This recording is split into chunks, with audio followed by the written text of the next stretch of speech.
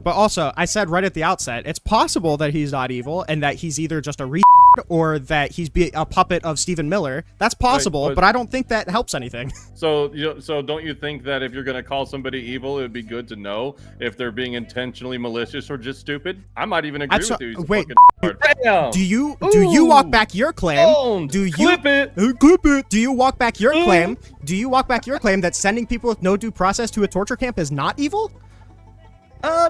And Trump looked at him and said, "This innocent dude gets no due process, and throw him to the torture camps." Okay. Then yeah, that might be considered evil, but I don't think that's what's happened, and I think that's a total. Okay, then let's talk about that. Then let's talk about that. Let's talk about that. Well, we don't need to talk about my meta-ethical standards. We can talk about my framing. Oh yeah, you want to run away from ethical standards, but you can't. Back Because them it's up, not relevant. I can prove it to you under your fucking worldview. It's not relevant. I said that I would be willing to use anybody else's definition, but instead, all of the fucking Andrew Wilson fucking ball coddlers, people trying to cozy up to him as much as they can, don't want to have any other conversation other than whether or not atheists can ground epistemic beliefs. So I really encourage these people to actually go out into politics and quiz a fucking politician on their meta-ethical beliefs, and then get fucking 0% of the votes, because this isn't convincing to anybody. It doesn't address any of the actual problems, and it's just fucking jacking off. It's like the debate bro equivalent of jacking off, because since they all believe in God, they can't do it any other way. Let me also, do you think perhaps it's instead that these people don't actually want to engage with any of the things that Donald Trump is doing because he wants to grill me on utilitarianism, and they don't actually want to talk about any of the material? They want to, but they don't want to No, they don't. The dude in the hat literally says he doesn't know about politics. He literally said that. He literally said he wants to come up and ask me about the definition of evil, and that he doesn't know about politics. This is obviously what he's here for. If you want to see more content like this, make sure you subscribe to the YouTube channel and follow me on Instagram and TikTok at Rinyald. And if you disagree with anything in the video, make sure you join the Discord and we can have a chat sometime. And good evening, ladies and gentlemen. Welcome back. I am Sarah the Raging Tomato. Many of you joined me last night. We had ourselves a little mater time. It was quite fun, interesting, but now we are back to our regularly scheduled Throwdown Thursday. And joining me this evening is Rinyald from Rinyald's Notebook. He's been joining our panels and doing his time. You've seen him debate here before, and he's ready for all of it. With the prompt, Trump is evil. I'm interested in this one, Rinyald. You scare me. Okay. You're scaring me. Because you are asking for a fight tonight, are you not? I absolutely am. That's the whole point. Well, bring it on. What do you have for us, Rinyald? The floor is yours, sir. Yeah, so I think obviously Donald Trump is a bad president, but I think moreover, a lot of the things that he does can be attributed to some sort of malice. I aim to show that Donald Trump is someone who lies to a group of sheepish followers in an ever-expanding attempt to enshrine unaccountable power and use the power for his own personal enrichment. I think that whenever you are doing copious amounts of immoral things and causing unnecessary pain, that it's fair to call somebody like that evil. It's possible that Donald Trump is just like a puppet of the deep state, or that he's just so old and stupid that he constantly does things that would make me think that it's malice, but it's actually just because he's wildly incompetent. That's possible. But I don't think that's the case. I think he's probably malicious. I think somebody who like appoints a race realist to a senior advisor role is probably evil. I think somebody who's like paying El Salvador to keep people in their prisons with no due process, when we have reports showing that El Salvador tortures their inmates, is probably evil. I think now that we have claims of torture from prisons within the U.S. Or migrant storing facilities within the U.S., I think that may also contribute to that. I think somebody who tried to pressure the vice president to uproot democracy to install him as the president, probably evil. Somebody who fans the flames of sedition and then pardons all of his people who try to go through with the sedition for him, probably evil. Someone who plays, cover up for Jeffrey Epstein and himself and his own ties to Jeffrey Epstein, pretty evil. I mean, it's possible that there are other explainers, but I think the most clear one is that he's probably just evil. Yeah. Let's start with you believe that he does kind of like immoral things. Now, I know you kind of went into a few maybe like examples, but let's break it down with where do you stand on what immorality is? What defines that for you? Generally, I don't have a whole ton of ethical grounding, or I don't have like a huge philosophical vocabulary. I feel like it's something Mhm. that we can vibe out for the majority of things. So like if I'm saying, oh, I'm going to torture people, you would say, oh wow, that's probably not good. I don't know if we need like a giant moral conversation there. I feel like on almost anybody's definition of evil, these things would pretty neatly fit in, and you'd just be attacking my characterization of it, basically, which I Mhm. look forward for. I'm a utilitarian personally, so I mean we can have the conversation if anybody wants to. I think that doing this kind of stuff does not benefit, does not result in net utility, but yeah, I feel like this is the kind of Well, conversation that we could have using almost anybody's definition of evil. let me break that down then. You mentioned, I think if we said torturing people, like we could probably be like, that's a little wrong. But then also you're claiming utilitarianism, right? Mhm. And I may be wrong, but I think utilitarianism is like we find net benefit overall for things, unless you have some kind of different. Give me your definition of utilitarianism so I make sure I'm understanding it right. Yeah, it's like a consequentialist thing where I believe Mhm. that we should do whatever benefits or results in the most positive consequences. Mhm. Positive is something that kind of, or like utility units are something that's kind of up for debate. Okay. But I mean, I feel like we can probably arbitrate. We can have conversations and be like, okay, do you think this is going to have the best results for the most amount of people? That's how I kind Mhm. of feel out ethical questions. Okay, so let's go back to the torture concept then. For instance, for national security, if somebody we know somebody, a particular group is doing harm, and maybe there is a explosive device Hmm. in a particular arena, and we're close in quarters on maintaining or getting that information, and we maneuver into torture. um what's the word? Things Tactics. we move maneuver into torturing them, Hmm. right?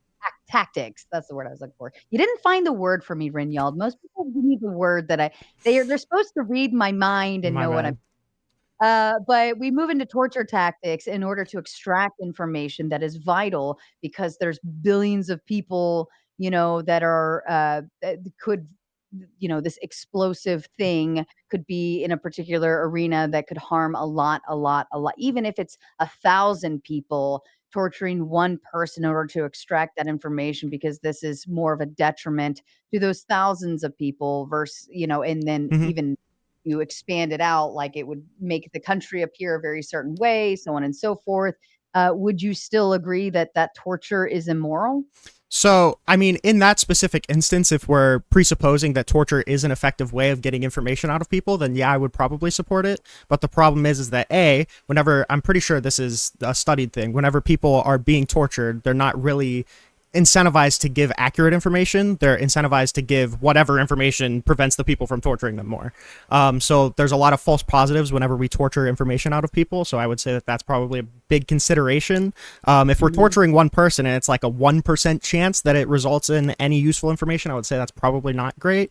But also, as it relates back to what is happening right now, what the U.S. is doing, we're not even trying to get information out of people. It's basically just a strictly retaliatory thing. In El Salvadorian prisons, they're torturing them because they're gang members, not necessarily because they have any pertinent information that they want out of them.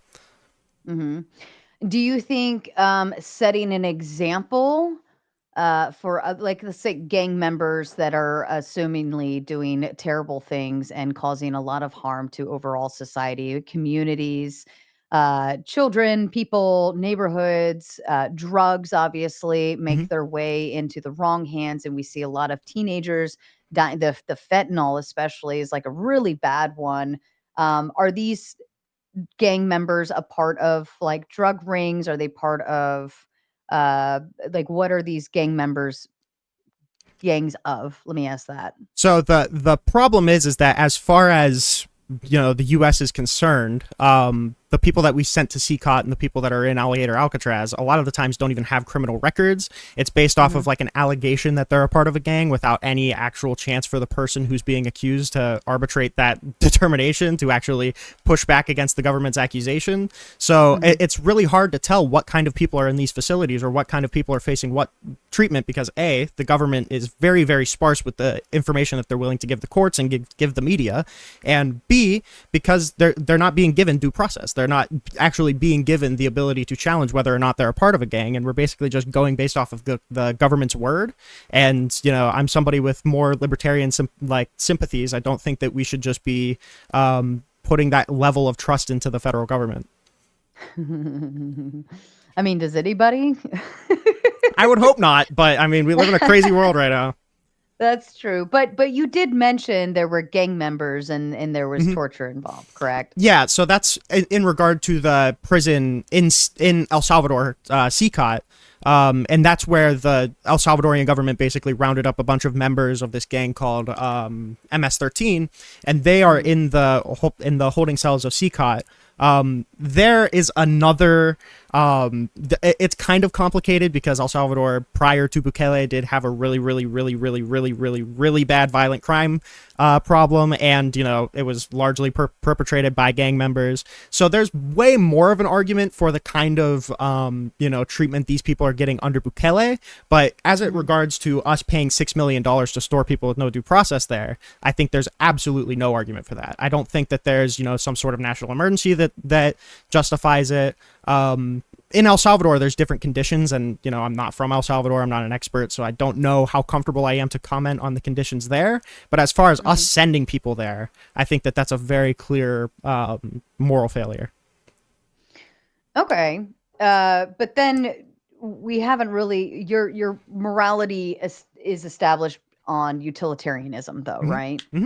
So wouldn't we kind of view that as a utilitarian, like, how many people are being sent to El Salvador? How many people went there? I think it was 200 people through 3 flights before it was stopped by the courts. Okay, so 200 altogether, or 200 times 3? 200 altogether, but there were more planned flights, but the courts put a stop to them. Okay, so we got 200 people that are dealing with what we would consider a crappy situation, right? I mean, 200 out of how many people live in the United States? Good amount. Pretty hefty chunk. The large chunk. I mean, you know, it's a situation. It sucks. You know, would I want to be a part of that 200? No, but I also don't put myself in positions to be there either. But from a utilitarian perspective, I would view that as still a net positive if they truly are gang members or affiliated or have some information. I would find that to still be a net positive to society, not a net negative, right? Theoretically, but those conditions aren't here. But there wasn't a very stringent process by which we determined whether or not they were gang members. It seems, in retrospect, a lot of them had no criminal record when we sent them over. And it doesn't seem like there's any pertinent information that we're trying to get out of these people if we didn't even confirm that they were a member of the gang. Now, do we have the information available to the you know, to the average citizen about who these people are? In a lot of cases, yes. So, for example, I believe Kilmar Abrego Garcia was among those flights, but he wasn't subject to the same kind of removal, but he was on that flight. So, I mean, again, it's hard to parse out because the government has been purposefully sparse with the information that it's willing to give to the courts. But based off of what we know in the reporting of their criminal records, I don't think we have all like 200, 300 names, but I know we have a lot of the names. And I mean, the specific cases, I don't even think hold as much significance to me, knowing that they don't have criminal records. There's been people studying this. How do we know that we don't have? How do we know that they don't have criminal records if we don't know who they are? I think a large amount of the names are public. Okay. And have we investigated who they are and what they do? The media has, yeah. And what have they come up with? that I think it's 75% of them had no identifiable criminal record. Now, are we 100% that these are their real names, or are they like I'm going to get a fake social security number and utilize this new name? I mean, that's always a theoretical possibility. I'd have no reason to, think that that is the case. I don't think that any sort of investigation has found that was the case for any of these people. I would imagine if they stole a social security number for someone who was like, an 80-year-old white grandma, and it was, a 30-year-old, Venezuelan immigrant, they would probably think that, maybe that's not the right guy. But it doesn't seem like there's any real evidence of a lot of these people engaging in fraud by any means. Okay. I mean, and I'm not pinning him for fraud. I'm just saying, whatever names were being given, like, are we sure these are the real names, or are they? I mean, if you already stated that we shouldn't really trust the government, right? Well, how do we know that they're even giving us the real names? I mean, that's just the same as having, uh, like somebody who, what's the word? Oh, come on, that does, they're like a mole, a narc, An informant? right? Yeah. They see, we're There we getting go. there. I got it. I We're got on it. the flow. Like maybe that's what they are, and they're just giving, throwing random names out there of somebody who wouldn't, happen to Mm-hmm. pop up on the list of gang members of saying like, oh crap, they got Johnny. You know what I Mm-hmm. mean? I think one of the problems is that the government is supposed to be the one that arbitrates all of these questions. And by Hmm. all of the information that we have from the courts and two separate Supreme Court decisions, they found that they did not sufficiently do that. In JGG Okay. versus Trump, they ruled that the immigrants' due process rights under the Alien Enemies Act were not respected. Again, in WMM versus Trump, the same class, basically, it ruled that they were again tried to be deported without reasonable notice for deportation. And if you just look at the details of the cases, I mean, a lot of these people, I don't think anybody would consider their due process rights to be upheld. Like, we have cases of people asking the ICE agents, like, hey, where are we going? Can I get the opportunity to talk to a judge? And they're like, yeah, you'll be able to talk to a judge. You're just going to another detention facility. Turns out that detention facility was in Texas, and then they flew him off to El Salvador the next morning. Yeah. And that makes Trump evil because that's immoral, or Because Trump is sending the directives to get these people out as quickly as possible, and he's not actually holding any of the people who did that accountable. Like, if Donald Trump, for instance, thought that the deportation of Kilmar Abrego Garcia was wrong, I don't think anybody contests that he could have facilitated his return. It was just a question of whether or not the courts could compel him to do it. But no one doubts that since he made that wrong, that he had the theoretical ability to bring him back, but he just didn't. Or in the case of, like, if Trump knew that these people's due process rights were being violated in order to get them out of the country as quickly as possible, you would think that Kristi Noem would have seen any amount of repercussions from that, but that hasn't happened yet. But since we know that Donald Trump, has said multiple times that he wants to do this as quickly as possible, and doing this as quickly as possible sometimes results in some oopsies, and since he signed the Alien Enemies Act to do it, which is basically an emergency power in order to expedite the amount of process that people are given, we know that this is the intention of Donald Trump, is just to do it as quickly as possible and then kind of, deport first, ask questions later. And I think that kind of strategy pulls up a lot of people that shouldn't be there, and has really, really crazy implications for people who, may not be deportable for any other reason. okay. What if push comes to shove and later on down the road we find out these people were terrible people and doing terrible things, and Trump is like, we don't negotiate with terrorists, and Mm-hmm. we consider a lot of if you're like, let's say, distributing fentanyl on a nationwide level, and thousands of people are dying on a however many basis, I would consider that to be almost an act of terrorism, Mm-hmm. right? To a degree, I'd find that to be, because you're taking out U.S. citizens with something that, maybe they didn't know was in it, and so on and so forth. Um, if push comes to shove and we find out like all of these things are true, they were really just terrible, shitty people, would you feel like Trump was validated for committing the the urgency, ensuring like putting his name on the line in Mhm. order to protect the American people? Would you retract your thought process and honor that? In part, I would say that if that was the case, then I would think signing the Alien Enemies Act would probably be justifiable. I think that would be fine. Paying Bukele to send these people to CCOT, where realistically they're not coming out. This isn't like a detention center. This is like where they're staying. I would still say that's probably not great, considering we have laws in the U.S. against torture. So if we're just kind of sending them out to a different country to torture them instead, seems pretty crazy. But it would definitely be a billion times more justifiable if I could guarantee that all of these people were truly a part of Tren de Aragua. Okay. But then would you still find it to be immoral and evil? The evil case would probably be diminished, but I would still say that um, the torturing people, I don't know if I would go as far to say it was evil if it was the case that these people were truly these transnational gang members. However, I do think that the no due process part of it is like a very, very crucial part to making it evil, because not only are you doing this crazy thing of torturing somebody, but you're also not even giving them the time of day to make sure that they are who you're saying they are. But from a utilitarian perspective, it still is the best like net benefit overall. So wouldn't that kind of diminish that factor?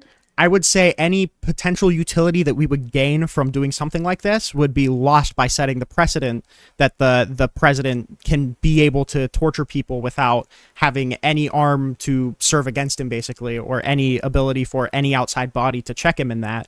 And, doing it without hearing the validity of their cases. I would say that the utility of removing people's due process rights would be very, very starkly different, very, very starkly worse than any potential utility that we would get by, in this case, the government throwing a Hail Mary and getting all the right people. hmm Now, let me ask you this: if you were, I don't know, 10 years old, Mhm. and you had a 16-year-old brother, and somebody is messing with you, they're a bully, and they're, let's say, 15, 16 as well, whatever, and they're just being a dick to you and they hurt you. And your 16-year-old brother comes in and beats the living daylights out of this guy to the point where his face is, he can't even see. His Mhm. eyes are so bubbled up. He's like, can't even, he's out of it. He's laying on the ground and everybody stood around and watched him do this. Mhm. And like, would you feel like you in that situation being the younger brother, would you be upset that your brother like beat the tar out of this guy to the point where he's going to be in the hospital for weeks upon weeks? Would you feel like he was evil for doing that, or would you feel validated because he went out of his way and put himself at risk, like the potential of being locked up or a Mhm. misunderstanding of how this happened? Would you feel still justified and validated to say he protected me?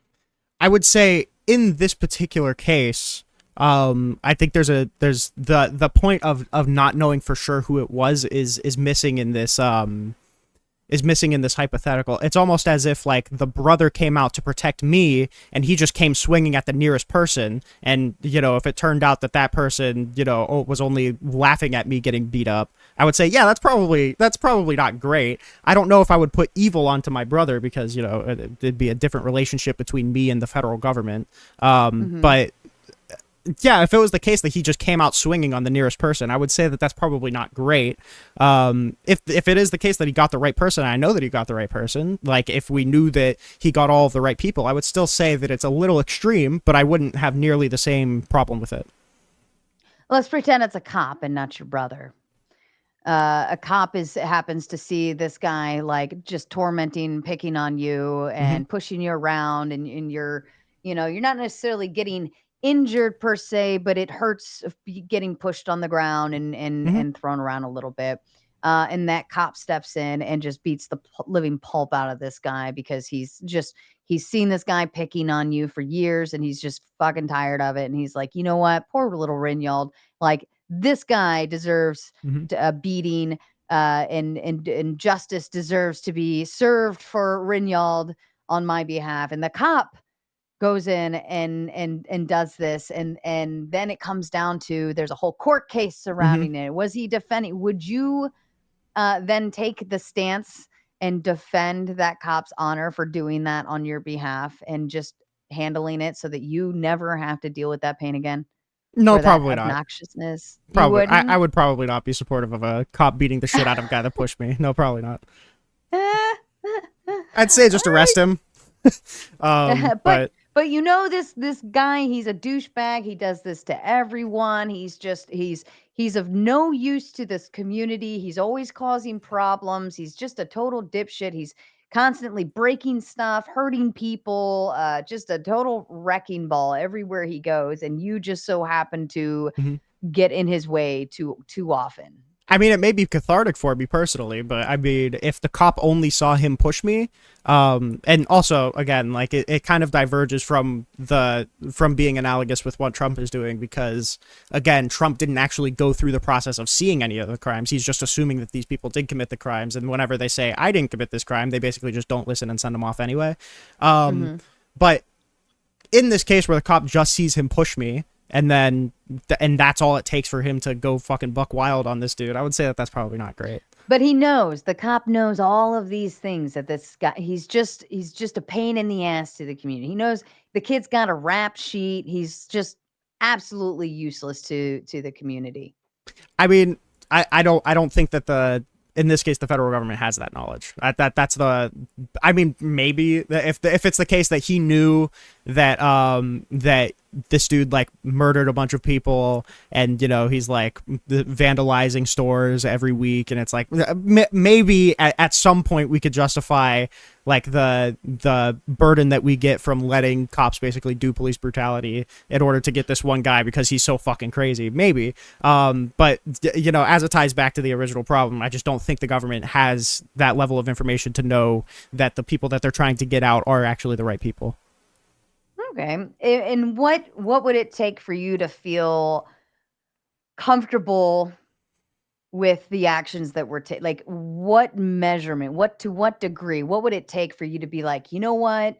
President Trump did exactly what he needed to do. Fuck those bitches.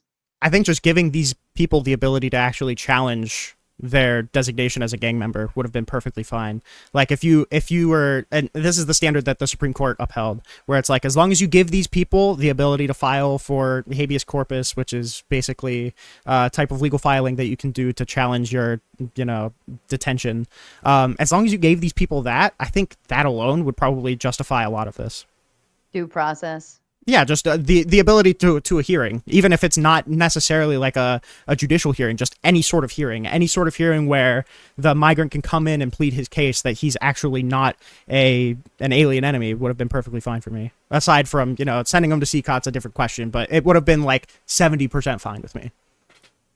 Okay, that's fair. All right, what's the next piece that you think makes him absolutely he's evil? Trump is evil. I think the way that he lied to the American people in order to, subvert the election results in 2020 was pretty bad.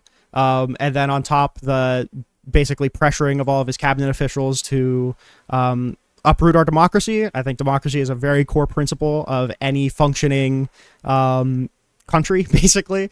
Any country that I would want to be a part of would be a democracy. So the fact that Donald Trump, kind of disregarded the people's, popular will that Joe Biden be in office, he did everything that he could to try and uproot that. I think that was pretty evil, especially considering that he was at the same time peddling lies to the American people, which he, like 99% sure, knew were all lies. Do you think that if our democratic, like democracy system was strong and operating the way it should, that Trump would have been able to get away with what you claim? Like, do you think it's his fault, or do you think it's the weakness of the people who he was able to sway? The cabinet, as you said. I think You said put pressure. Well, one of the good things about this plot is that his cabinet members actually recognize the bullshit, and the main person that this plot hinged on, Mike Pence, refused to go through with what he was asking him to do. So that's actually why January 6th was not nearly as successful as he was trying to make it, because, you know, there are actually still good Republicans, believe it or not. But it's, I mean, it could, I think it is partially an indictment of democracy, obviously, that, you know, this person did try to overturn their election results, uproot our democracy, and then we decided to vote him in again. It's almost like if you're, you know, inviting a burglar into your store. Like, I don't know why you would do that. So it's partially an indictment on the people voting in, but I don't necessarily think that's an indictment of our system or the functioning of our system, because despite Donald Trump trying to fuck with everything in the 2020 election, it still stood strong. Like, the election worked about as it was supposed to, despite all of the funny business from Trump. So I think the system in and of itself worked pretty well. The only problem is, one, a super bad faith actor in the form of Donald Trump, and his like gaggle of, you know, shitty lawyers like John Eastman and Kenneth Chesborough and Rudy Giuliani, and partially a failure on the people for not having the media literacy to actually, you know, engage with any of the information that we got afterwards. All right. If let me ask you this. Yeah. Do you think Trump would have been voted in a second time if the left didn't have so many, we could say, like, the woke stuff, or just so many, like, I feel like the left kind of built up a big bad rep sheet over the last few years, to where even leftists were choosing to go right, not because they said go Trump go, but because they said fuck the left.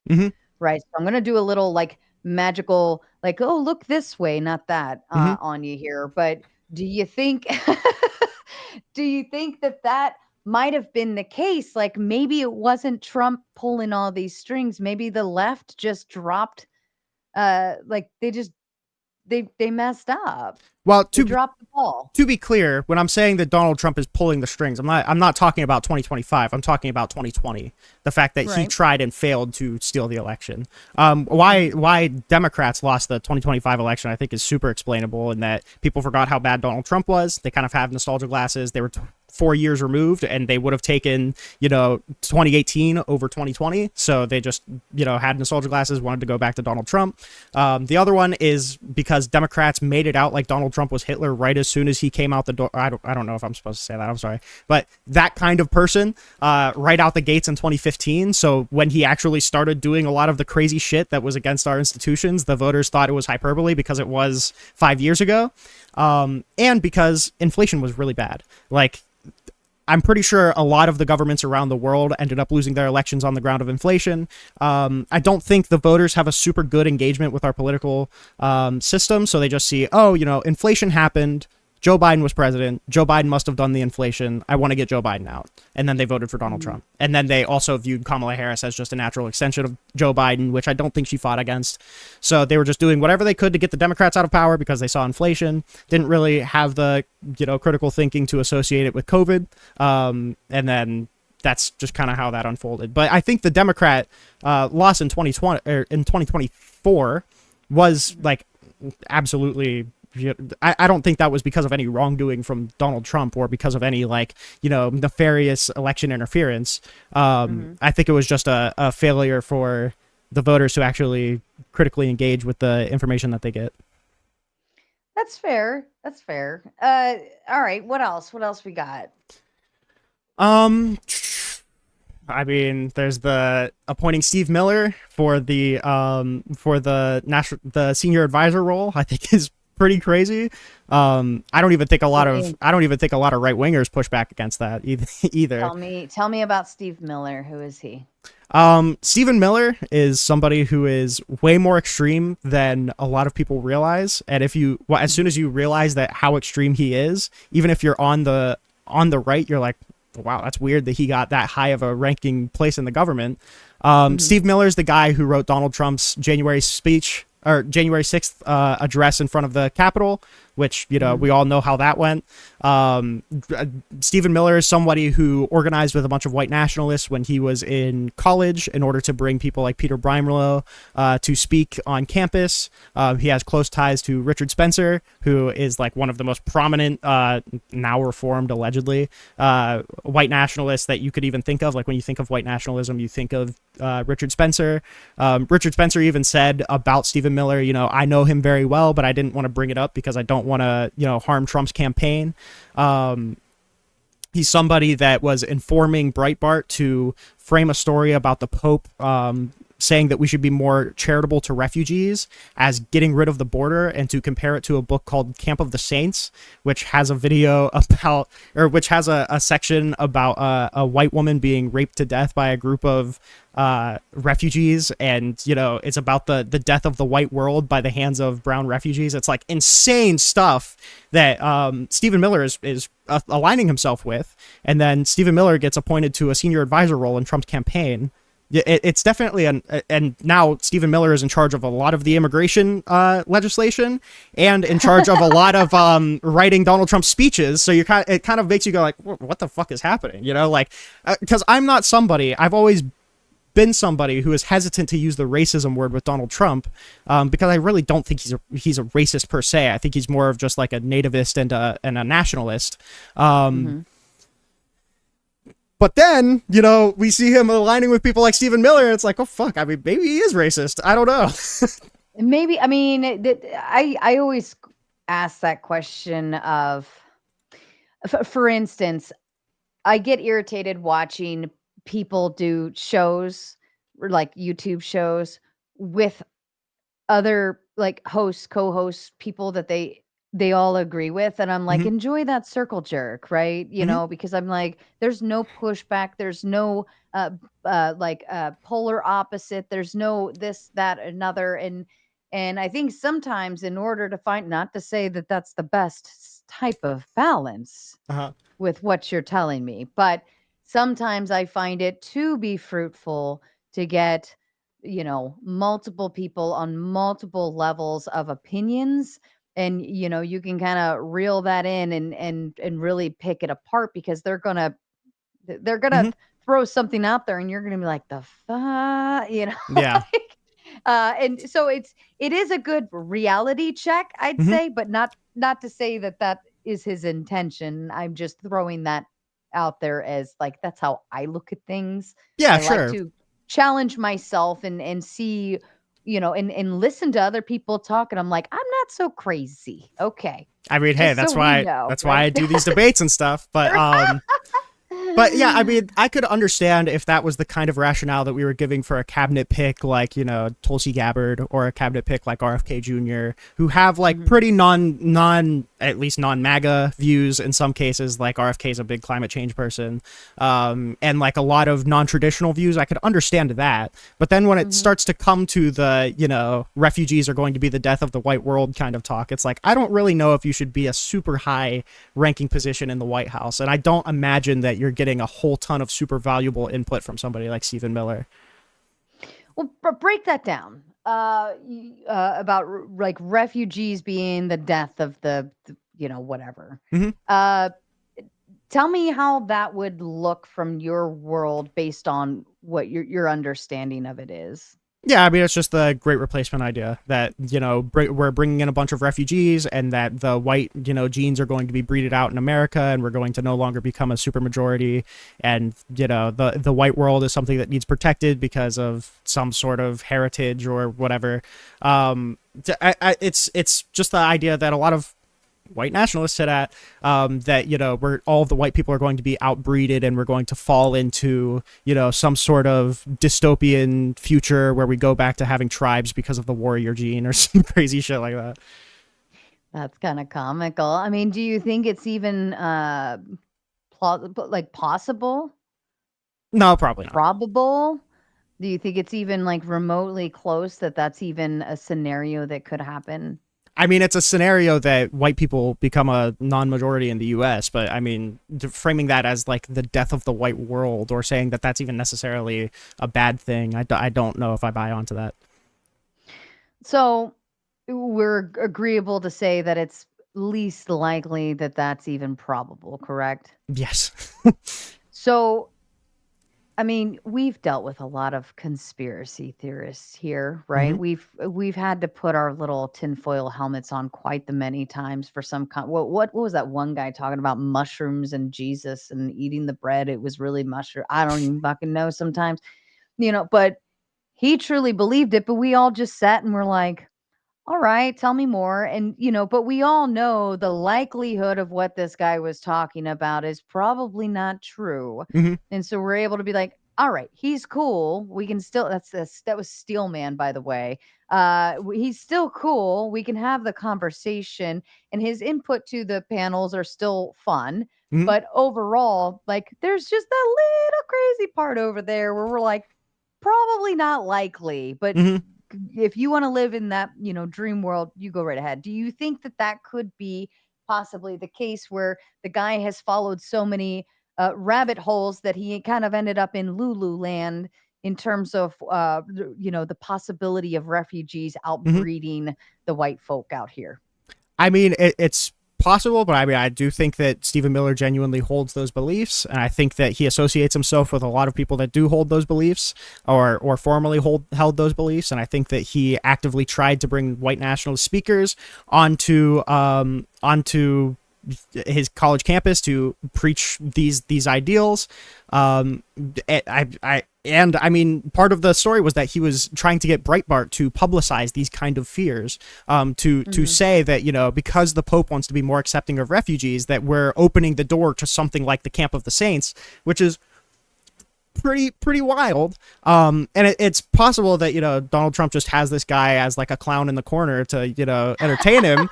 But I mean, once we are, crossing the threshold of him starting to write speeches, him starting to like, dictate national conversation a whole ton, like Stephen Miller's the guy who proposed suspending habeas corpus in peacetime.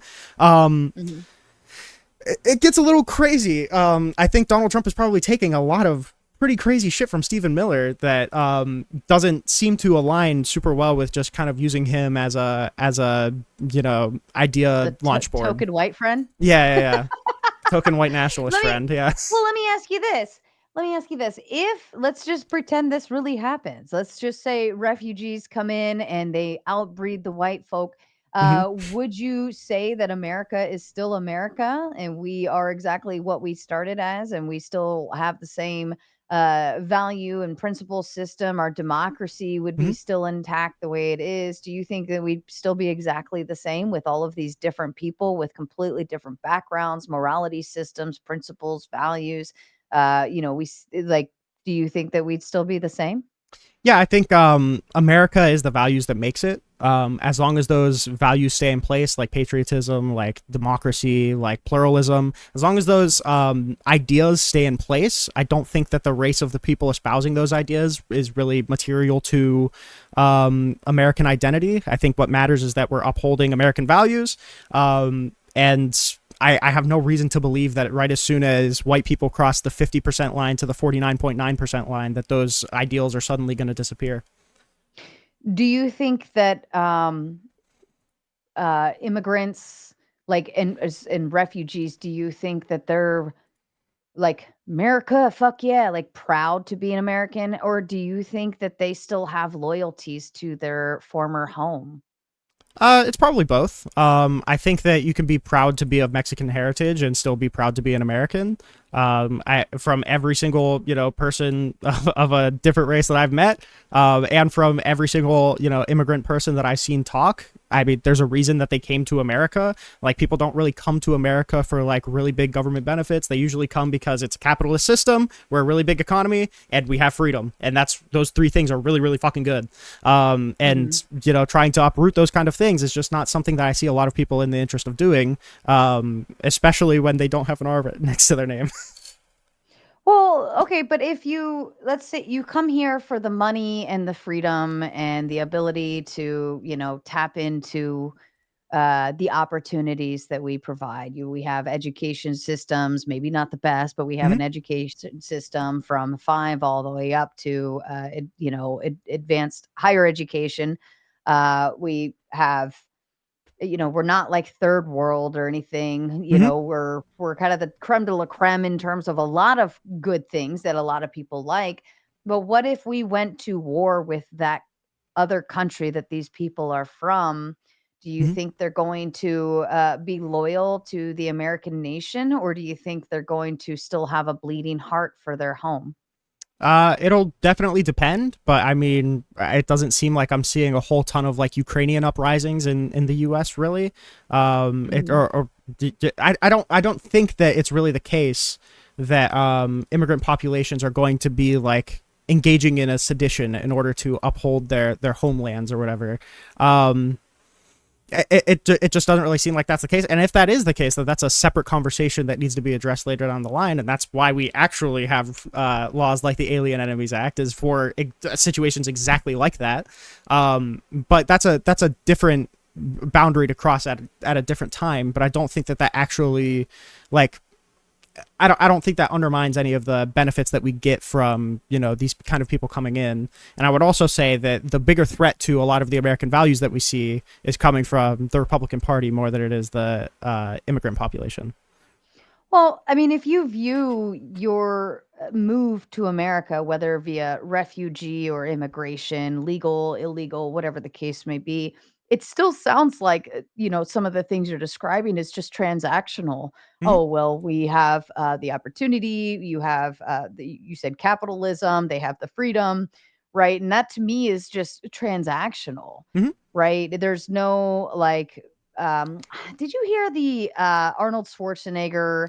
Think it was there was a big deal about it because he kind of left everyone on The View just completely shock and awe when they were expecting like one answer from him, and he's like, "No, like you need to work and earn it, and Mm-hmm. loyal to this. Like you're here because we've provided you the opportunity. Like you don't just get to walk in and just have it." Mm-hmm. And it was very heartwarming to see somebody who went through immigration and came over and like recognized like loyal to America.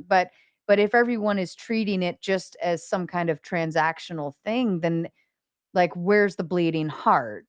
Like, Mm-hmm. do they want to come here just to tap into our resources? Which, okay, that's fine. Business is mutual, right? Or do they want to come here because they believe in what we believe?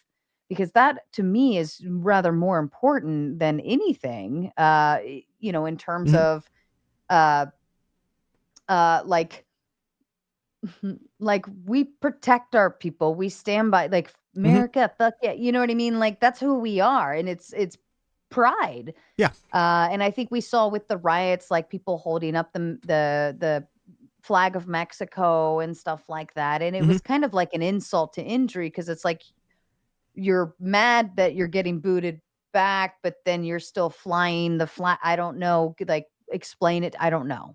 Right. Yeah, I would say that it is partially true that any, deep held connection to an American value is going to be because that American value is good and it brings benefit to the people. But I would say that even if somebody is coming over for, the transactional reason of this is good economic opportunity, it ends up developing some sort of deep tie to the conditions that create those great opportunities, like a deep tie to, our rule of law, a deep tie to, the democratic processes that allow us to hold our people in power accountable, and, the forces that uphold our capitalist system. I think that a lot of those things are kind of go hand in hand where you know a lot of the values that America holds is kind of transactional, but it's like a deep belief in these transactional things that make the American people's lives better.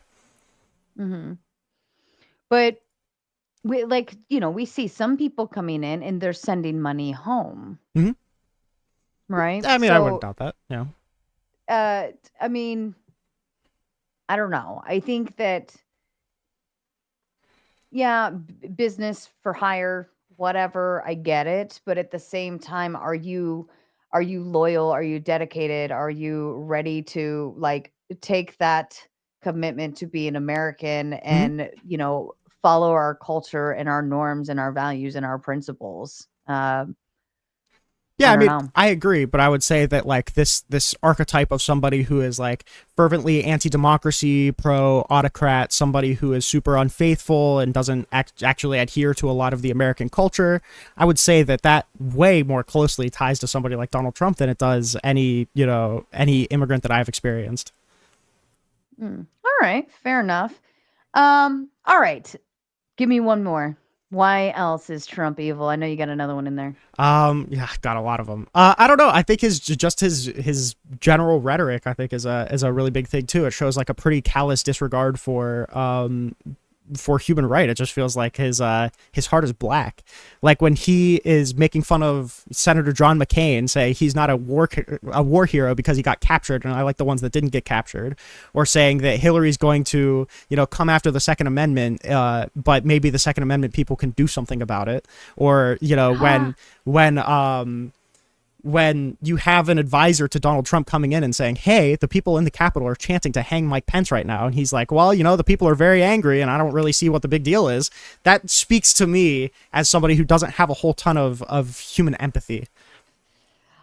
That tells me that he's a sarcastic asshole. And I every single one of those is making me kind of chuckle on the inside. I feel like there's some things that we can say that not everybody gets it, but it's like you say it through your teeth, with some assholishness behind it, which makes it fun. But to me, that sounds kind of comical.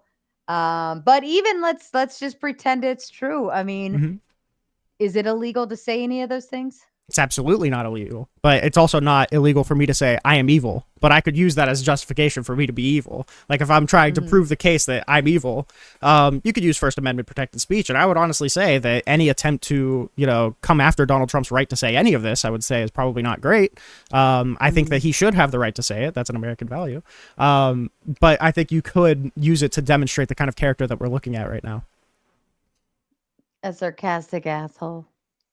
I don't know. I don't know if I would say sarcastic asshole. I don't know. I mean, like when there's people in the Capitol currently, and you're saying, think about what people. I mean, even on these panels, like these people get crazy with stuff like that. And I think, let me ask you this: do you think empathy is a net positive for society? Yes. Why? It seems like a pretty foundational thing in order to building a productive society is treating people the way you want to be treated. If you're burning bridges the whole time and you can't actually get on level with somebody and understand why they were upset with something, you're going to keep being an ineffective communicator. You're going to keep hurting people's feelings. You're going to keep making people unhappy, and that's just not foundation for a good society. Do you think feelings are vital? Do you think feelings are a net positive for survival? Practically no, but I mean, it's just a fact of life that feelings are feelings. I mean, it'd be better to not have negative feelings whenever somebody says something mean about you, but realistically, this is the world that we live in. People do get upset like that.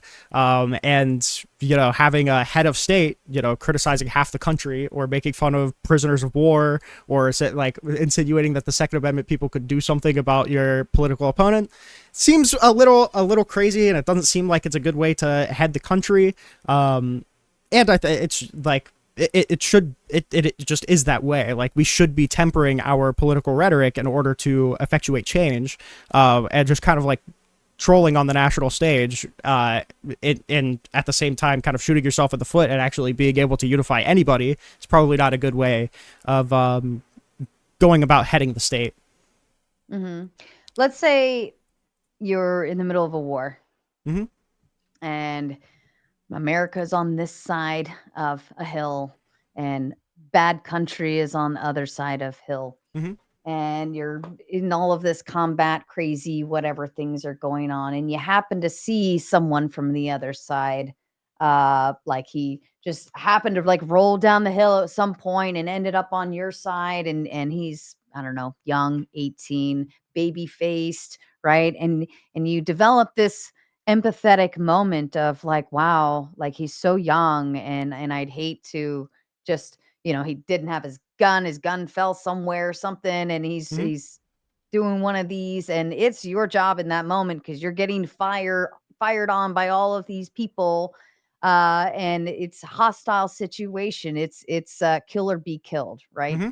And this poor kid rolls down the hill, and you're staring at him, and he's looking at you, and he's like, please don't kill me. Mm-hmm. And your empathy kicks in, and you're like, all right, listen, like, get out of here, kid, go that way, get out of here, go, go back to your side and live to see another day. Mm-hmm.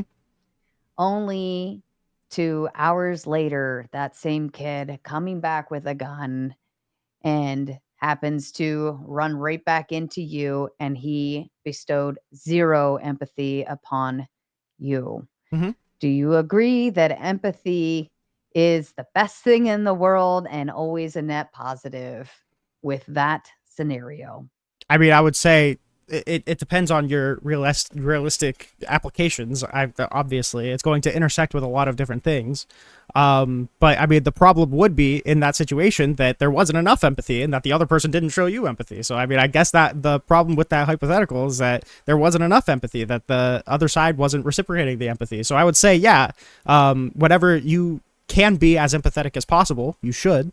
There are obviously some situations where you can't have the hyper empathetic approach. I agree, but I would say in the case that Trump is, that doesn't justify like removing empathy or not being able to do any sort of political messaging or political bridge burning or bridge building. Do you think the bad guys in any scenario, like the bad actors, the even white collar crimes, Mm-hmm. blue collar crimes, gang member crimes, do you think that they're going to level out any form of empathy? Um, Practically, probably not, but I mean, should they? Yeah, probably.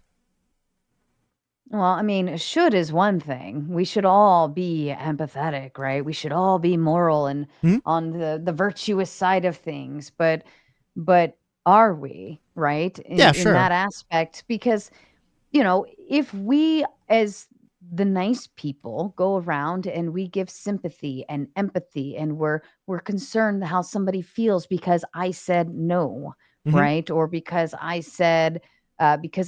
felt uncomfortable, and that called the cops, or I don't know, whatever the case may be. Mm-hmm. But if I show empathy, typically that's going to actually lead to more harm than good, inevitably, because the bad actors are tapping into empathy. They Mm-hmm. want you to be empathetic. They want you to be weak and vulnerable, and oh, have a heart for that like little doggy that's gonna, like, nah, he's not gonna bite me, as like shit's coming out of his mouth and he's like growling. He's not Uh-huh. I feel, let me pick him up and take him to the vet. No, shoot the fucking dog, right? Yeah. So I guess the question I would have is that like what did somebody like Mike Pence, who like faithfully served alongside Donald Trump for 4 years, what did Mike Pence do in order to get the empathy that Donald Trump would have for him robbed from him when an advisor came in to tell Trump that they were, chanting to hang him and that they invaded the Capitol to find him, and Donald Trump says something like, "So what?" I don't know what Mike Pence did to rob any sort of empathetic feelings from Donald Trump in that case.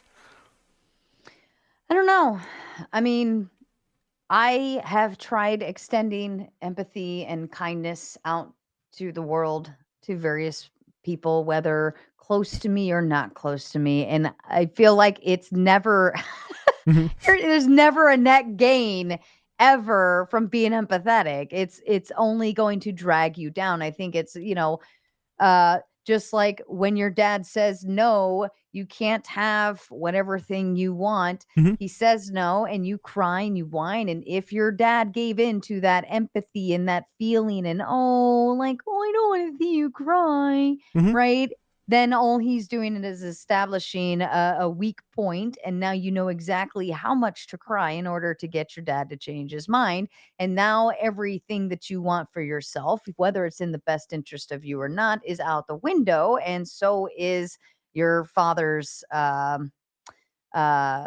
strength. So I think we're using two different definitions of empathy then. Hmm. Like when I think of empathy, I just think of treating people the way I would want to be treated. I mean, that's it. Like in the situation, like if it's a dad telling his kid no, I would imagine that once the kid grows up, I would be like, yeah, I'm glad that you said no. That was a good decision. Like, but I mean, again, I just don't see in a lot of these situations the triggering thing that would cause Donald Trump to lose empathy for these kinds of people. Like, I don't think John McCain ever did anything against Donald Trump. Well, I mean, you said yourself our country is based on that transactional business like model, and Mhm. that's how Trump is treating it. It's transactional. It's a business partnership. You break it, fuck it. Like, do your own thing. Then it's not my problem. Um, I mean, I guess so, but I would say that there's no world where I hate to go back to utility. I don't think that what Donald Trump is doing right now is providing any level of utility. And I think that,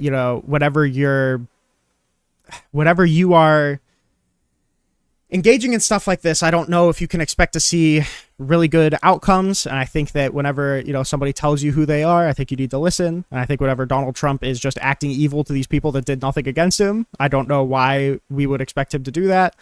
Maybe he's just trolling. I don't think it should be in the president's list of, list of priorities to Character just traits. to just troll.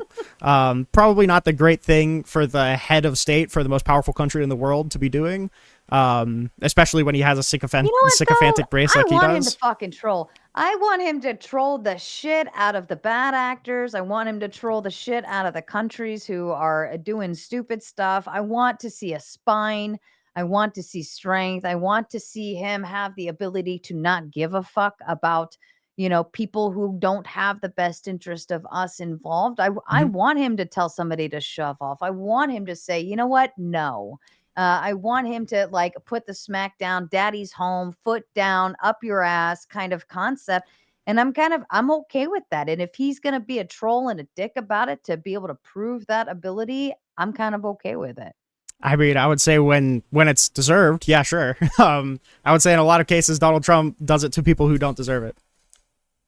Fair enough. All right. Are you ready As ready as I can to be. get that panel locked in and have some fun? We'll read some super chats while the people are jumping backstage. I know they all like to have a good time with that.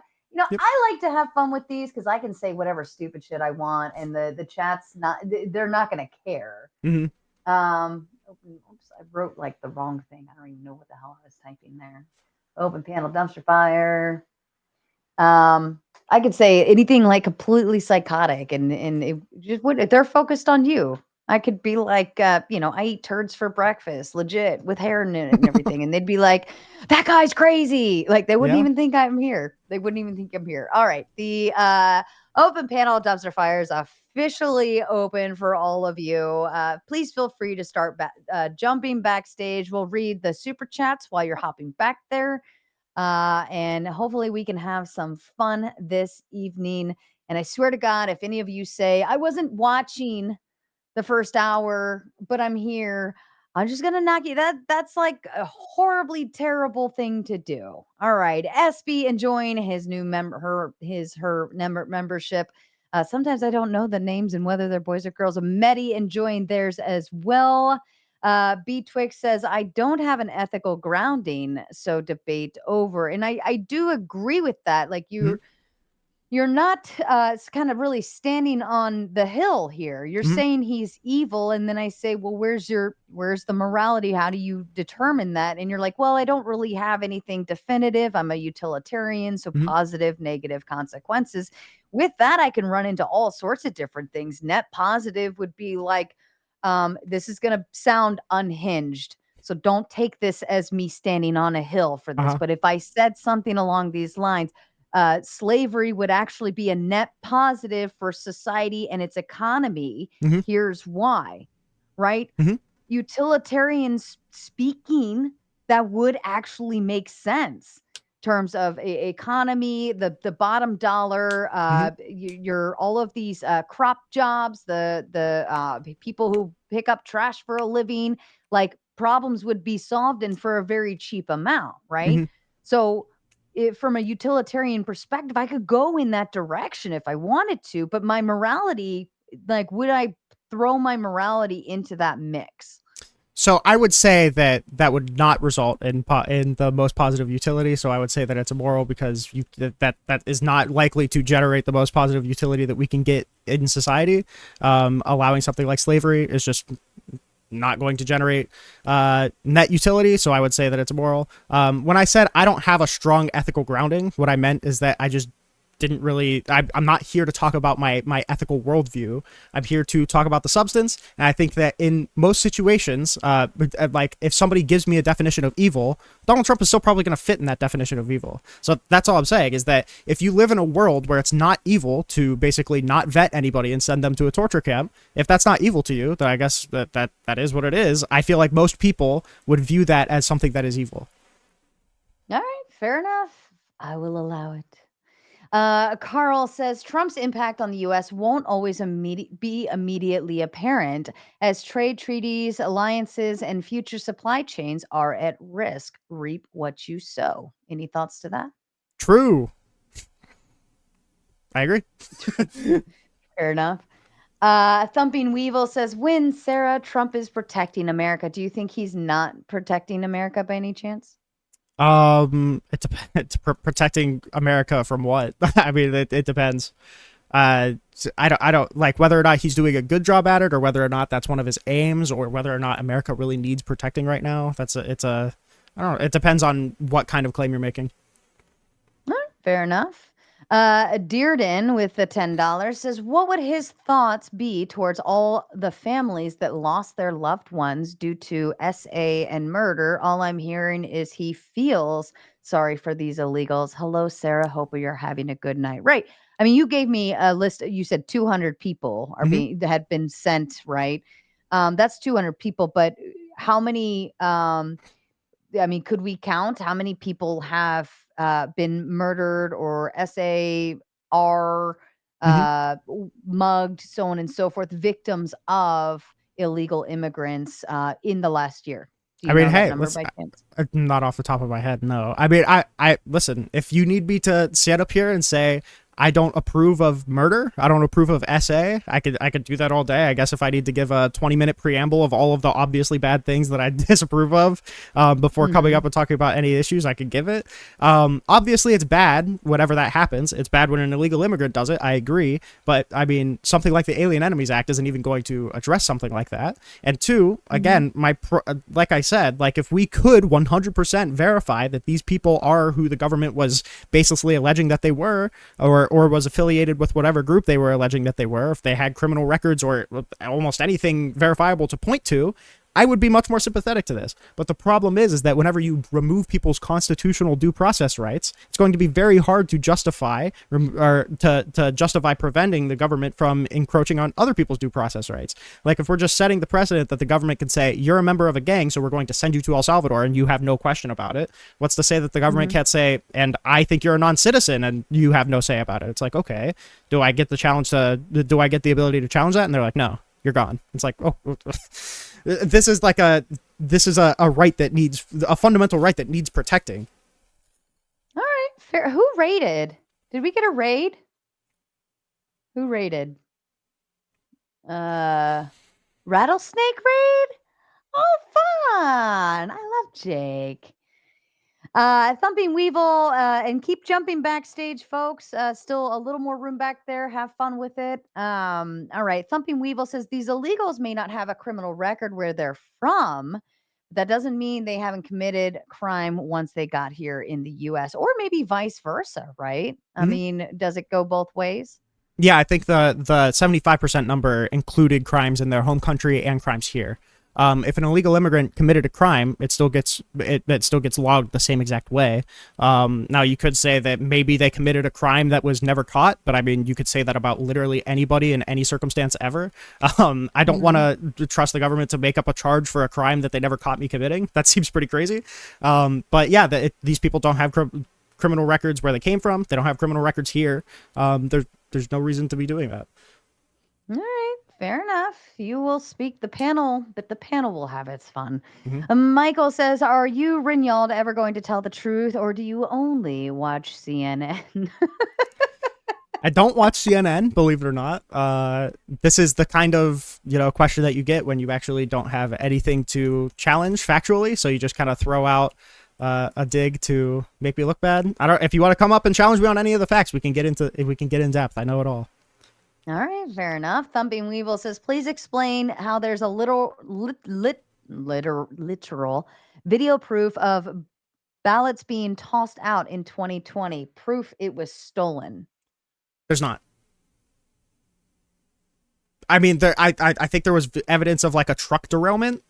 That's not evidence of voter fraud or outcome determinative voter fraud. I think there's the black box video that Rudy Giuliani made up that a lot of people point to. That's not evidence of fraud. The fact is that if there was widespread voter fraud, the state investigators would have found it, the state legislators would have found it, the DOJ would have found it, the DHS would have found it, the FBI would have found it. Literally anybody would have found it. But instead, we're just kind of relying on the word of Donald Trump to declare that it was stolen and then try to steal the election back, only using that belief that feeling that Donald Trump just gutturally has that the election was stolen from him because he doesn't think that he could ever lose an election. Because reminder, he's challenged every single election that he's been a part of, even the ones that he's won.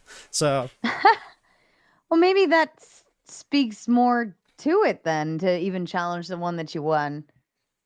I think it just speaks to Donald Trump doesn't think that he can win an election or that he can lose an election even like beyond 90% victory. I don't think that he would believe any number that's beyond 10% votes for the other one. All right, fair enough. I'll leave it to the panel. Dearden says, "Rinyal, just so you know, watching CNN and reading Wikipedia and Reddit threads doesn't count as sources. Tell me you want illegal criminals in this country without telling me." By the and way, then he follows up. Oh, yeah, go ahead. If you had something. You could go ahead. You could go ahead. And then he follows up to say, "Stop saying white nationalists as if that means anything close to the argument. Trump is not evil. You just speak nonsense." And you're welcome to shoot back. I mean, I cited multiple court cases. Again, this didn't challenge me on any of the actual material. You just kind of said that I don't have an argument. I feel like I gave a lot of arguments. But again, you could come up. We could have a conversation. Fair enough. Jonathan says, "Are the Mexican people evil? They're rioting, wanting U.S. Americans to leave. 2 million Americans live there, not speaking language and gentrification." No, Mexicans aren't evil. I don't know how to answer that question. Mexicans are not evil. No. Fair enough. Sorry, hold on. Logistics. Okay. And then Michael Kimball sends a big 10 just to say hello. Smoky Guru says, "You know what, guys? I don't think Jesus was empathetic. Famous jerk, Jesus." True. And then Jonathan says, "Is Mexico racist? They have racial and ethnic majority laws in their constitution. Is it racist if they don't want to be a majority white country?" I don't think I necessarily called Donald Trump. I think I explicitly said that I don't think Donald Trump is racist. Just appointing Stephen Miller made me think that he may be. But I mean, maybe I don't think it's necessarily racist to want a majority white country. I just think it's stupid. I think, but I do think that Stephen Miller, like fear-mongering over refugees being the death of the white world and writing referencing a book that has a whole scene about like, R-wording a white woman to death, kind of playing on the idea that like these brown people are a threat to the white women. I think that may speak a little bit to racism, or saying that it's in Mexican people's genes to be more violent. It's a little racist. Well, is it stereotyping? I mean, yeah, probably. I mean, if you have data that like backs something like that up, I think you could utilize that and say, well, I mean, I'm a woman and I have statistics thrown in my face all the time. It's as to why being a single mom is the worst thing for my children because here's the data, and they're more likely to commit crimes. They're more likely to end up in prison. They're more likely to do drugs. They're more likely. And I like fight that all the time. But at the same time, it's still like, well, it's still data. I mean, yeah, sure, but I mean, I don't think that we can racially essentialize people. You can. It's sexism. Single moms. I mean, I don't think that we should be gender. I don't think we should be doing that on gender either. I feel like the essentialization of those kind of groups is weird. Well, then why do we collect data and statistics? It depends. It depends on what you're trying to prove. I mean, why do we follow like the percent of how many different ethnicities commit crimes and are in prisons and doing these things? Who the fuck thought to say we should track this information and use it somewhere? Who did that? There's a lot of things that kind of data could prove. I don't think it's necessarily. I don't think we're keeping racial data in order to prove that like certain races have a genetic higher propensity for crime. It depends on what you're using that data to try and prove. I mean, I think we probably keep a lot of really useless data points that seem like they wouldn't be used to prove much. Oh boy. All right, last one, and then we're going into watch the fire burn. All right, William Elliott says radle snake. I like that rattlesnake. You guys can do that. All right. Thank you again for the raid from the Australian King Lord Jake Rattlesnake. Thank you so kindly. I appreciate that. All right. Are you ready to play and have some fun with everyone on panel, or maybe have them play and have some fun with you? I suppose so. I never know which way it's gonna go. Here we go. Fuck. This may be worse than I thought. Oh, holy shit. I was watching the chat. So much there's like so much race stuff. Who cares? I don't care if they're Mexicans. What is this cheesy ass intro? Oh my god.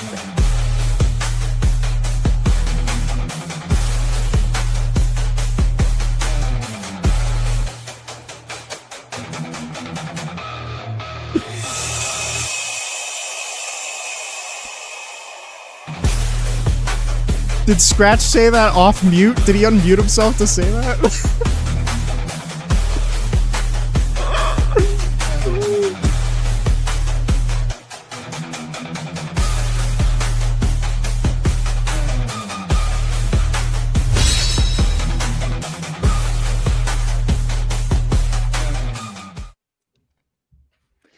All right. Number one, which dipshit? I'm going to say it was probably Scratch because he was the only one who unmuted himself while our lovely introduction that everybody else is always jamming backstage. I'm going to go ahead and give you a 5-minute penalty to the back for rudely interrupting our jam session. That's the one intro that the Crucible crew and every other fucking person that comes here enjoys. So 5 minutes in the back for you. And B-Twix is sending out penalties. Ryan, do you care to explain calling me a racist in the chat?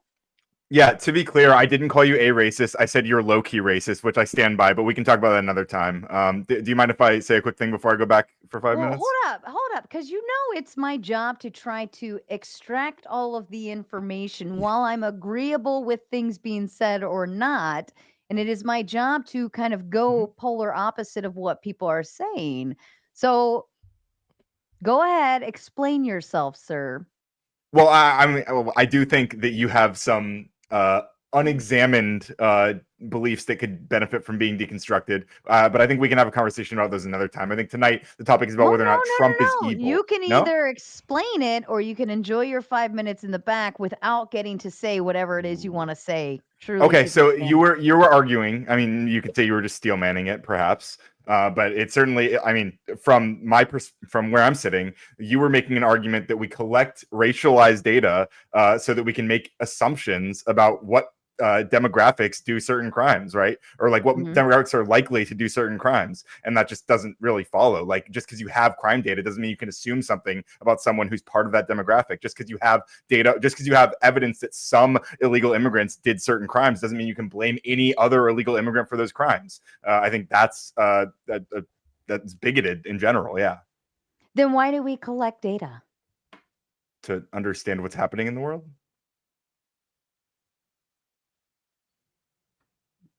Eli, I feel like you're there with me on this one. Yeah. Do you want to Yeah, tap in on that one? Well, I mean, your assumptions just don't follow, right? He's saying you can't use data to make a fallacy of composition. Yeah. If you're going to call somebody racist, you should be able to back it up. I think I did. I think I demonstrated it perfectly fine. Thank you. By saying that we collect data so that we can make educated guesses on what might likely happen. Isn't this why we use data to and statistics to say okay, if you're X, Y, and Z, here's a good chance of what might happen, and here's why. I mean, you use data all the time to back up your arguments. For descriptive things, not for I mean, you can use data for predictive things, but understanding what someone's racial makeup is doesn't tell you whether or not they're going to commit a crime. So like when okay, Reddit coder. Okay, so when Reddit feminists will say all women are victims and all women are always scared when a man walks into a room, and therefore we need to be super scared of men and we can't even go near them. And they hold prejudice towards men prescriptively. That's something that we say wouldn't be justified, even though men typically commit more violence. We would say prejudice is always immoral, even if a group statistically commits more violence towards another group. Is it prejudice or is it just educational? Oh, yeah, that's where I want to hop in here and say, I mean, racism, at least the classical definition, it's changed over time, but it was the belief that one race is superior to another. You can point out that there are disproportionate data within certain groups or certain, neighborhoods without saying that I believe that I have a superiority to them. You're just pointing out a fact. And I think that, if we get scared of analyzing data out of fear of it depends on if you make the leap to make the fallacy of composition. If you look at that statistic and then say, hey, this high crime rate in black areas means that black people as a group are right. And I'm not talking about making that jump per se. But and for the record, racism is I mean, it's racialism is really what racism is rooted in, and it's the idea that the human population can even be deconstructed into these categories called races at a biological level, which is just factually wrong. Like race is not a real biological category. Hang on, race is not a real biological category that can be measured by any means. It's let just me made ask up. you this, Ryan: if you were going to go buy a house, you have your darling Why little are we talking wifey about racism? and 2 kids, and you're ready to I go want to talk buy about a Donald home, Trump. and you go and you look at this house and you're like, Why? wow, it's a beautiful house for the right price. And then of course they give you all this data and these statistics, like in the crime rates, the school education. Typically you ask for that, and you should look into that, right? Because that's educating yourself on where you're about to live. And you look up and you say, wow, the crime rates in this area are horrific. Like they skyrocket, and it's just one after another, and you turn on the news and you start realizing, oh my God, everything I'm seeing on the news is coming from this neighborhood. Are you going to buy in that neighborhood? Are you going to be like, you know what, let's still buy the house? Almost certainly not. But I mean, Why? the reason for that would not be because Why? of the race of those people. It would be because of the economic conditions likely that are causing those things in the area. But are you using like a predictive measure that more than likely, if you move into that house, you might be a victim of a crime? Yes, because that's perfectly reasonable. But it does. But none of that has to do with the race of the people involved, right? I'm talking about pulling data and statistics of yeah, you're doing a Mott and Bailey. Well, I don't know what a Mott and Bailey is. We're mistaking well, so you're putting forth. Hang on, Eli. Let me explain let me explain my accusation, right? So the Mott, like you're putting out a position that is, oh, don't we use data to make predictions about things? And that's easy to agree with, right? We all agree, obviously, you can use data to make predictions, but the thing you're packaging and smuggling in and then trying to assert that I'm actually agreeing by accepting your initial claim is that therefore racial claims, like what we were making earlier, what was being described earlier, that's reasonable. It's reasonable to assume things about people's racial composition based on that data. But what I'm telling you is that it doesn't follow logically from that data. Then There's something why intrinsic to any do sort of we race of people. even pull these? Why do we even track these statistics if we're not going to utilize them in particular fact? Not to be racist, People right? I'm not are. To do saying I Minority really Report? like.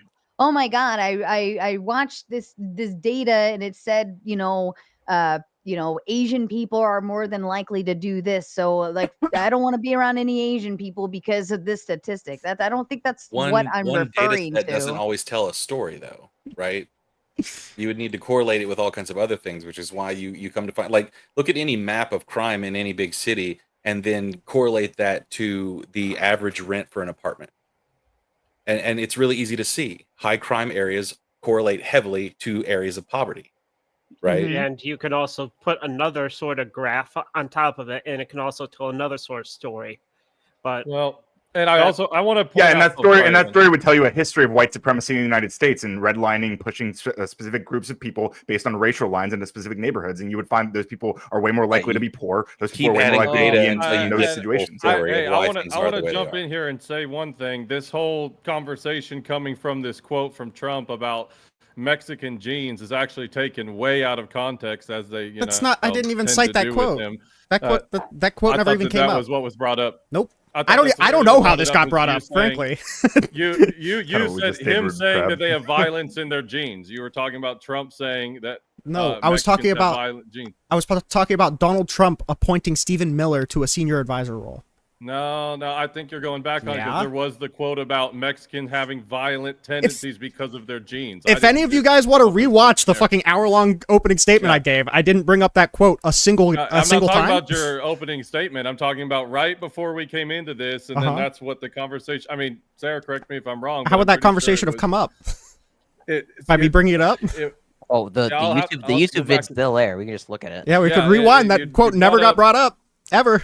Okay, I'm gonna double check it, but just in case it does, he was talking about murderers having a genetic predisposition to violence, not Mexicans specifically. So, Thank you. Does it really matter if you said it? Because I'm pretty sure you believe it. Does it matter if I said the thing that you're attacking me for saying? Yes, that does. That matters a great I deal. don't think I It matters. came up with this out of thin air. I'm gonna give me 1 second. I'll see if I can find it. You're essentializing me. I'm not. You're attacking a point that I never made. Like, why we opened up with a straw man? I never said any of this. And also point out the irony of having the conversation about illegal immigrants committing crime, and while also talking about statistics and never mentioning the statistic that an illegal immigrant once in the United States commits crime at a rate far, far less than both legal immigrants and citizens. True. Is coming into the country One of the illegal crime or tells. not? Wait, hang on. Yeah, Are we cyber talking crime, about it's illegal been immigrants that are? Historically, it's been a civil offense, which it wasn't even illegal until like the 1920s. So, Is it a crime how far or back is do it you want to not? go? Who's Being here illegally is not a crime. Michael? Is that Entering your illegally mic? is, yeah. Yes, ma'am. Is it I bad? think, yeah, I'm crazy. gonna put you back. Maybe go because I see you've been kind of having issues back there all night. I'm gonna put you back. Yeah. Maybe go fix your stuff and then come back. I'm gonna bring up Scratch. Yeah, he's like swirling now. Yes. All right. It's my I'm left brother. to Let's wonder go. if Rad. this group who commits crimes at a far lower rate once they're in the country, having this kind of hyper focus on their criminality is nothing but a tell to me. Like, that's my assertion. Yep, Like, we it's can look at a the tell that you guys are like on this point so hard when this is a group who commits crimes at lower rates.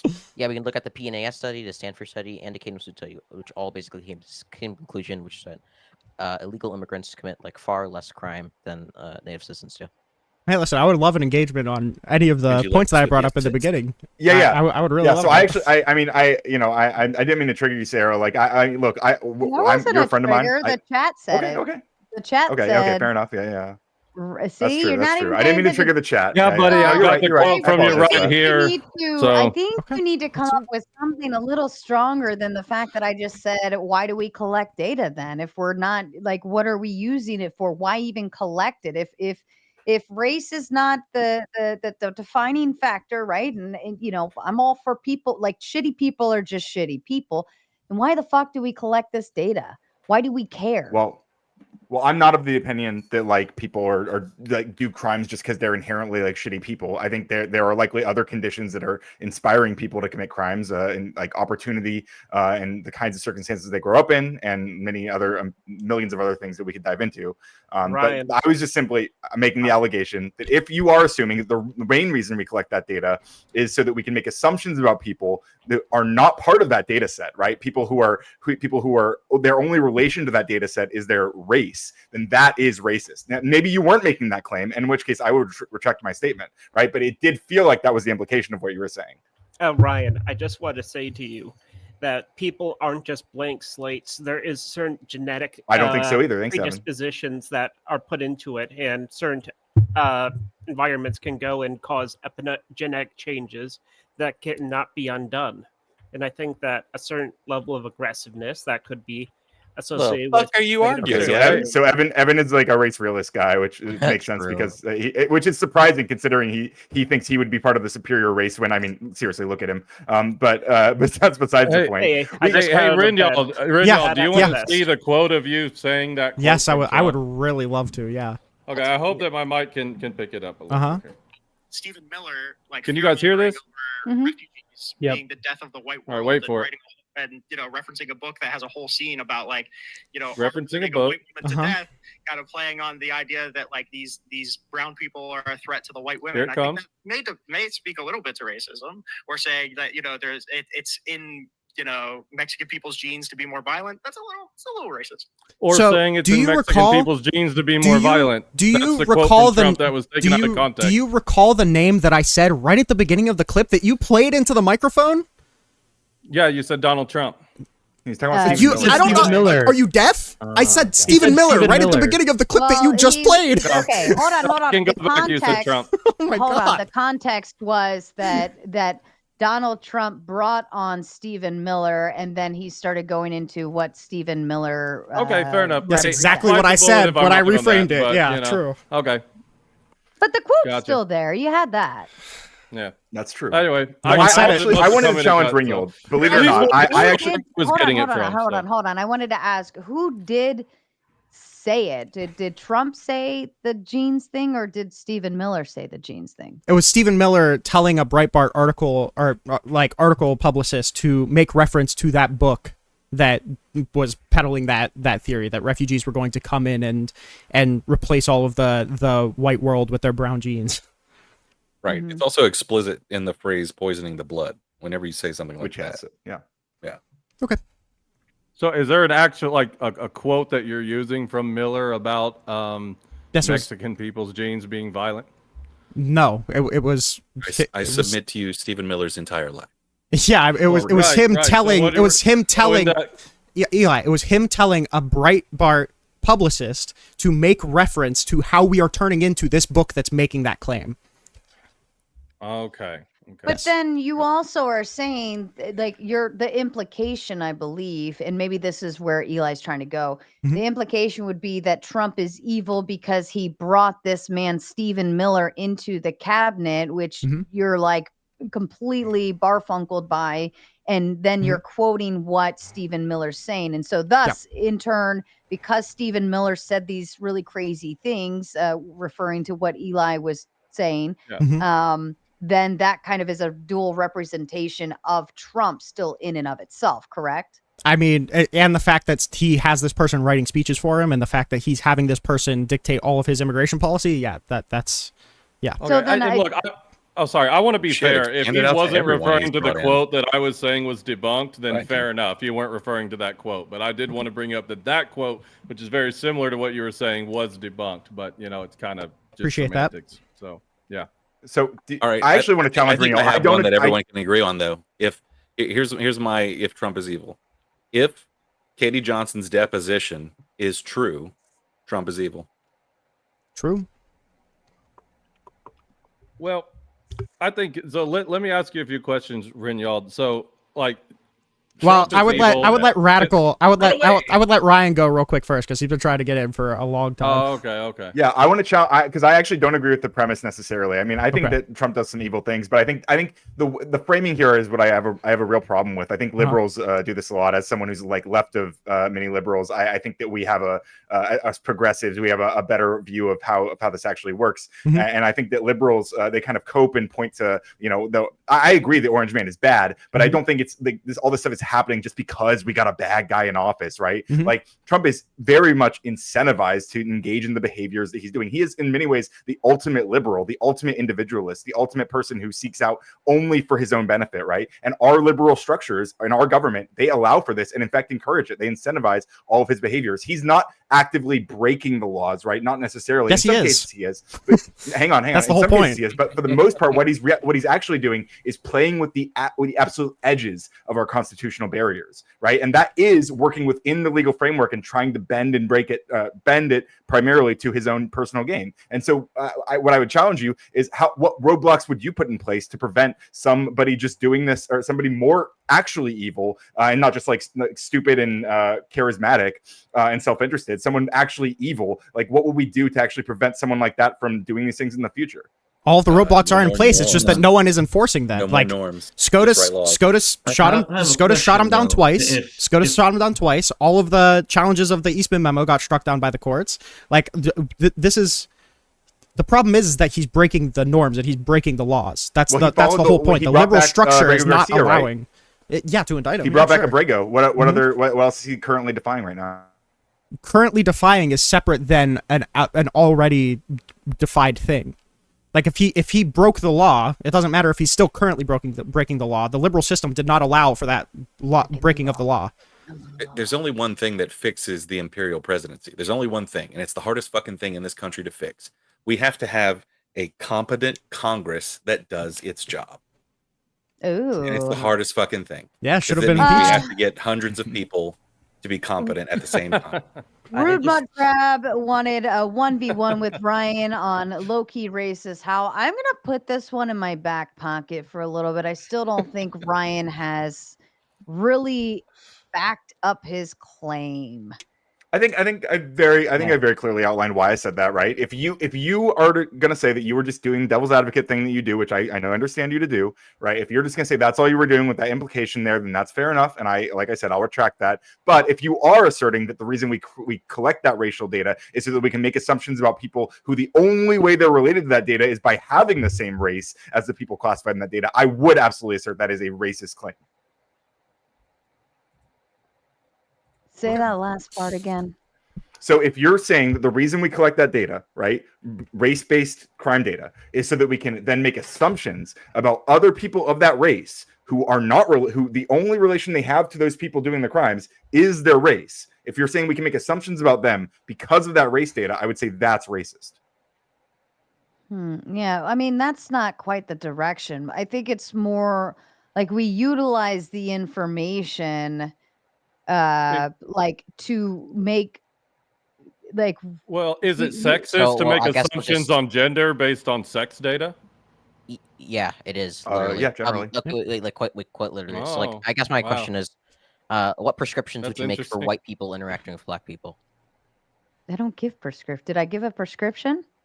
Well, you're saying we're going to utilize this data in our Don't own we lives. utilize all of this data and information Yeah, so like for what other prescriptions things? you're going to make? Like what prescriptions would you make? Like this isn't use it Crazy for what? liberal. I think that's something that should be done between the races. Is I don't think one race should go and call another race a certain slur. I think that's not good for civilized society. I think that is societally enforced. Cracker mode activated. This is a low resolution conversation. I mean, if you jump off a bridge and you fall and die, do we need to write a prescription about it? You just observe Yeah. reality and behave accordingly. Yeah, Why give it a label? Goddamn. You would have to prove gravity. Or would yeah. they use that towards Yeah, funding? gravity works. Would they use that type of Yeah. stuff towards different types of That's the prescription. funding, or like in a government setting? Don't they do that? Okay, wait. I'm sorry. I just want to like Funding based off of data and like who needs it more, who doesn't need it more, Yeah, like so like so on and yeah, so yeah. forth. Then in that case, the prescription would be these people are like more disadvantaged. So Based. I didn't boot They him. disappear into the Oh, night. okay. I His thought you did. I was internet's like, what's wrong with that probably answer? bad. Hell Yeah, No, that that was was weird. reasonable. I don't know if he like hit a button or what. I don't know. Sarah booted him because he's black. And, Just like kidding. I'm Doesn't sitting clear here it's with a my joke. hands about. He's back. He popped back on. There we go. All right, there you go. You're back. what happened? We We don't know. I was like, "Fuck this guy." Go ahead though. But So like I think I can square what you're saying, Sarah. So in a sense, in the same sense that it's okay to like target policing in areas that may be high crime that correlate to like a certain kind of race. That is what you're talking about. At the same Yeah. time, it is the fallacy of it is assuming that that correlation implies causation. That because those people are that group, they are causing the criminality themselves, right? Because of what they Or are. their race. The thing about them that's causing it is their race, not like other conditions, right? No, I like think we look at other I think it's like a matter of a lot of demographics, like, 90% of people on this street in this city typically don't do well, right? And here's why. Here's the data. And here's like they're poverty stricken. They have or single mother Yeah. homes, or they're low education. They're all of these demographics, and then you just so happen to have that other piece of information that is their race, and it's just jived in with all of it. So why do we even add that to the list of data collected if we don't want that information being utilized in a presumptive prejudice way? Well, you can use it to understand like what people are in those conditions in the first place, right? Like you just described a whole bunch of things that do apply to black people broadly in the United States, right? Like you just described a bunch of things that they are disproportionately in situations like that. And but there's a reason for that, right? There's a long history of laws and legal structures that were in place specifically that caused that. Like, and so if you look back, and if you look at that data, then you can understand what's going on there. If you have those priors, like you understand that those legal structures were in place. But if you tried to institute laws, for example, that made it illegal or a crime, or just like banned teaching of those sorts of historical structures, like people banning critical race theory, for example, then you might find that people grow up not understanding that historical context, and then they just assume that there's something wrong with black people. Is anybody else understanding what I'm saying? Am I like retarded? No, I'm with you. I think the difference is that Ryan's wanting to make sure that you're not saying that we take this data and form like say black people have a biological imperative to these things on account of their, being black. What I'm saying is I'm with you, Sarah, that we take the demographics, the data, and then we can actually make judgment calls on what's going on. Like you said, fatherlessness, high crime. I think it's, not as much of a race thing as it is a cultural thing, right? Ryan would disagree that it has to do with, systemic white supremacy, and that's where the debate would happen. But I don't think anybody's saying that, well, we look at this data that, inner city black families are going to have a higher crime rate, so they must have a biological imperative to set crime rate. I wish people weren't saying that. I'm really just wondering the add relevance. That's all I'm wondering. Intentional ignoring that the correlation of it happening at the same time the war on drugs was kicked in. That's the problem. And Rinyald, I do apologizing for stealing your limelight, but you don't just get to come on here and say Sarah's low key racist, and two people have super chatted in regards to it in order to like. I think you can. Okay, so I apologize, Rinyald. This one Yeah, you thing, should. right, is what you're saying is the defense of you saying Sarah's low key racist. I'm gonna need a little more information than that. Well, like I said, if you're not making the claim that we can use that data to make assumptions about people based on race, then I've said this 3 times now, I will retract that. If that's not the implication of what you were saying, then I apologize. But if that is what you meant, then that is a racist claim. Well, hold on. Are you making you're taking one thing I'm saying and then you're making a very big judgment call on one phrase? I think that's a pretty that's like a really strong thing to say to somebody and imply that somebody's a racist, because that can, that could be very slanderous in a lot of ways. If you said that and you so? stood by it because I brought up data and facts and asked, why do we collect it then?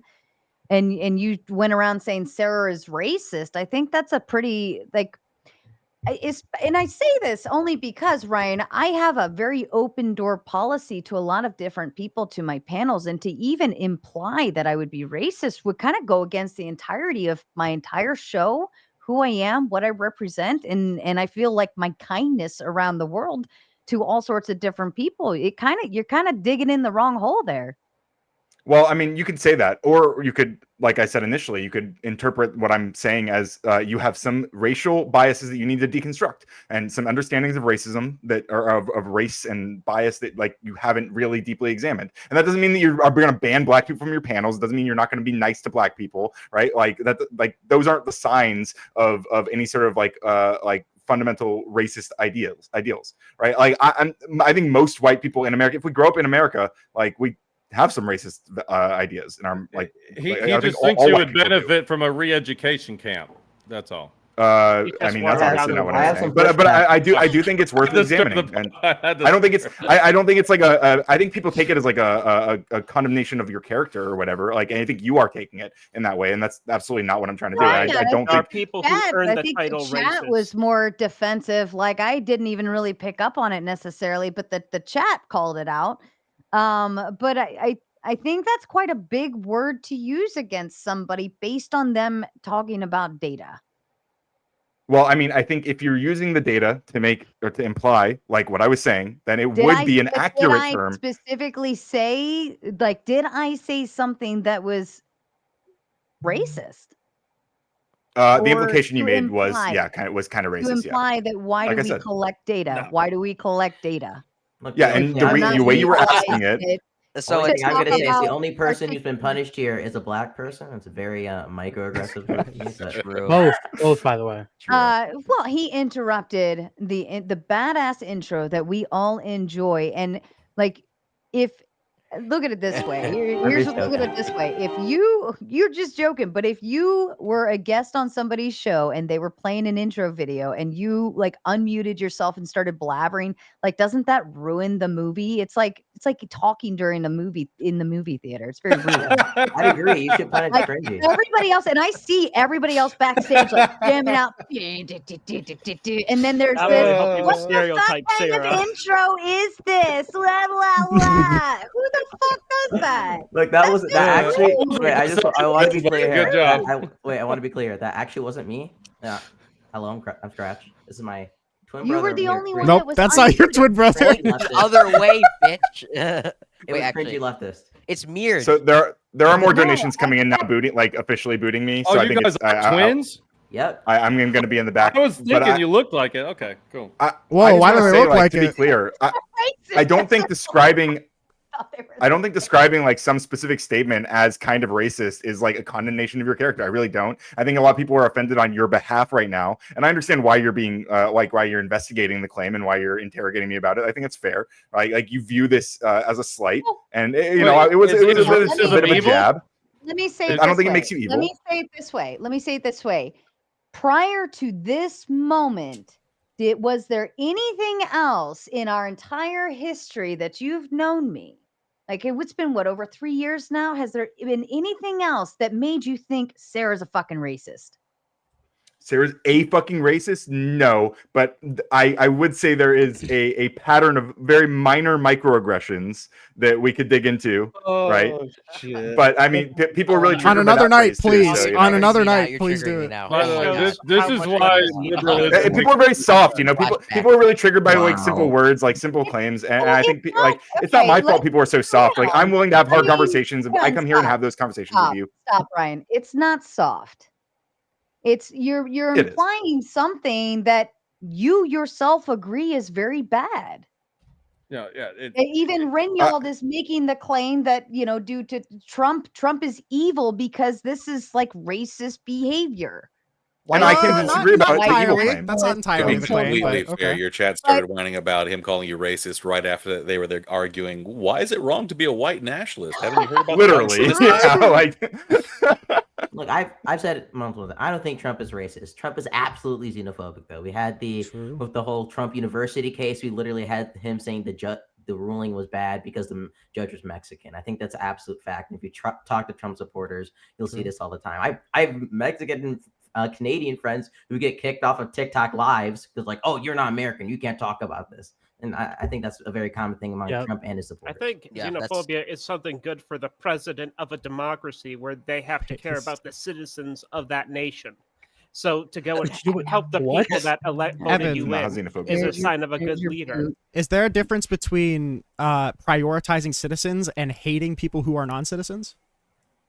I think that from the outsider, they would see it as hatred, when in the inside, it's just showing the preference of those who are already here. And the thing is that you can choose to become a citizen given enough time or resources. Wait, but that's something that anyone I want to be very clear here. The judge had Mexican heritage, but was a U.S. citizen. True. It was just xenophobia. He didn't make a claim like based on the merit of the actual case. He just said the judge is Mexican, therefore the ruling's bad. I mean, maybe we could get into some of the real substance. So, like, do you think it speaks to that at all when Donald Trump signs an order, a proclamation of the Alien Enemies Act to remove Venezuelans a part of Tren de Aragua, and then he never gives them the ability to challenge whether or not they're a part of Tren de Aragua?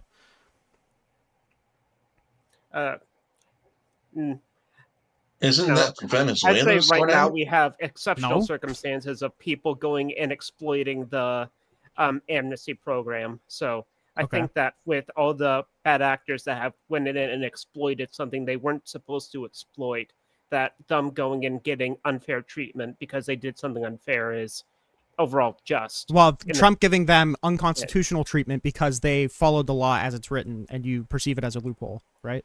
Right. I don't know if it's legal that Trump's doing it right now. If the courts agreed with it, they and didn't. he isn't being stopped, then I don't know. That seems legitimate in my eyes. All of the conditions you just gave were false. It was illegal. It was ruled as illegal, and the court stopped it. All right, let me read a couple super chats, and you guys can kick back over to it. I apologize. I was a little focused on what was going on, and I missed a lot of these. Mr. Bill says 5 more. When did illegal immigrants become a race? Anybody have a question or answer to that? Are we booting? I think yesterday. It was the xenophobia comment, was it not? I think it was yesterday. Hatred of foreigners. I didn't say that there was a race. I said xenophobia. I don't know. No, well, this came in earlier. This came in significantly earlier. I think the conversation in the chat was someone referencing the makeup of the country and saying that there were too many illegals in the makeup of the country, and then somebody clapped back with, "When did illegals immigrant become a race?" Fair enough. Nuke says, "Give me all your data. I need it for a project." Fair enough, Nuke. William says you can make assumptions based on the data. I mean, insurance companies do this with men and women. Now you cannot make conclusions based on. I think I have a cheaper insurance rate than the same man that's my age. I think I also have a cheaper insurance rate compared to a 21-year-old female as well. Is that ageism and sexism both on? By the way, 2 people on the panel said yes, that is sexist. So yes, and just look, I'm saying the world. I agree with Sarah here. The world exists for a reason. Okay. True. And now, does that mean I'm a better driver than a 21-year-old male per se? No. I think it's just based on your record. No, the insurance companies utilize data. If once you hit 25, your insurance rate drops dramatically. That's true. You know what I mean? So if you're a female, you get a little bit of a cheaper rate, like so on and so forth. All of these things apply. Which is funny because everything says that, or everybody says that women are worse drivers. It's just the joke that everybody says.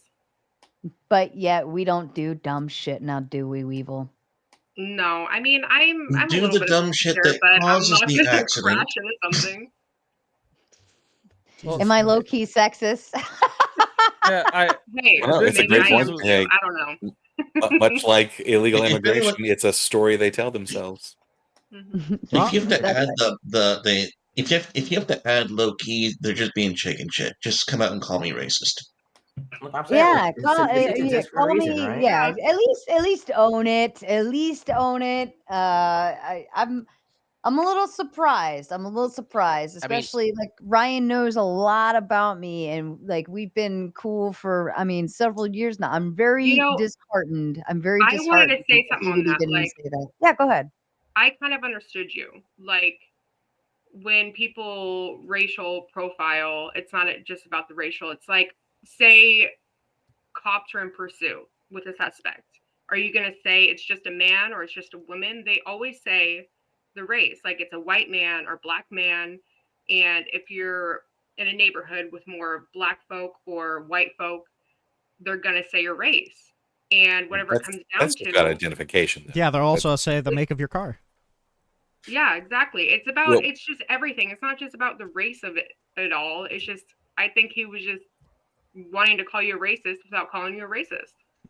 I'll tell you what. Let me posit this question real quick. I just want to throw this out. So if NBA scouts go out and they are looking for people to join the team, and they have an assumption that there's going to be black students that have a higher rate of athleticism and a higher, stature and height, and they go to schools that are predominantly black to find that, are they being racist by doing that?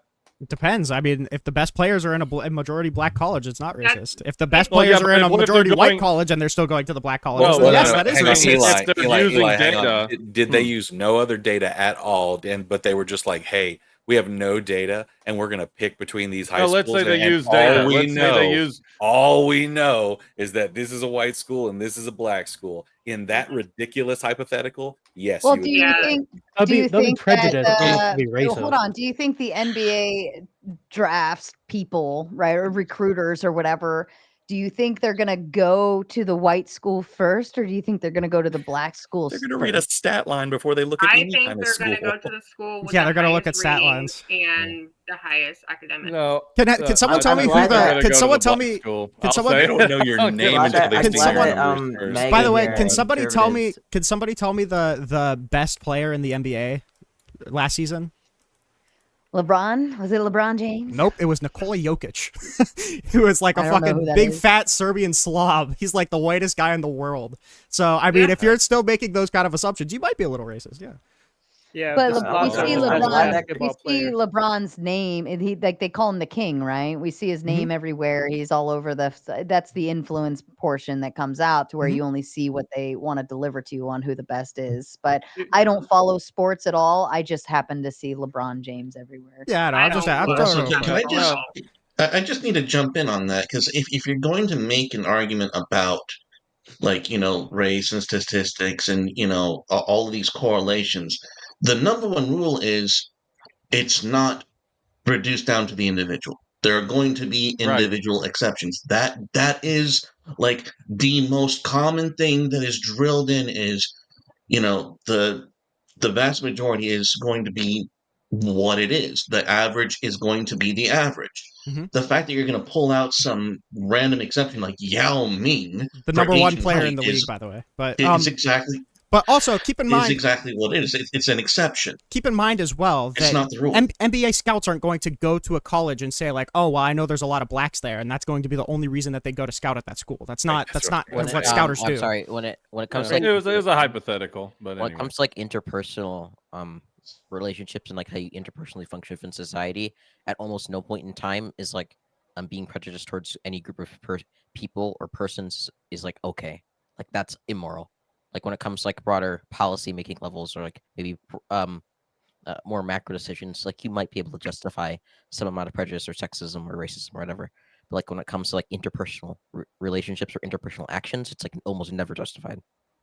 Right, and that's where I said, because one of you asked what would I prescribe, and I'd say, well, the government would give particular funding to certain areas. They would have very specific things in place, and like, let's say I know a community is impoverished and they have a high crime rate and all of these issues, and they just so happen to be a black community, right? I'm not going to send like something like I wouldn't do the same thing with them that I would do with some podunk nowhere in the country folk redneck hickory doodah cowboy town, right? Because they have two very different cultures that would be cultivated best in different scenarios based on data and statistics. And we know that, right? We know how people engage and interact and what they want, what they don't want, what they want to do, so on and so forth, right? So if I were coming at it from a government standpoint, it wouldn't send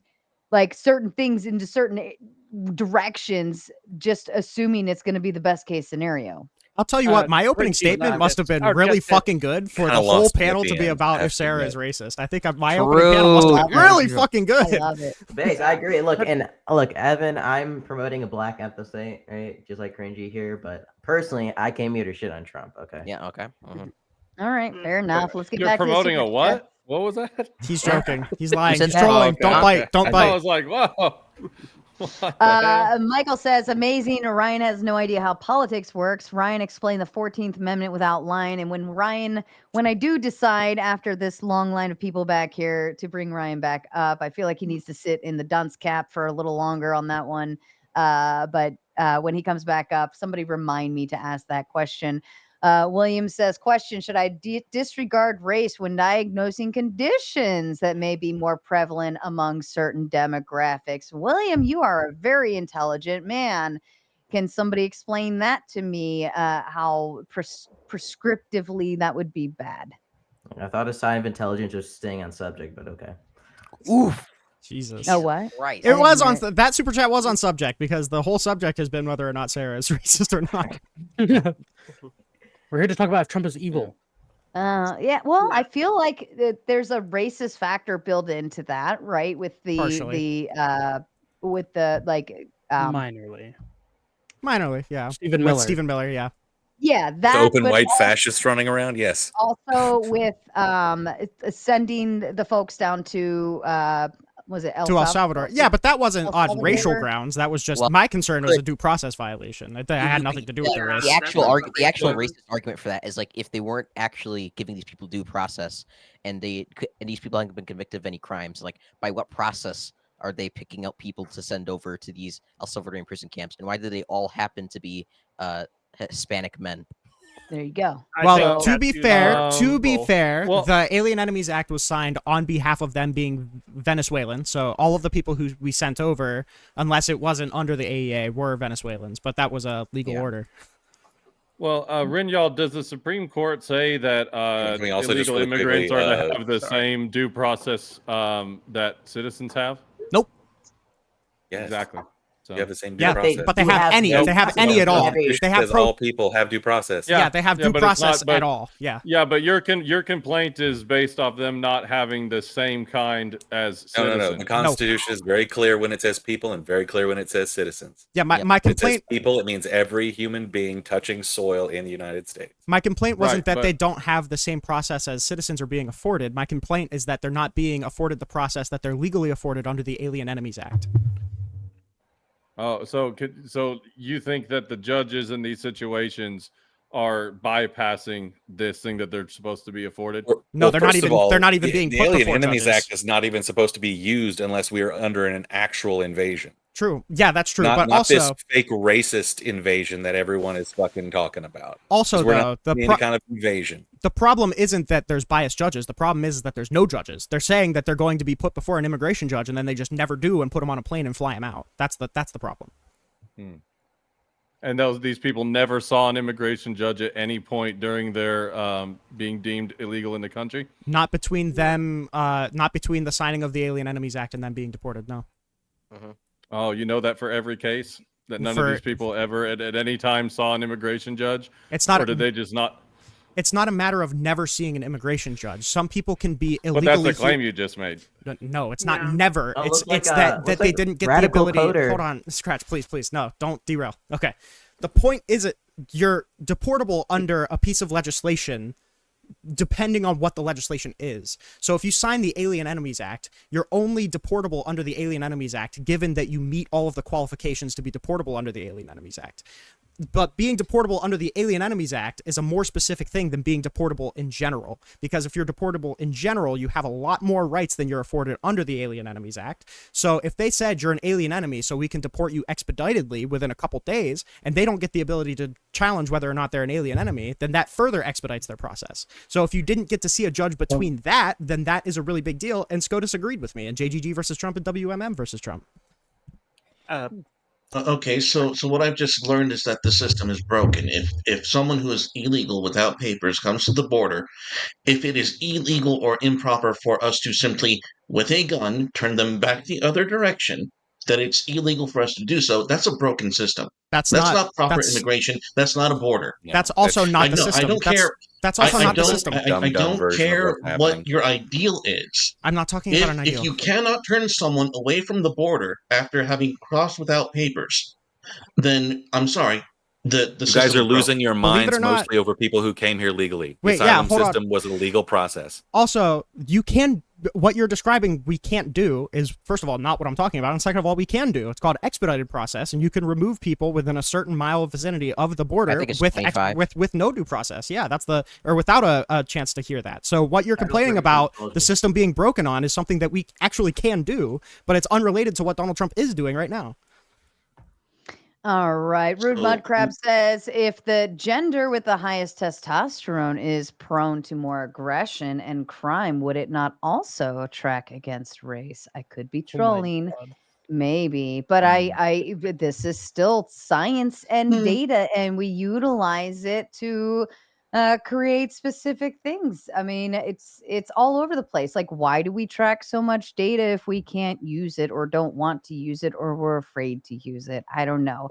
And I do believe there are always exceptions to every rule, but the general statements are typically what we speak in. Is it not odd Sarah. how? Is it not Yeah. odd? I think like the whole system is just a relic of when America used to be a majority white nation, where some of these minor like things could be more useful in explaining like in certain areas, because some of those crimes could just be exclusive to those types of people during that time. Like, for example, like the Italians with the mob and what have you, and how the local communities tend to go and protect them, because they also had a mutual beneficial with the organized crime. But so I wish I could go into the debate, open is it, statement and just like have the opponents talk about something else all the time. Like, okay, well, is it just me, or is it not odd how the majority of Fortune 500 companies are controlled by one ethnic group? No. I'm sorry. No, don't agree. The Irish control everything. Cringy, you can't do that here because they'll agree with you. Oh no! Oh no! I mean, I don't know what to tell you there. It is what it is, right? Oh no! Well, getting back to the, is Trump evil? Does that make it thing? wrong? No. Does it make it? Sorry, does that make it wrong? Is it bad? Well, no, it explains Tell me the why flailing by a lot of people, though, because things are changing in America, and a lot of people don't like it, and that's really the heart of the whole thing: is that things are changing.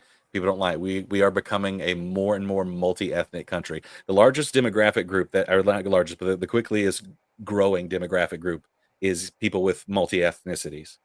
Like that's our largest group, and that's what America is going to be made up. And there's some people who do not fucking like that idea. I thought there were people at the beginning of the 1900s who didn't like that idea for white people. I come from a demographic of people who are physically white, and we weren't considered white until the late 1900s. So, like, it's just happening again, and people are fighting it just like they did last time.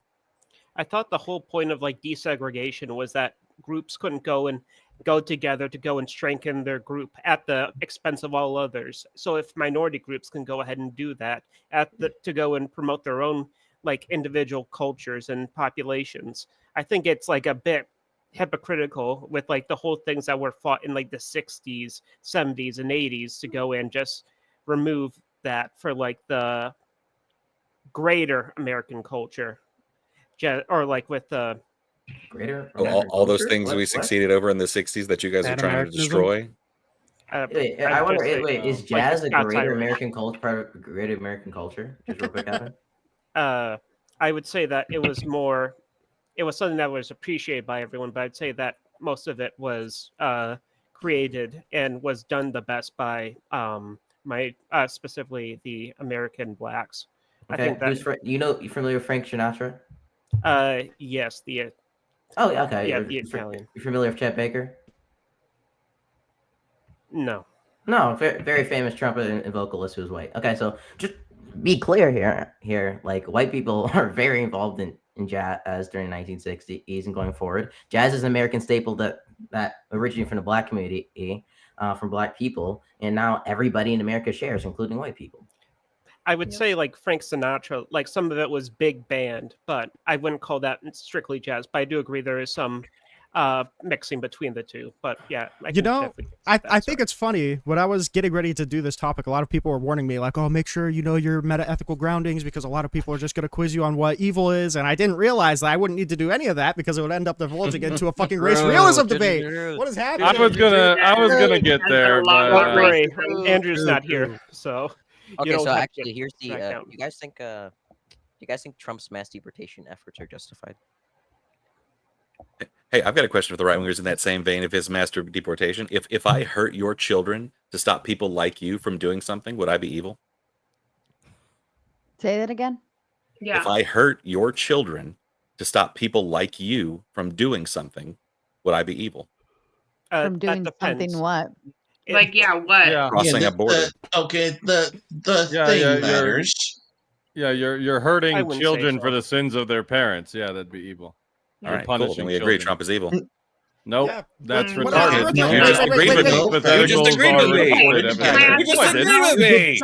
No, you didn't talk about punishing me. You talked about punishing explicitly my kid and not me. What about the birthright citizenship? Why are people coming here? Why do people want to come here if Trump is so evil? Didn't immigration rates like plummet? The government immigration rates down by 95%. Immigration rates plummeted as soon as Donald Trump came in, so that makes sense. Border counters are down. That's why they come on a Democrats in office. Immigration Trump's is gonna hurt at their an children. all-time high, and immigration is down to an all-time low.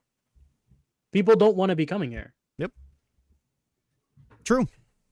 We are on a travel warning by Human Rights International. But also, okay, like, so no one wants to come here. To Eli, so you agreed that punishing people's children off the sins of the parents is evil. I would probably agree. How would you justify the birthright citizenship, EO?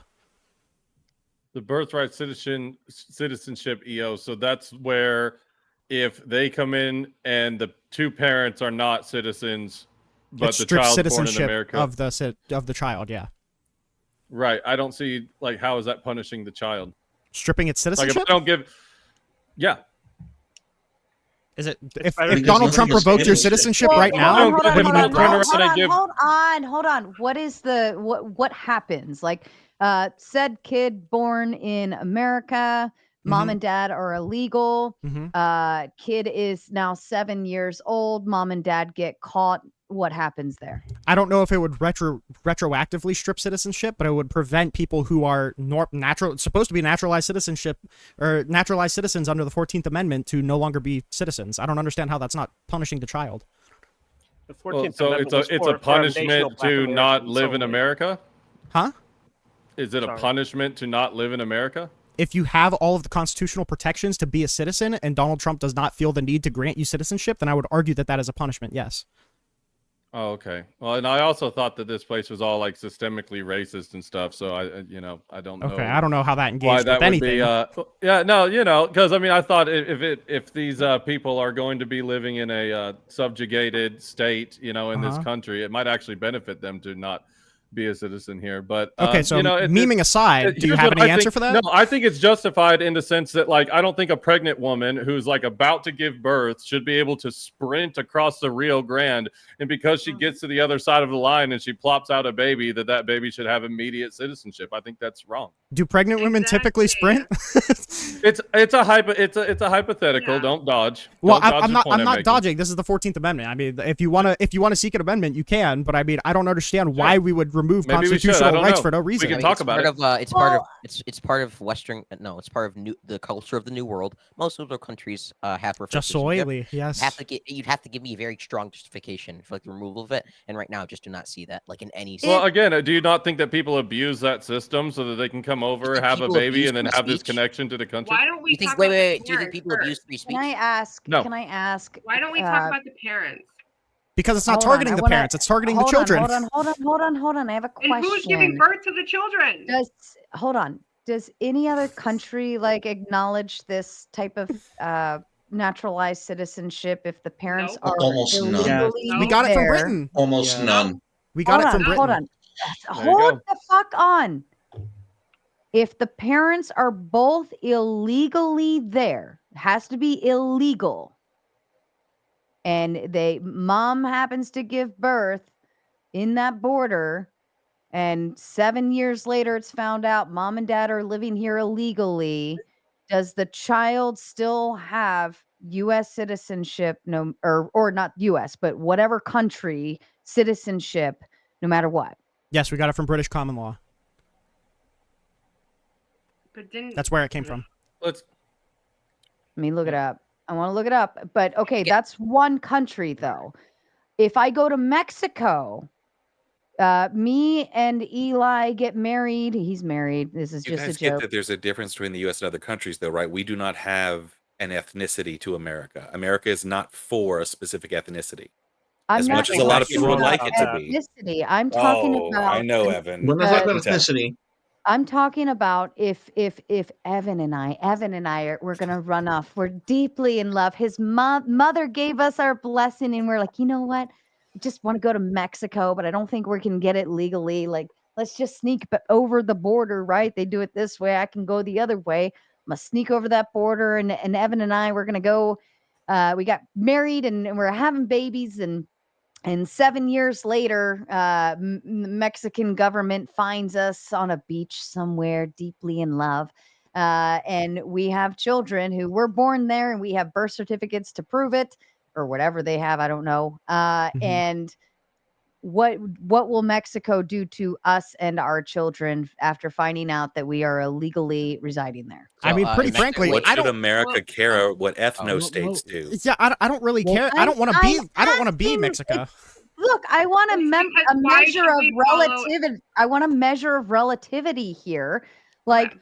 why is why is it so important that we let everyone else come in and you Yeah. just have a baby here, so therefore, but here's your blessing, you're granted, Well, you're an actually, American. it does say Mexico does have birthright citizenship most if New they're World born, countries have but birthright Mexico's a shithole. So I, The point of it don't really is- take them as a the point standard. of it read is- that Ireland. I just said Ireland because I'm Irish, but I'm born and raised here. My whole family is.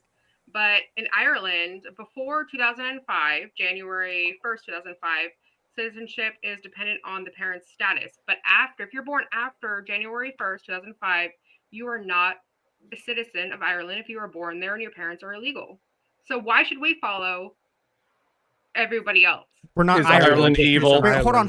We're not Is Ireland. Ireland evil? We are not Ireland. You're We not don't want to Because set. we're evil. We don't want to No. sit. We don't want to set the precedent that the president can just sign an executive order no, but and I- strip people's constitutional rights. So let's get If you into get those your metaphysics. 14th Do you not Amendment, know if that you get there's rid of a your 14th whole Amendment rights, you get rid of your judgment First Amendment rights, your Second The Amendment rights, your president Third has to Amendment go rights, your through a Fourth whole Amendment judgment rights. Hold up. You're presupposing this constitutional right on anybody that just happens to fall over that fence and onto our land. Like, you're presuming, you just so happen to be here. Like, number one, and this is why I asked Rinyal too, like, is it more than just transactional, or are we only something that's transactional to these other immigrants, legal or illegal?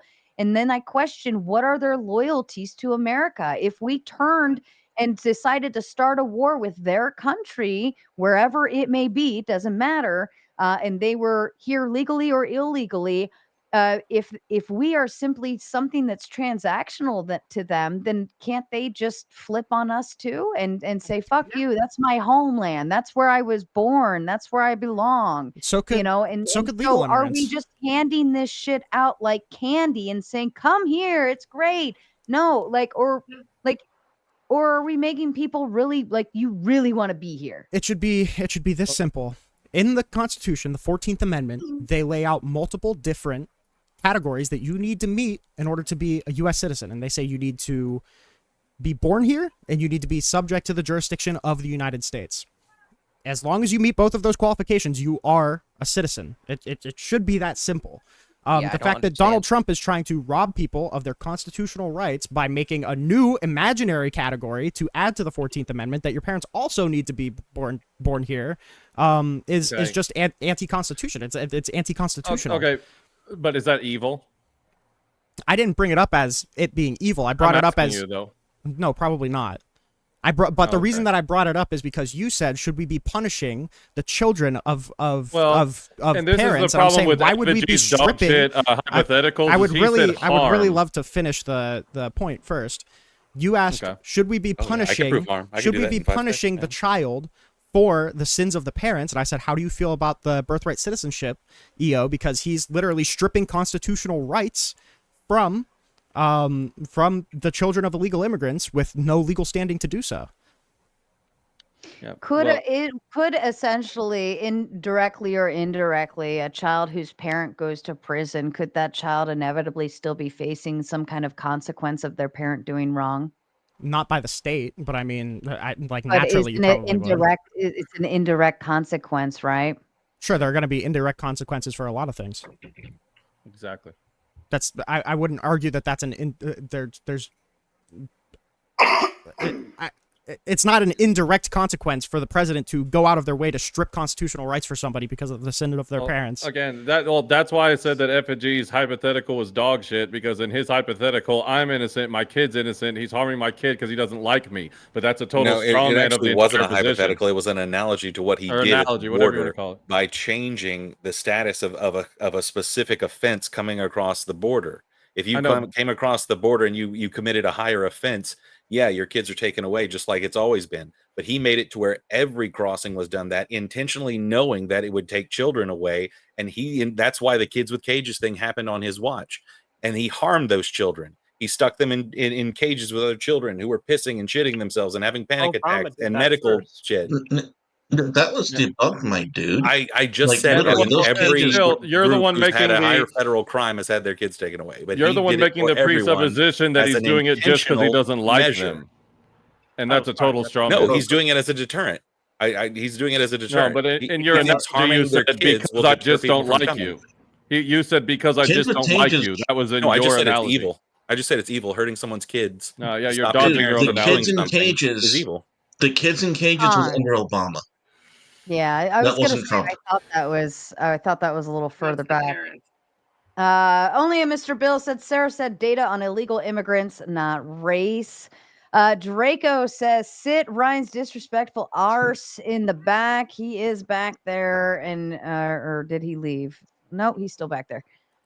Jessica Jane said, put the shovel down, Ryan. You're in deep enough. Dearden says, I'm only as popular as I am because of Raging Tomato, yet I'm going to claim she's low-key racist. You should be more grateful for all she's done for you. Wow, shots fired. That's kind of funny. Yeah, go ahead. I do have a question. Do you guys think Trump's mass deportation efforts are justified? Yeah, we have a bit of a problem with our current immigration system, and before it can be fixed, we have to go in, remove all of the people that have, I'd say, exploit the system, but rather have overflowed the system to such a point where trying to readjust it now would go in, take far too much time, and would be very inefficient. Okay, and is that solely on the basis that they've broken the U.S. law? No, actually, and I'll go back to what the LP has actually brought up. He said that there were two requirements for citizenship: that they were either born on U.S. soil or that they were under the jurisdiction of the United States. Well, if you're not only illegal, but if you are waving a Mexican flag in favor of the United States government, then yeah, you need to go. How many? You are saying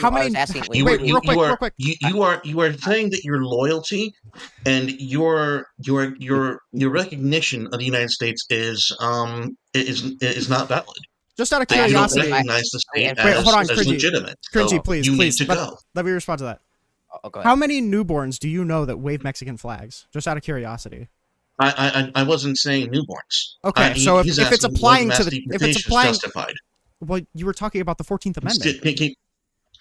No, we were talking about the mass deportations happening now. They're not happening to newborns. Please. Well, you said I'm answering his you said in order to get citizenship under the 14th Amendment, you need to be here. You have to be born here and be subject to the jurisdiction, right? Yes. Okay. So Can I? Sorry, So- I know you're going back and forth. Can I ask what you mean? sorry. Hold on. Can I ask what you mean by subject to the jurisdiction? What do you mean by that? it means that you need to be. It means you need to be under the. It means you need to be under the U.S. jurisdiction. It means you need to be summonable in court. It means our justice system needs to be able to get to you. You can't be an ambassador. You can't be. I think at the time there was an exception for wild Indians, but that's not really a foreign army. Yeah. Or as a part of the foreign incurring wild Indians. That's crazy. Can I ask you this then? If somebody is here illegally and they have a child and that name is even still not a legal name, right?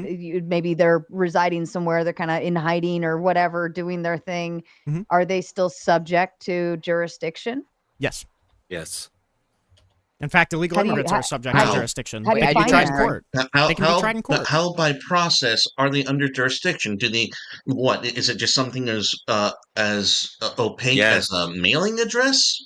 No. You need to be reachable by the justice system. If you can be summonable in court, is carved out specifically for people with diplomatic immunity and foreign invasions, so that invading armies can't have babies and make citizens. That's specifically what in the jurisdiction of means. Wait. I'm sorry. People trying to stretch this to mean like, oh, they're here illegally, therefore they're not in the jurisdiction of. It's not what it means. The Supreme Court has never held it to that. Yep. I just want to be clear here. I was asking what the justification for mass deportation is. If there's an illegal immigrant who hasn't waved any Mexican flags, should they still be deported? Are they? Do you think they should still be deported? Yes. Okay, so what's the justification? Is it because they broke U.S. law, which means that they should be? Okay, so I guess my question is, so under federal law, smoking marijuana or possession of marijuana is a federal felony. Do you think all U.S. citizens who have possessed marijuana should be thrown in federal prison, as we should deport 20 million illegal immigrants? Do you think that would be a justifiable action by Trump administration? Would you support the Trump administration and lock up all U.S. citizens who have smoked marijuana? No, but that comparison lacks nuance. That's too. Okay, what's the symmetry right here? Hold on. That's citizens and non-citizens. Hold on. Smoking marijuana puts you in prison federally? No. Possession of marijuana is a federal felony. Possession of marijuana can federally. How much marijuana are we talking? Distributable amount or like if you have any amount joint? is a federal felony. Any amount. It's a federal felony. Federal offense. Yeah, you can be put in prison. Smoking isn't illegal. Selling is a crime. Oh, he's pretty much saying, why are we punishing people for committing this federal crime but not that federal crime? Yeah. Okay. So do you think people who break federal law should be punished under the full extent of that federal law? Not in the case of the marijuana smokers. No. No. So you're okay with not enforcing some federal laws? Yeah, I said there's nuance. Okay, so you wouldn't be okay with enforcing federal laws that would overall harm the country? Well, again, I think that there's a lot bound up in what that means. It's a super generalized. Define harm. Yeah. Harm, just economic harm in this case, because obviously economic harm. That'd be the main. The whole point of legalizing weed was to make economic positive. Yeah. No, it was to stop harming people for doing a harmless thing. There's no victim in smoking marijuana. The whole point. And frankly, this panel I'm just is gonna so fucking you know, this is and I'm actually not- the worst I'm not a panel I've super ever been on. politics guy. Why? It's funny, Rinyal said that he needs to be prepared for the metaphysical analysis. I want to get to that with evil soon. I'm sure. I'm highly critical of Trump and everybody and politics in general. I would say that when it comes to the marijuana thing, there was a lot of state pushback, right? There was a lot of states that said, actually, we're going to do this. Our system's built up to have states having that kind of autonomy. If California wanted to open up tomorrow and say, hey, we'll take all the illegals, you all come here and you're safe, you know what I'm gonna do? Not fucking move to California, and that's fine. They can do that if they want. But we're not seeing they that do kind that, of though. They response. did the Because they're sanctuary. illegal. Okay, wait. So There's sanctuary considering, cities in every They're state. oh, wait, illegal. I Most do have states. I do have to ask. So considering that Illegal. enforcing You know? fully enforcing federal And the- weed laws would not be justifiable action due to the harm it would cause to American citizens. It must also therefore not be a justifiable action to deport 20 million people, because that would also cause great harm to the American To who? country. Oh no! Wait! See what you did there? You said the first one would cause harm to U.S. citizens. Then the second one, because it would do harm to the greater American country. It also caused harm to U.S. citizens. No, Sorry. deporting illegal people who aren't cause citizens. harm to U.S. citizens. Yes, it would. How? Do you think if we just erase 20 million illegal immigrants, that would harm the economy? Yes or no? You know, again, this is why a definition of harm comes in. Do you think if we turned ourselves into a police state with the sole purpose of having to find a shitload of illegal people, it would harm the country? Effigy, we're already a police state. Yeah, do you think that if we turn into a police state to make sure nobody harms anybody ever, that would be, you know, this is really bound up in your I definition think of that harm. happened 30 years ago. by the way. Illegal immigrants make up 3% of private sector GDP. Illegal immigrants have loans. Right, Illegal immigrants have houses and leases. If we just deport all of them, they're gonna have rents that aren't going to be paid. We're gonna have loans that aren't going to be paid. We're gonna have businesses that don't have workers. Is GDP the highest standard to a good society? Do you think GDP? Do you think a low GDP harms society greatly? Maybe to I don't some think degree, GDP but again, means depends shit what we to mean by harm. society. Really? So a society with a very low GDP. I don't think it means a damn thing. Do you think a society with a very, very low No. GDP is a good one? Really? So Wait, that- what? Alright, let me. I didn't go that hold far, on, but hold on. I read a little more. By a Stop for a second, because I want to make sure this gets corrective. Stop for a second, please. Penalties for federal marijuana possession, and it could be to any amount, right? Any amount. There's a first offense is $1,000 or up to a year in prison. Second offense is $2,500 and 15 days to 2 years in prison. The third offense or subsequent offense, fourth, fifth, sixth, is maximum fine of $5,000 and 90 to 3 years in prison. What are you talking about? 10 years in prison? I never said 10. I just said, do you think it would be justifiable to throw every single American who's ever smoked marijuana into federal prison? So for 1 year. Well, look at harm versus Okay, well, if we're just talking about harm, then illegal immigrants. Hold on. And this is, I'm going to take it back to, because this is Rinald's utilitarianism. Base. Right? Well, now let me ask you this: do you think that we need? Oh, sorry. Hold on. Rinald claims the utilitarian perspective in his argument, so I'm going to use that, and I'm going to say, utilitarian, speaking. Is it good for society and the positive consequences, potential of net gain if we take, how many people did you say? I said 20 million. 20 million. We take, or for American citizens, 15% of American citizens have in fact smoked marijuana. well, smoked it, right? In order to smoke something, you must have possession of it. Or be okay, but unless you're Bill Clinton with it, but fair enough. right.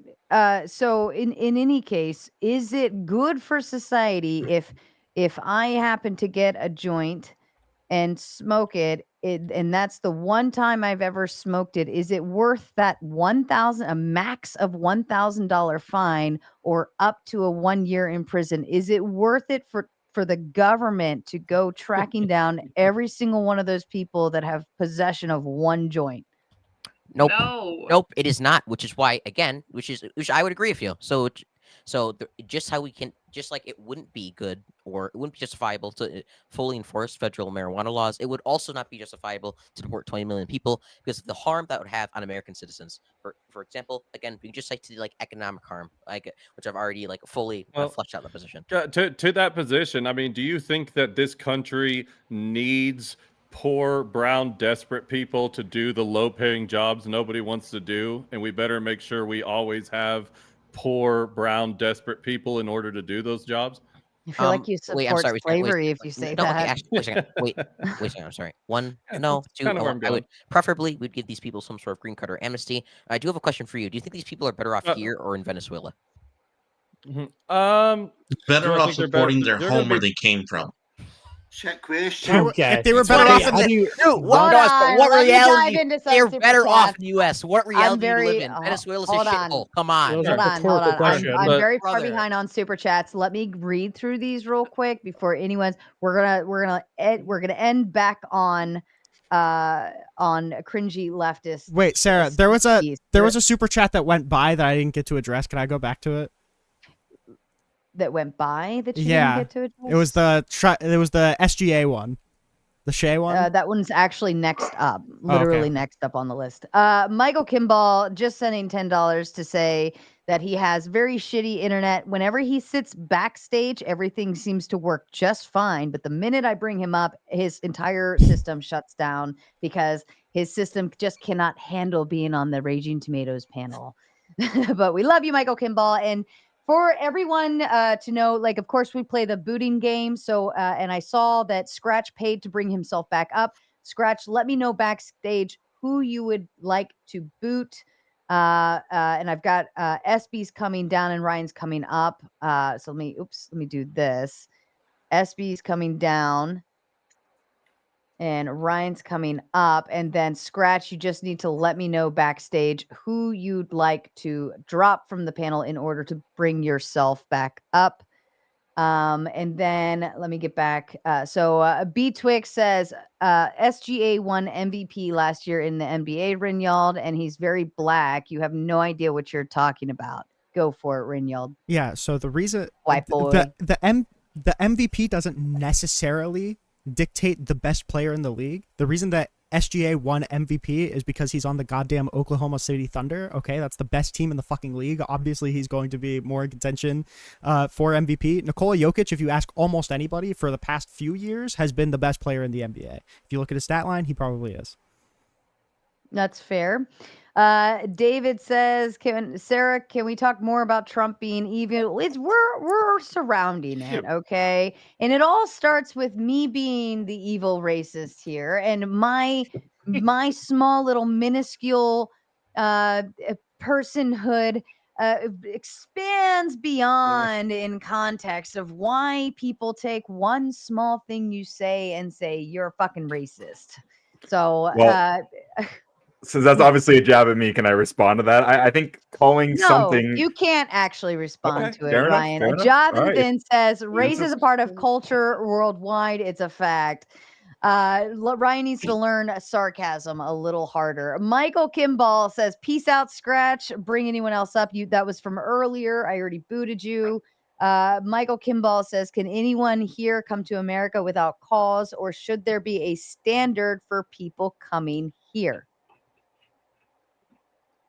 There should be a standard, but I mean, there is a standard, and the children of illegal immigrants meet it. Just be cool. Yes. I guess we'll just say Just this. because- Since Sorry. I guess we moved on to like I guess we pivoted to like. Well, I think there's more Well, super chats, so don't change the sorry. subject yet. I'll go Yeah, ahead. don't dive too far in. I'm and too. Scratch is being a sexist. He chose to drop the only other female on the panel in order to put his position back Quad up W. here. Evan Lord says, "Sorry if I'm not looking and arguing my best. I woke up from a bad sleep." Though to steer the conversation, Stephen Miller was chosen because of AIPCA. The only reason I Hey, brought Pat. that up, Hey, the only Pat, reason I brought face. that up is because I think that it wasn't really a full, complete choice on Trump's part. He was given like a list of people that he had to bring a part of his own coalition to get himself elected, and it's kind of like the poisons that you kind of have to drink. And Trump is such a victim.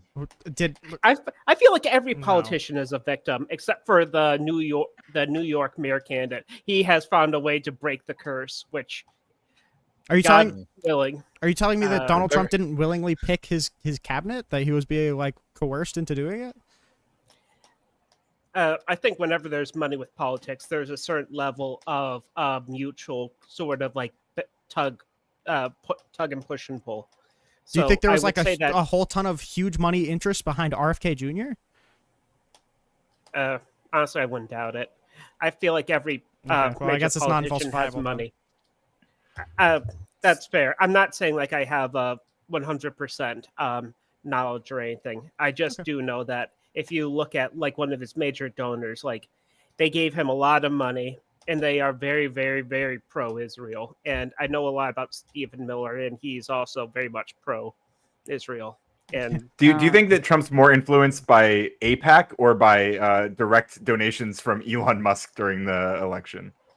I would say definitely Elon Musk, and I think that's why he put up with him for so long. Not saying Elon Musk is completely eccentric, I'll put it kindly, but yeah, I think that's why he was able to go and be there for so long and to do what he did. Fair enough. Thanks, by the way, Almighty Nate got Ryan back up.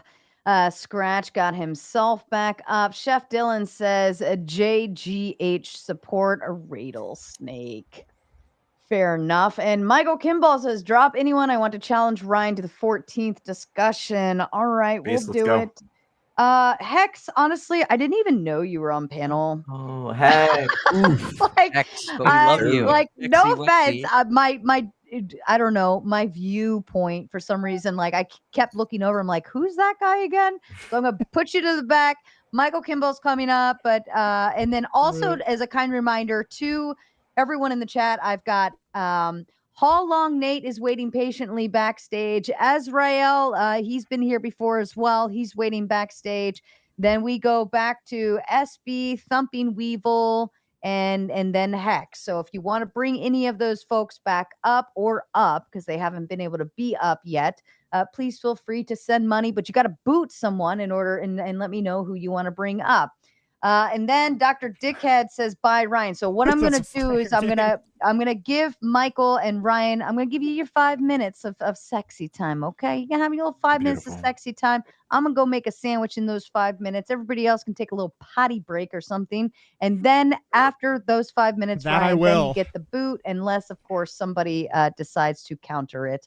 All right, everyone, take a nice little piss break. Mr. Kimball, to you, hopefully your shit works.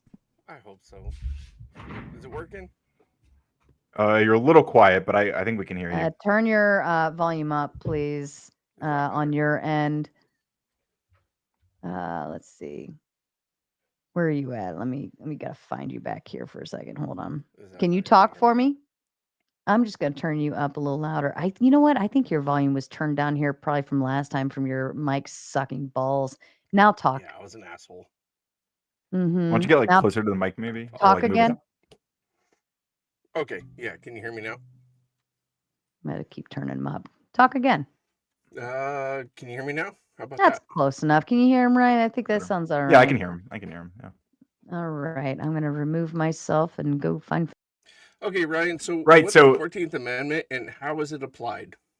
Yeah, so the 14th Amendment very clearly says that no state can deprive any person of life, liberty, or property without due process of law. And it That's says not what it says. not any citizen, right? That's not what it says. Not even close. It really does. Not even close to what it says. Do you have What's the 14th Amendment? citizenship Pull it up clause? right now. 14th Amendment. Let's read it directly. And what's the citizenship clause? Which part are you? Wait, let's see. The citizenship clause. No state shall make or enforce any law which shall abridge the privilege of the immunity of citizens of the United States, nor shall any state deprive any person of life, liberty, or property. Any person. It says person there, right? Do you agree? Just to be clear, do you agree it says person there? No. It says born You don't. or So- naturalized.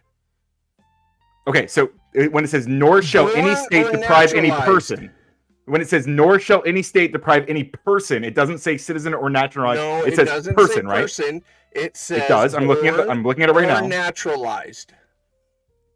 It says Why don't you persons. Go ahead and look up the. I'm literally looking at the 14th Amendment right now. Nor shall any state deprive any person of life, liberty, or property. Do you disagree? You're just lying if you're gonna pretend it doesn't say that.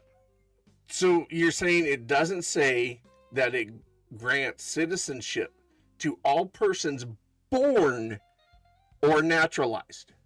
I'm not saying it doesn't say that. What I am saying is that when it says that no person shall be deprived of any life, liberty, or property without due process, it says person, not citizen. It clarifies citizen in the context you're talking about. It absolutely describes citizen, but in the specific context of who gets due process, it does not say citizen. It says person. Do you agree? Great. I'm so glad you agree with that. Do you agree, yes or no? Down to the privileges of immunities clause. Why? Relevance? Yeah, because it explains Explains what? Relevance to what I'm saying? the entire 14th Amendment. You have privileges and immunity clause, and there's also the due process clause. So which one of those do you know? Do you know either one, or are you just following CNN? I'm looking at Section 1 of the 14th Amendment. Proudest, and most it says, proud nor wrong shall person any I've ever state seen in my deprive life. any and person, immunity clause. nor shall any state deprive any person of life, liberty, or property. I thought we just agreed that it says no person, right? No, that's not. No, you read the exact same thing that I just asked you, but now I'm asking you about the privileges and immunity clause. What about it? What does that say? Which You're section so is that? smart, and you know. I'm not saying I'm so smart. I'm literally just reading from the 14th Amendment. I'm not saying I'm a genius or whatever. I want you to read what it says. Which section is that? I don't know. It's the 14th Amendment. It's under the I understand privileges that part. and immunity clause. It's not labeled. That's not how it's labeled in the. It's in not. the amendment, It's right? not labeled under. It's labeled Section 2, Section 3, Section 4. So which one? I don't know which one you're referring to. Due process clause or equal protection clause. It's not. I think when labeled in those ways. No, it's not. I think sort of. I think when you refer to the due process clause, sort of. Can I answer? I think when you talk about the due process clause, what you're referring to is what I keep reading, which is nor shall any. It's a clause, right? It's a section of. It's a statement in a section of the amendment. It's a clause. It's like one declaration. It's nor shall any state. What does it say? It says nor shall. I'm telling you, it says nor shall any state deprive any person of life, liberty, or property without due process of law. That's the first under citizenship clause. What does it say under privileges and immunity clause? I'm looking at the amendment. Then you should really stop debating. What section are you talking about? I'm looking at the amendment. Do you not know how to read sections? They're labeled 1, 2, 3, 4, and 5. Section 2, there's section 3. Yes, and I'm asking you. 4. At which point do you want me to actually handwrite it so you can read it off of Reddit? I'm reading from constitution.congress.gov. Okay, then read the privileges and immunities clause. It's not labeled that way, is what I'm telling you. I'm telling you, people are referring to that, right? But when I sit here and look at the 14th Amendment from the fucking constitution.congress.gov, that people are looking for the clause that you're talking about, but you're able to just go ahead and find the clause that you're talking about, but nobody else can find the clause that I'm talking about, right? Can you read the clause that you're talking about? What was that I sentence? literally just read it. Privileges and immunities. Wait. So we are referring to the same thing. From abridging the privileges or immunities of U.S. citizens through this clause has narrowly interpreted by courts. Right. So no state shall make or enforce any law which shall abridge the privileges or immunities of citizens of the United States. That's what you're referring to. Yeah. Okay, and so right after that it says nor, right? Nor, as in a separate thing. It says, nor shall any state deprive any person, not citizen, person of life, liberty, or property without due process of law. That thing that I've said like 18 times in this discussion so far. Do you agree with that? Okay. Now move down to the process clause. Which is it? That is the due process clause. Process clause is either. Jesus. That is the due process clause. What are you talking about? How long? That is the due process clause. Is it not? The due process says it ensures no state can deprive any persons of life, liberty, or property without due process of law. Yes, that's what I just read like 20 times now. What are you talking about? Are you going to let me finish it? Or do you just want what you like as part of it? Finish it, I guess. What's the part we're missing? Thanks, bro. So yeah, you're extending welcome. protections similar to the Fifth Amendment to states' actions requires states to provide what are you reading from? Protection under the law to all persons for civil rights right? cases addressing discrimination. Where did we discriminate against anybody? Wait, what are you reading from? Oh my fucking God. What you just read is not like part of... You didn't just read directly from the Constitution. You're reading like a summary or something. Hold on.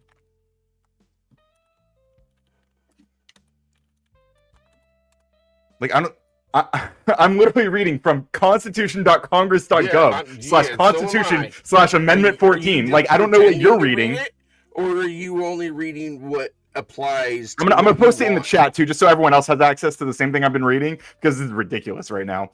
But like, I'm literally reading 14th Amendment, Section 1, right? Michael, why don't you Okay. drop the link to what you're reading in the private chat too? That way you guys can both be on the same page. That's a great idea, Sarah. I don't know if it all fit in here. This is actually one of the stupidest fucking. Are you reading? panels Is I've it ever from been on in my ChatGPT? life. It should be just a No, link. it's not from ChatGPT. If you have- Unfortunately, Ryan, unlike you, I use actual Michael, legitimate listen, sources. Michael, whatever the link is, just copy the URL and paste it in the private chat. It'll pop up just fine. Yeah, so when you say unlike me, you use legitimate sources. I literally posted a link to the source I'm using, which is constitution.congress.gov/constitution/amendment 14/#amendment 14 section 1. That's directly what I've been reading from this whole time. You are reading a summary from something else, and you are like now trying to weave around and like I don't know why you don't just post the link you're reading from. If it's actually from a respected source, then you would happily do that, like I did. I don't know, like this is just cope. Sorry, Ryan. Unfortunately, unlike you, who is of younger age, I'm a little bit older. And How old are you? Just trying to figure out how to post shit. All right? How old are you? I'm 45. Okay, you are a little bit older. I'm 32 though. I'm You not like a can't baby. copy and fucking paste a older. link. Okay, well, you'd think that being that old, you would be able to like figure out, like, just find even the Constitution like online instead of like some random source that is summarizing things. You could have just read the actual like link to the Constitution. But Are you? I mean, you've had more time to be alive and to figure those things out. So Michael, at the top, are you looking at a web page? Oh my god. She's gonna Are- guide him Michael, through copy and Are you pasting looking at a link. web page? Okay, at the top of the web page, there should be that little gray bar at the very, very top, and it's got like a https:// this is the website I'm looking at.com. Oh, sorry. I apologize. I hit my mic. Yeah, I've got Okay. that.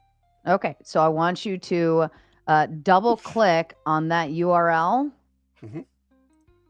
or like highlight it if you can do that. You know how to highlight it, all right? And then hit Control C on your keyboard after it's highlighted. Okay, you tap that. Now go over to the private chat. Click into the private chat where you're going to type, and then hit Control V. And it should got so much populate that put up here URL. for my stupid original post. I gotta delete it all. I'm sorry. The 14th Amendment. Sorry. I'm just trying to delete it. Okay. Post comment. no, wait, make sure you're in private chat, because it won't if you're posting a link, it won't go into the no, other. I was not in private chat. He just posted whitehouse.gov.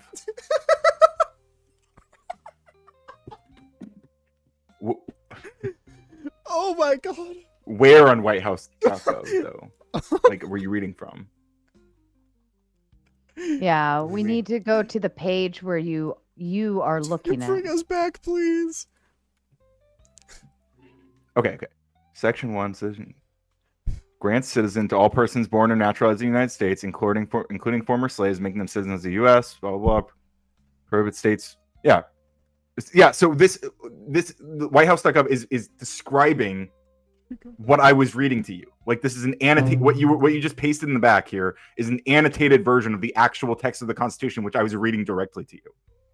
Okay, and which part of that says that anybody that comes here to America can just be here, no problem? None of this says that.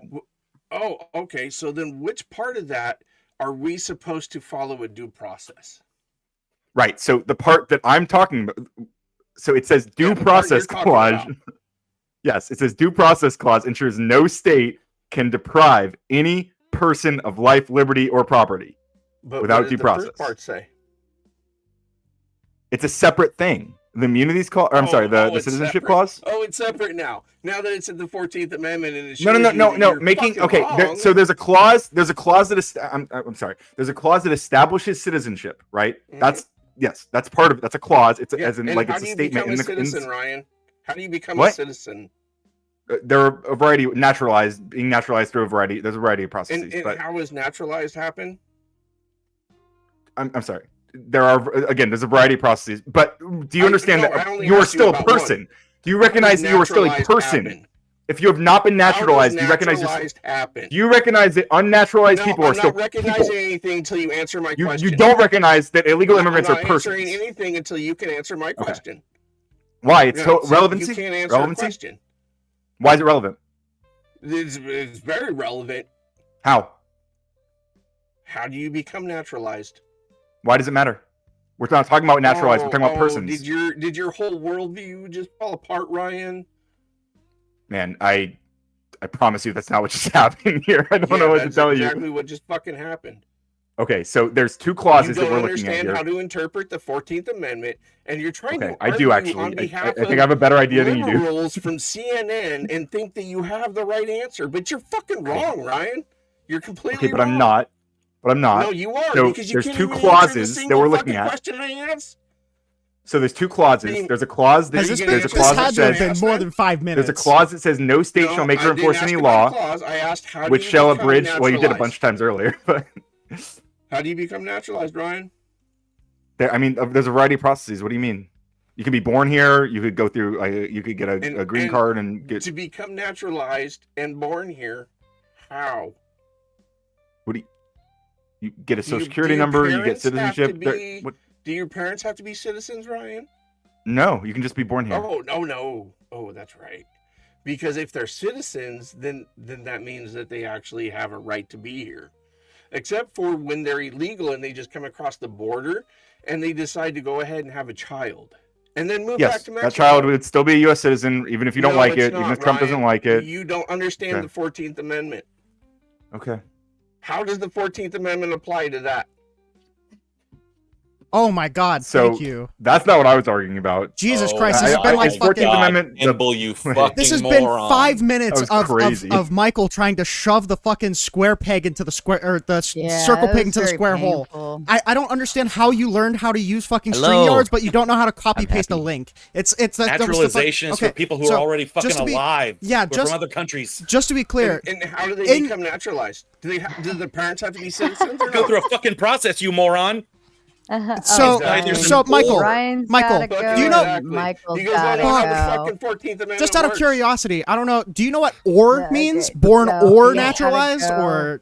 or He's is gotta, that he's gotta a disconnect? Go. Jesus Let's see, Christ! who was next in line? I said Hall. It's like a fucking retard. Then off. it was back to Weevil. Weevil, then Hex, then Kay. I did then pay 10 Ryan, Hex up. then Michael. Wait, I did Okay. I did pay 10 to bring Hex up before. Oh, my before fault. Who do you? kicked all of us off the Did panel. Didn't. Oh, okay. Can I just say Who are something you? really quick? Who are you booting? Who am I boot? Jesus. Ooh. That's a tough one. Let me get this out of your way. I guess so the you can guy, the find only person who names. isn't cammed up, I will be booting. Effigy. See ya. Aw, we love Effigy. I love Effigy. I'm sorry. Can I make sure All that right, and you're bringing Hex back up. Can I make sure that we agree on this fact? Hello. Can we agree that in JGG versus Trump, the Supreme Court ruled that people were not being given adequate due process under the Alien Enemies Act? Do we all agree to that? Yep. All right. No. Hold on. No, you let don't me. agree? If everyone could just let me do some super chats. Roman King says, "What little they think of hard workers when they call it slavery. Harvesting food for a nation is honorable, honest day's work. They work willingly." They had children okay. working on a marijuana farm. Doubt. Yeah, I also worked on these farms as a kid in between the ages of 9 and 12 illegally. So, I mean, I got paid under the table. Are we saying paying individuals under the table unfair labor wages is good for our economy? And if so, how is that not slavery? Unfair. What do you think slavery is? Okay, for one thing, I don't think the majority of people who are working on these farms are children. Most of them are adults. If you look at like No, the I'm saying I immigrant, worked on these farms as well. Like I'm I worked on talking farms about a growing up. systemic issue. I'm not talking about your own individual experience. So systemically, I think the average age of an immigrant is like 35 years old. Even if they are getting paid below wages, that's still not slavery. They're willingly do it. They willingly came across the border legally, and So they if they're getting willingly paid decided below to minimum but wage, get paid here. And the reason they're doing that is because it's better. So they for them willingly here. so if they get paid You're, under you're minimum so they muted now. wage, willingly committed under the. Muted Do I have Oh, the bad lag again? yeah, you got the bad lag. Go fix it. Yeah. Sorry, buddy. hey, I also want to address the issue that you guys completely curved the fact that the law was passed after the end of the U.S. Civil War, and it was a way to affirm rights to Black Americans who were formerly enslaved. This was primarily intended to address the legacy of slavery and was to ensure that formerly enslaved people were granted citizenship. This does not entail anyone who comes across the border and drops an anchor baby should automatically be granted citizenship. It was a way to affirm slaves' citizenship. So you guys are completely curbing the entire point of the amendment in the first place. As a Are you black, aware? Wait, as no. a Black American and Black voice on this panel, I affirm and uphold the current Stop. Who interpretation. cares? I don't care. Sorry. Okay. Do you acknowledge? Do you know what? You're not Do you the know child what? of Please, slaves. please. Of Do you know? slaves. Do you know what Wong Kim Ark is? Enlighten me. Okay, it's a Supreme Court. It's a Supreme Court ruling asking this very question, and they ruled that he is a citizen. What is I'm sorry, what was the court case? Who? Wong Kim Ark. VUS. Spell Yeah, that and for me. once again, VUS. like Wong the founders Kim weren't Oh, idiots. Ark. shut So- the fuck up for a minute. I'm Hold on, asking a I'll put question. it in back chat. Wong Thank you. Kim That's so much Ark, even helpful. VUS. All right, everybody shut up. And this was from earlier. So again, the numbers like kind of bounced around, but overall Ryan was booted. Almighty Nate wanted to bring him back. Cringy brought Hex up. Hex say thank you. Chef Dylan said, "Are they missing the same tooth?" I saw this one scroll by, and I had to kind of Wait, what? tame myself. Yeah. Are they missing the same tooth? It was Michael and Rhyme. That was funny. Chef Dylan said the 14th was made for slaves and their children, not for any and all foreigners to lay their seed here and teach them to hate America. Has Ryan heard of legally obligated assimilation? No one's teaching them to hate America. If there's a rule that says all people are given due process rights and it's meant to apply to Black people, it still says all persons. It doesn't matter what group it was intended to apply to. It says all persons. And SCOTUS backed me up. SCOTUS also ruled that. I also wanted to know, do you know what Dobbs versus Jackson is? Enlighten me. Got you. So it's actually the court proceedings that overturn Roe v. Wade. So sometimes courts get things wrong. So your assertion that just because this other court says that this happened doesn't actually negate the fact that the 14th Amendment was initially institutionalized during the end of the Civil War to allow citizens to get citizenship. Hold on, I have to push back because I understand a lot of case precedents and how it operates, and basically how the Supreme Court interprets a federal law, regulation, so on and so forth, or even a situation, a circumstance. That's how it's intended to be interpreted later, and that is the standing precedent. So what happened, and I'm reading this Wong Kim Ark one right now because I want to see if it was overturned or further interpreted later in any different way, just to ensure, right? But what it is basically what Rinyald is quoting is the newest interpretation of that 14th Amendment and how the courts view it as. So once that interpretation is set, then that will be the standing understanding of that law. And the same thing happened with Roe v. Wade. We saw how Roe v. Wade went one way first, but then later was overturned by the Supreme Court. Now that will be the presiding law going forward. Does that Also, make sense? the language is hyper clear. Also, if you read the language in the 14th Amendment, it's hyper clear that it applies to these people. I'm pretty sure when the Supreme Court interprets amendments, they look at the text, and if the text isn't clear, then they look at the intention. So Yep. I don't know why Text is you clear. talk about the intention, since the text is very clear. Just real quick, somebody has their mic a little too close and is breathing through. I think it's the guy who just joined with the Blue Yeti mic. With the person with the black Blue Yeti who's next to the hex. You're breathing. Just push your mic slightly away. You're breathing into it a little bit. Yeah. Oh, sorry.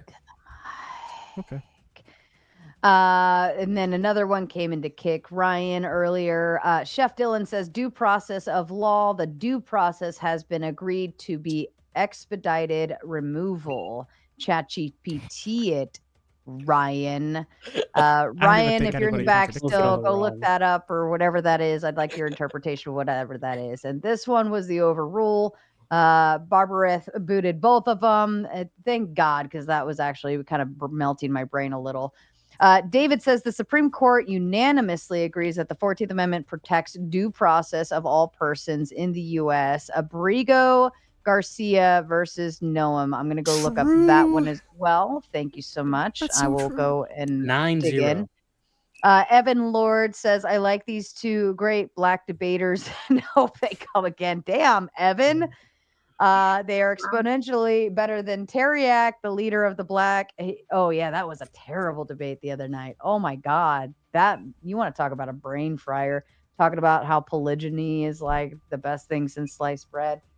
You want DGen Central, man. You go hang out with that dude. All right. I'm going to leave it to the panel. I'm going to look up those cake courses, guys. Court cases. Are you going to bake a cake for us? Yeah, and I'm gonna go look those up and kind of review them and see what's in there and the interpretation, and then if anything was overturned or later reinterpreted, yada yada yada. But I'm gonna do that while you guys play. I'd hate to add another case onto the ones that you need to look into, but in JGG versus Trump, page 3, they said the detainees also sought equitable relief against summary removal. Although judicial review under the AEA is limited, we have held that an individual subject to detention and removal under that statute is entitled to judicial review as to questions of interpretation and constitutionality of the act, as well as whether or not he is in fact an alien enemy 14 years or older.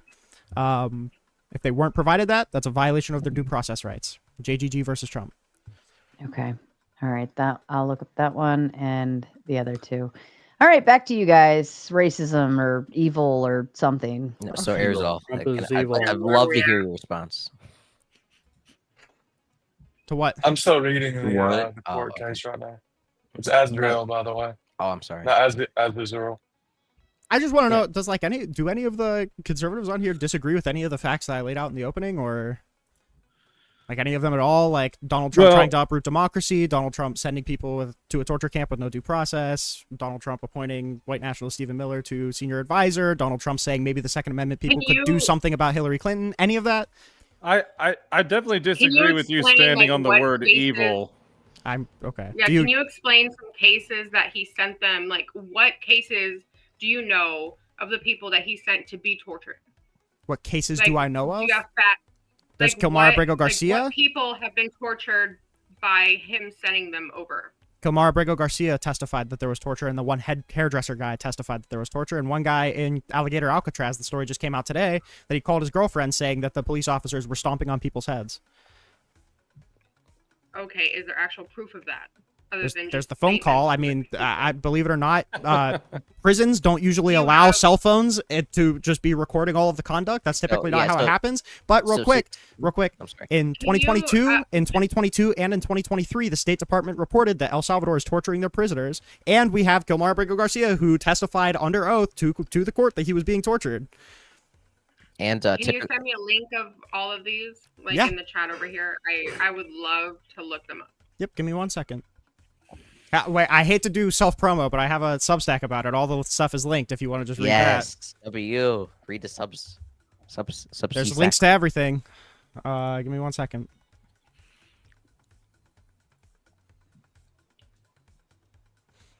But so, is that a no? Like on the material thing, there's not really much disagreement, and it's whether or not we would call that evil. Yeah, I mean, I want to challenge your definition of the word evil. I think that if you're going to say that you need to at least have a standard to base that off of. So what is your standard for evil?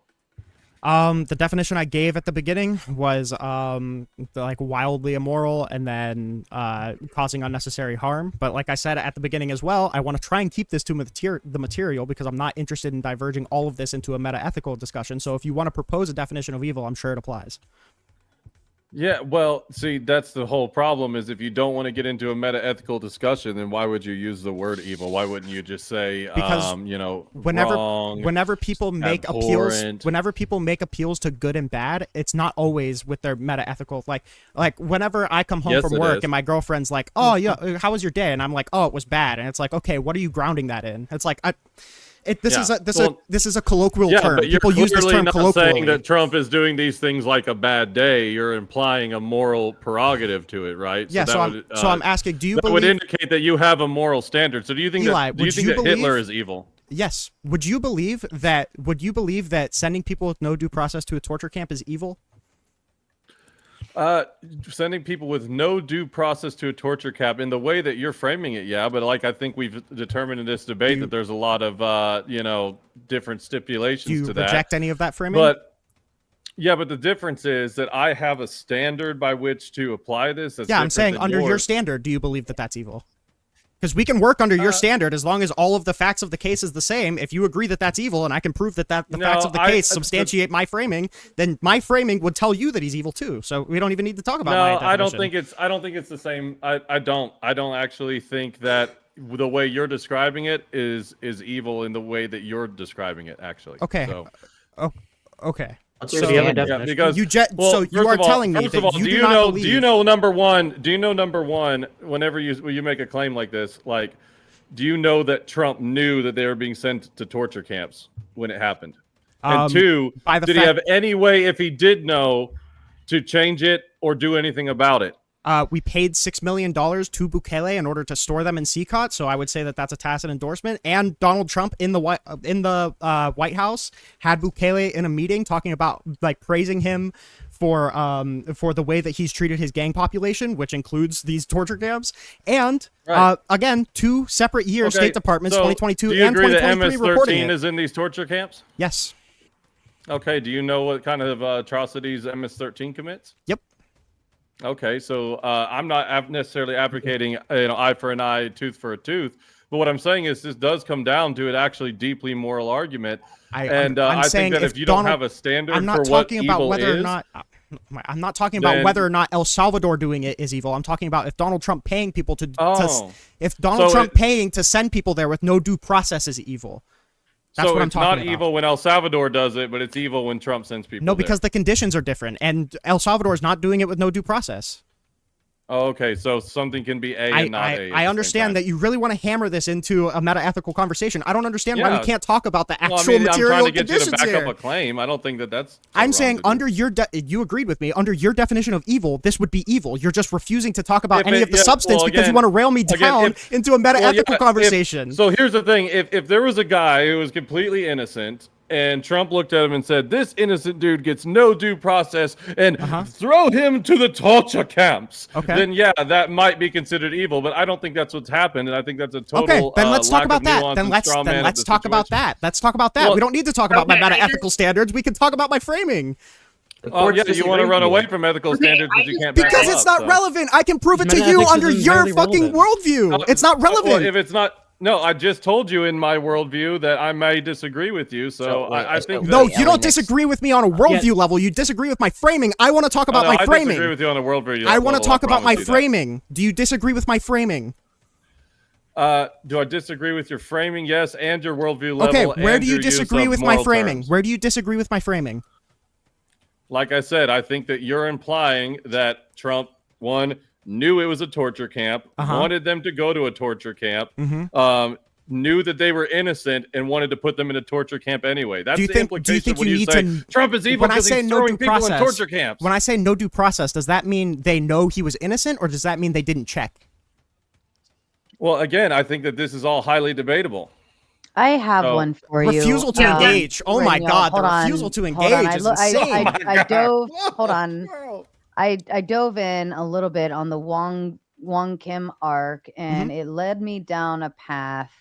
The enemy combatants you gave me for the born on natural or the 14th Amendment born and then qualifications, also not subject to U.S. jurisdiction, and you specifically said that includes like enemy combatants, so on, like warfare. I think it's enemy combatants, diplomats, and I think People the term on at the time ships, public- was if a little you- inappropriate, but wild Indians. Those are the three wild exceptions. Indians, but also people that are on public ships. Sure, yeah.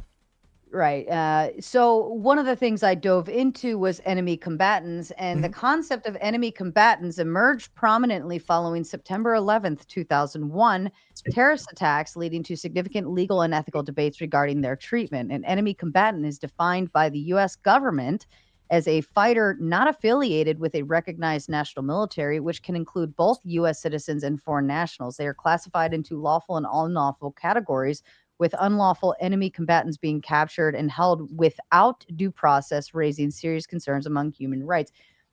I think that in some degree, because that was defined earlier on and so on and so forth, you could, in aspect, and I even kind of I didn't realize this kind of connected later, but you could bring up the idea of, are these enemy combatants of the U.S., are they a national threat? Is there some type of terrorist piece into it? Now, we may not know that, and we may say, well, they had no, hold on just a second. Sorry. We had no crime sheet, rap sheet, whatever, crime record, whatever, but maybe they are connected to other, actual enemies of America, or so on and so forth, and therefore their rights to due process are being withheld. Now, in that same breath, that also ties. Oh. Whoa. Hello? Whoa. Wasn't me. Okay. Am I still here? Yeah, now you are. You're back. You blacked Welcome out. to the Great Reset. No, my whole, everything just went dumbfounded. But with that also plays in tow of the children born of these people as well, and that follows right in. So if you utilized that exception exactly as it's been interpreted and lawed into it, then essentially that negates your concept of why are we deporting them to El Salvador and torturing, or why aren't we giving them due process, so on and so forth. But also, what about the children? If they are deemed as, enemy combatants, then that would roll into that as well. So that's the only thing I'm finding so far. Real quick, yeah. I don't think it's the way that it works that you could just classify anybody as an enemy combatant and then that's just what it is. If that was the case, then the president could just remove due process from literally anybody by classifying them as an enemy combatant. That's just not how our legal system works. And that's a great legal argument, but that's not even the legal argument Trump administration made, and the Supreme Court still said the Trump administration was not giving these people enough due process. No, it specifically said that it was pulled into January 20th, 25 executive order. That was the argument that he had. That was what was pulled into that.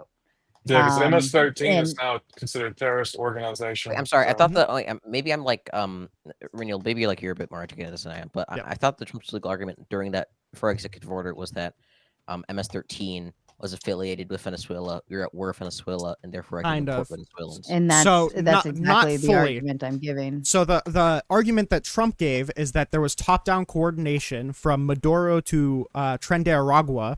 And since that is happening, Tren de Aragua is perpetuating a predatory incursion into the country, and it has top-down directive from Venezuela, so it can be classified as a predatory incursion, and the Alien Enemies Act is basically invocable in times of predatory incursion.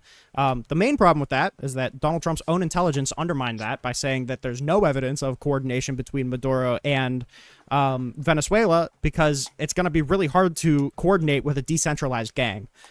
So, I mean, Trump's own intelligence undermined him on that. So I would say unless Donald Trump has somehow better intelligence than the FBI, the DHS, and the DOJ, I would say probably not. But I mean, yeah. Enemy combatants, though. That isn't enemy combatants, though, right? Yeah. No, yeah, it wouldn't be enemy combatants. Yeah, Just to be clear here, the Supreme Court has ruled that people who are deported under the Alien Enemies Act have a right to file habeas corpus and a right to a notice of deportation. Two They have that times. due process. 2 times. Okay. So, Rinyald, I really do, just out of my curiosity, want to know. So, do you think that Trump, when you say Trump is throwing people into torture camps with no due process, do you think that that was his goal and his intention, that he knew they were going to a torture camp, that he didn't want them to have due process because he wanted them to go to a torture camp regardless of whether they were innocent or not? So, I mean, the fact that they weren't checking for due process and the fact that Donald Trump said, you know, we need to do it as quickly as possible, and the fact that he called getting these people out as quickly as possible a bloody story, I would say probably yes to all of those. Either he was or he was so grossly negligent that he might as well be like shitting all over himself when he goes to bed. Yeah, like if you just want to say okay, so if you're sorry, go ahead. Well, it's okay. I mean, if you're gonna say that he's evil, so you think he's just as evil whether he was grossly negligent or whether he was intentional? I mean, I said this in my opening statement. I said this right at the outset. It's possible that Donald Trump is either. Wait, hold on. Every single decision they have goes through the council. They know the implication of every decision. So yes, he is aware. Yeah, that's true. But also, I said right at the outset, it's possible that he's not evil and that he's either just a retard or that he's a puppet of Stephen Miller. That's possible, but I don't think that helps anything. Yeah, again. Well, no, I mean, does it change your definition of evil? What if Trump is a retard change my definition of evil? No. Yeah, I mean, do you think that someone is less morally culpable if they're just stupid? Yeah, probably. It's a fair question. Yeah. Oh, okay. So, so don't you think that if you're going to call somebody evil, it would be good to know if they're being intentionally malicious or just stupid? I might even agree with you. He's a fucking retard, but that might make him not evil. And you're here on a panel standing on the evil question. Do you think that Donald Trump is such a retard that he disregarded everything that his advisor said? He disregarded the 2 State Department reports. He just coincidentally said the bloody story thing. I guess he just coincidentally complimented Bukele on the way that he handles the gang members. A little bit there, bud. Wait, how am I sounding like a conspiracy theorist? What did I say was wrong? Is this just a coincidence? Is it coincidentally? Is this what I don't like when they get caught up in rhetoric and you get into dog whistles? So I'm saying it's either the very clear implication of all of his actions, or he's a brain dead retard that doesn't know how to put his pants on. They were going to go there to get tortured. Do you think he knew they were going to go there to get tortured? There were 2 separate State Department reports saying that El Salvador was torturing their prisoners, right? Was that before or after? And I'm 2022 and 2023. Donald Trump did it in 2025. And so those reports, like, was there any kind of investigation or anything like that? As much investigation as you could get, yeah. And I mean, are we talking an article? Was there a 2 separate State Department reports? Yeah, no, because Department report. He's the president of the Here's what I want to ask you. Let me finish my line of questioning. Has the intelligence to know what the fuck's going on in the world? It's the president of the United States. Can we just not admit the president of the goddamn United States is probably the one human being on the planet who can have the ability to know what's going on somewhere? I don't know that the president knows everything. I don't have a lot of faith in that. How do we even trust our senses? How do we even trust our senses? If I saw him say it, how do I know that I wasn't hallucinating? Hey, you're kind of spurging, and I'm being very calm. I know you're being crazy making. That's what you're doing. You're acting like a retard, but you're doing it really calmly. Yeah, I agree. Yeah, I'm just trying to figure out what you believe and what you believe in. I'm very clear on. I'm incredibly clear on what I believe. I'm incredibly clear on what I believe. Okay, so if you're incredibly clear, so do you think Hitler was evil? I already said yes. That was a really bad example. So is Trump just as evil as Hitler? No. Okay, so there's a sliding scale of evil. Yes. Alex, what's your evidence that... So what percentage of evil is Trump compared to Hitler? 20, 30, I need to hit an exact percentage in order to have a consistent definition. Brought up Hitler. Eli, next, what's your evidence that Hitler knowingly started the concentration camps? Oh my god. I don't know. This is well, the... No, you're saying he he's... didn't Are you... Wait, start Eli, them, actually. Eli, next, would you say that Hitler's evil? Yeah. It's hilarious that what's your evidence that wait, okay, so Eli, what's your evidence that Hitler knowingly he did the concentration camp? I actually think there probably is pretty strong evidence there. Okay, what's your evidence? Can you give any? Yeah, well, we can all crack open our World War II history books, but so yeah, I no, think no, that. wait. So you're making a claim about Yep, evil? okay. Okay. And So you're still claiming that he's evil. So here's the thing. I know everyone's gonna do Evidence? this because here's what I'm Evidence. going to bring up. Let me get to my point. So it's a little bit more clear. Please do. I think that if you have a subjective view of what evil is, and I know it doesn't matter because you really want to talk politics and you're not here to talk metaphysics and the like, but you should be careful with that because I think that this Rinjald guy would be the first person to also say that abortion is not evil. Meanwhile, 50% of the population would. That's and why- if you're going to go around throwing that accusation out without any kind of standard, it's really not good for your case when you're actually. That's why I let you. Wait, hold on. All they want. That's but- why I Cool, let so you. you have no wait, hold on, point. please, Great. please. That's why I let you define evil. I said we can work on your definition if you want to. You clearly have a very strong definition. We can work on that. Yeah, I do. Okay, so Go let's work into on that your definition. We'll be good. definition. Nate says, well, he's not making the claim, right? Rinjald said that they're getting sent to El Salvador, who is putting people in torture camps without due process, then said El Salvador uses due process. Did I miss something? He literally said El Salvador wasn't evil for it, but Trump is. So. Correct. Do you know why? Do you want to give the straw man as to why? Because of the means that we used to get them there. Was it because Donald Trump gave them? Is it because? One at a time. Is it because? Hear all of you. Go ahead, Rinjald, because it's being shot at you. Yeah. So the reason I said that is because Donald Trump was not giving the people an ability to challenge any accusation, and it seems like Bukele was for the most part. That's the difference. I don't know. That was super clear. I don't know. You two are the only people that. What? So torture is not inherently evil then. So No, you can use it. I already said torture. We're talking about due process. Jesus Christ. Also, I already said to Sarah. Whoa. I already said to Hang Sarah on. that it's not. I already said to Sarah it was not in So, the first hour. Hang on. So the people that Bukele gave due process to, then threw in a prison with alleged torture, should stay in the United States because why? You're just missing the entire conversation. I don't know who you're arguing against. Because why? Because Why did those the people people weren't that in the Bukele prisons. gave due We process sent them to the prisons. stay in the United States? They were not found guilty in El Salvador. They were Venezuelans. Look, my whole point is that I wouldn't even be saying any of this if you just worded the prompt and claim differently. You shouldn't appropriate. I know you're highly philosophical and theological. I know. Can I ask the question, Rinjald? What is the relationship between was it Venezuela and El Salvador? There's not. It was that Donald Trump found El Salvador was willing to take their prisoners, and they sent their prisoners there. That's it. But also, to be clear, I highly doubt that it's just my verbiage, because I remember, I don't know if you remember this, Sarah, it was a very, very good debate between Andrew Wilson and RTP, and I recall that debate going down a very similar line, and it was just Trump is bad, or it was just illegal immigration, what was it, does more harm than good.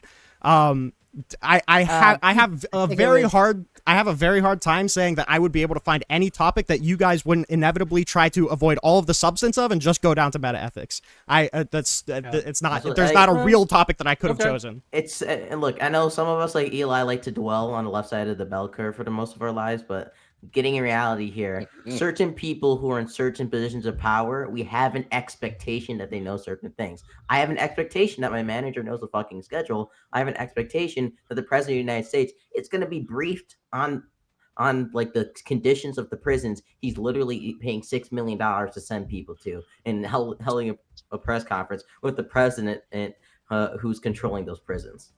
I think this is very simple. So, I like your analogy. You bringing up the bell curve too, because it does seem like you guys are accounting for like 200 people who were deported out of El Salvador, not the 140,000 who were willfully deported back to their place of residence. Yeah. So yeah, I've been looking at no due process. I don't know if you need to be like diagnosed with schizophrenia. I don't know like what. I don't know who you're arguing with there. Yeah, bro. The problem isn't deportation. Well, wait. So you said 140,000 people willingly deported themselves. Self-deported. Yeah. That's fine. Go for it. That's fine. Just left. And that's then not even relevant to the conversation. Yeah, it is because Well, it's I just mean, about the that's two.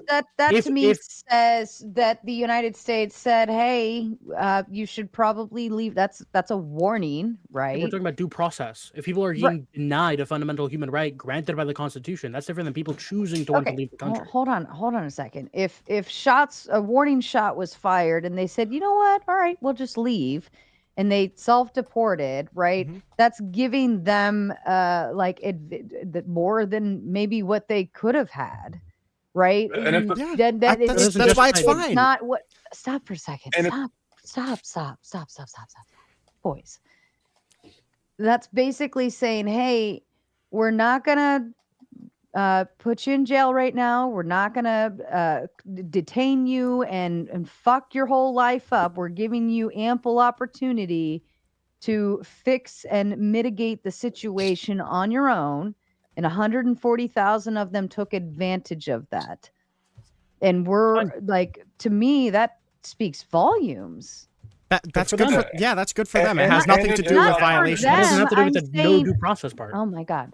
What I'm saying is that speaks volumes to that Rinyal, you were all about empathy and utilizing that piece. And this is an empathetic portion of the United States government being empathetic and saying, "Hey, look, you fucked up, kid, but I'm gonna give you a little bit of mercy here and let you freely choose to do the right thing before Daddy has to lay the smack down. And you can do it by taking your money, selling your house, sell your car or whatever you need to do, They and do paid it." for them. Well, sir. and this guy literally just They said paid for their torture is ticket. okay paid as long them as you to give them go? due process. They paid for their ticket, but my Look, point say is, it's okay. I said it's so not you guys- evil. you guys are That playing was towards addressed the to me. voter. I'm pretty. That was addressed to me, Rinyal, wasn't it? That is the most empathetic fucking thing I think I've ever heard. Was that was And you addressed guys to are me, playing right? towards the voter. Okay, saying let we me know are, when I but can we're talk. talking about 200 immigrants opposed to like hundreds of thousands.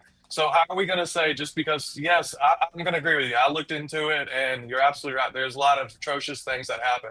But how is Trump supposed to know out of like hundreds of thousands of cases what happened with 200 people? Yes, it is very bad that happened. However, it's not the majority, and it's not his intention, and it was not the main practice of how people work. Okay. Am Well, and I want to touch on him saying that it wasn't evil when El Salvador did it. So. Pile on the points. Fuck it. I mean, yeah. Just if everyone wants to make their point against me, Okay, I'll respond go and ahead. take 2 hours. That's fine. Sorry. Okay. Go ahead. My bad. If we're empathetic to 200 people and then we murder 20, that doesn't outweigh the murdering of the 20, the fact that we were empathetic to 200 people. If this many people self-deported, that's good for them. That's fine. If the government didn't decide to send them to a torture camp, that's fine. Why did they send the 200? And the answer is that they signed the Alien Enemies Act. So to remove agency from Donald Trump when he signed the order to do it is ridiculous. He signed the Alien Enemies Act. He declared that it's a state of a predatory incursion. He paid Bukele $6 million in order to get them to hold them in CCOT. I don't know if these State Department reports were just hidden for the whole the entire fucking presidency. What are we doing a good thing doesn't mitigate doing a bad thing. I don't understand. Look, I actually agree with Sarah here, right? Hitler gave the Jews plenty of time to immigrate out of Europe before he started the Holocaust. And personally, I think that shows a lot of his empathy that he had towards them. I heard there were swimming pools. He's an anti-racist. I heard there were swimming pools and just wooden doors as well. True. Michael coming in with the Big Ten and said, "Asses, I'm gonna call you all ass hats. Spend some money and show Sarah you appreciate her." Just a shout out. Listen, I put a goal in the chat. I put it for 30 minutes. You now have 20 minutes, and I didn't even make it a high one either. Okay. So come on, you can figure it out, or else I go to bed. I have been up since very early this morning, and I did not get my little afternoon nappy poo because I had a very long day. I didn't even leave work till after 6 p.m. I got home. I took a phone call that I needed to take, and I got a shower, and now I'm here. So I am fucking tired, and quite frankly, this whole fucking panel is evil. So if you want to keep it going, I will make some more coffee, because the fact that you all talk over me. I will What's your make some more meta-ethical stance on us? coffee. Well, I think it's rude to overtalk somebody. But I will go make some more coffee and we will power hour through the DGen power hour together as true champions. This is Mater fucking Nation. But if you don't hit the goal, I'm just going to sit here and nag and then I'll shut it down and you'll all have fun. So follow Michael's lead on that part, not anything else he said this evening. But that part, I think that's a hefty statement and we can all get behind it. Thank you. All right.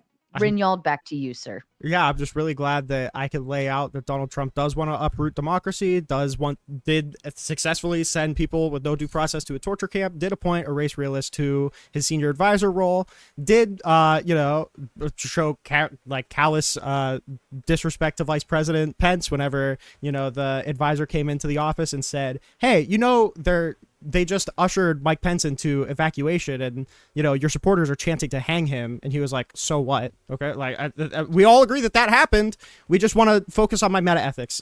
There's no engagement on any of the actual material. We don't want to talk about anything real. We just want to talk about how I feel about it. That's fine. We can do that another time. I don't know if maybe the title got mistranslated. If Trump is evil in a different language means grill me about utilitarianism for 3 hours. I don't know if that was the topic. I want to talk about the material. Everyone has some reason has a aversion from doing that.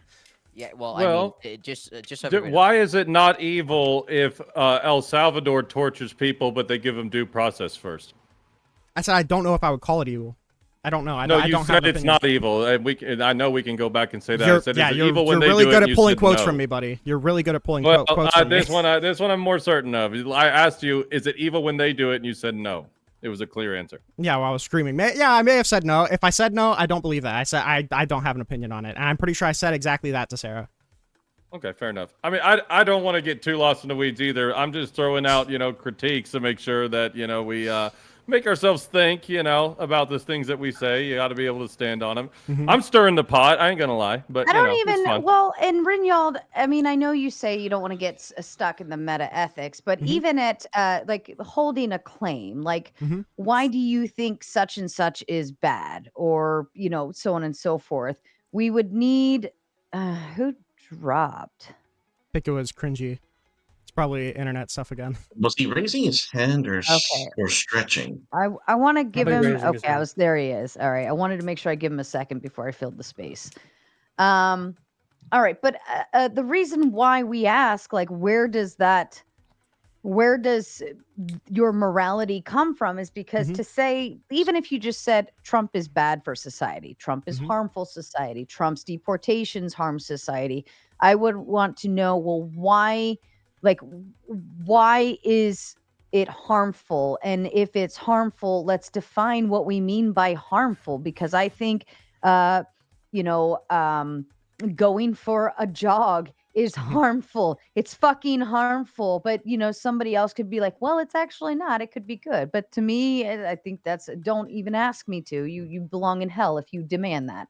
Again, I mean, I was being very charitable. I said, if you guys want to give a definition, I'm sure Donald Trump fits into it. I was letting anybody, we don't need to work on my definition because my definition is probably somewhat subjective. I don't spend all day thinking about meta ethics, and I acknowledge that. So that's not the kind of conversation. I don't want to torture everybody by going through that. So I'm saying you can provide your own definition, and I almost guarantee he falls in it. I can. Oh, hold on. The reason why is because you are making the claim. So we want to understand the entirety of the worldview, so we can take that definition of what you mean by evil and apply it upward and ask more questions based on that definition. So we're getting to the root. That way we can extract and pull it back up to apply to all of the bigger stuff. I don't know if my entire worldview is or it's a diversionary tactic, so we don't actually speak about the evil things he's done. Yeah, I'm not certain. I don't feel as if my entire worldview is. Evil, then what is it? I don't think. Wait, hold on, please. That was addressed to me, please. I don't think that this topic, or at least I wasn't intending this topic to mean my entire worldview is on display here. I'm here to talk about, and we can define it however you guys want to. I'm here to talk about Donald Trump. I'm here to talk about the actions that Donald Trump took, Donald Trump's policies, and how I believe that using almost any definition of evil, it fits in it. I don't understand why my whole entire worldview needs to be tacked onto in order to avoid talking about any of the material that actually backs any of this up. Well, you know how I asked you if you also think Hitler is evil? Yes, and then I said, well, is he on the same level of Hitler? And you said no. Well, when you have a prompt that says Trump is evil, and one of the first people that people think about when they hear evil is Hitler, you're kind of saying Trump is like Hitler. But if it's not, you need to be a little bit more specific with that. You can shake your head no, but it's okay, true. sorry, I mean, yeah, I should have. The topic should have been Trump is evil, but not as evil as Hitler. That was my bad. The definition, most of, or a lot of us who are opposing, you guys can laugh, but it's actually, like Sarah pointed out, it is actually bound up in how you take things and what you mean by them. You can pretend like your words don't matter. This entire conversation could have been diverted if we just went off of your definition. I asked you for a definition right at the get-go. We could have avoided all of this. It's not. And that's why I asked you about. Hold on. Nix, maybe this will help. Rinyal did say, because I asked him this in the very beginning, and he said he goes based off a utilitarianism morality system. So that's where you can take the worldview and break it down. And there were a few pieces where I said, well, utilitarian wise, like that actually wouldn't be a net benefit, right? So, and he specifically said, positive consequentials, would be the net benefit of people overall.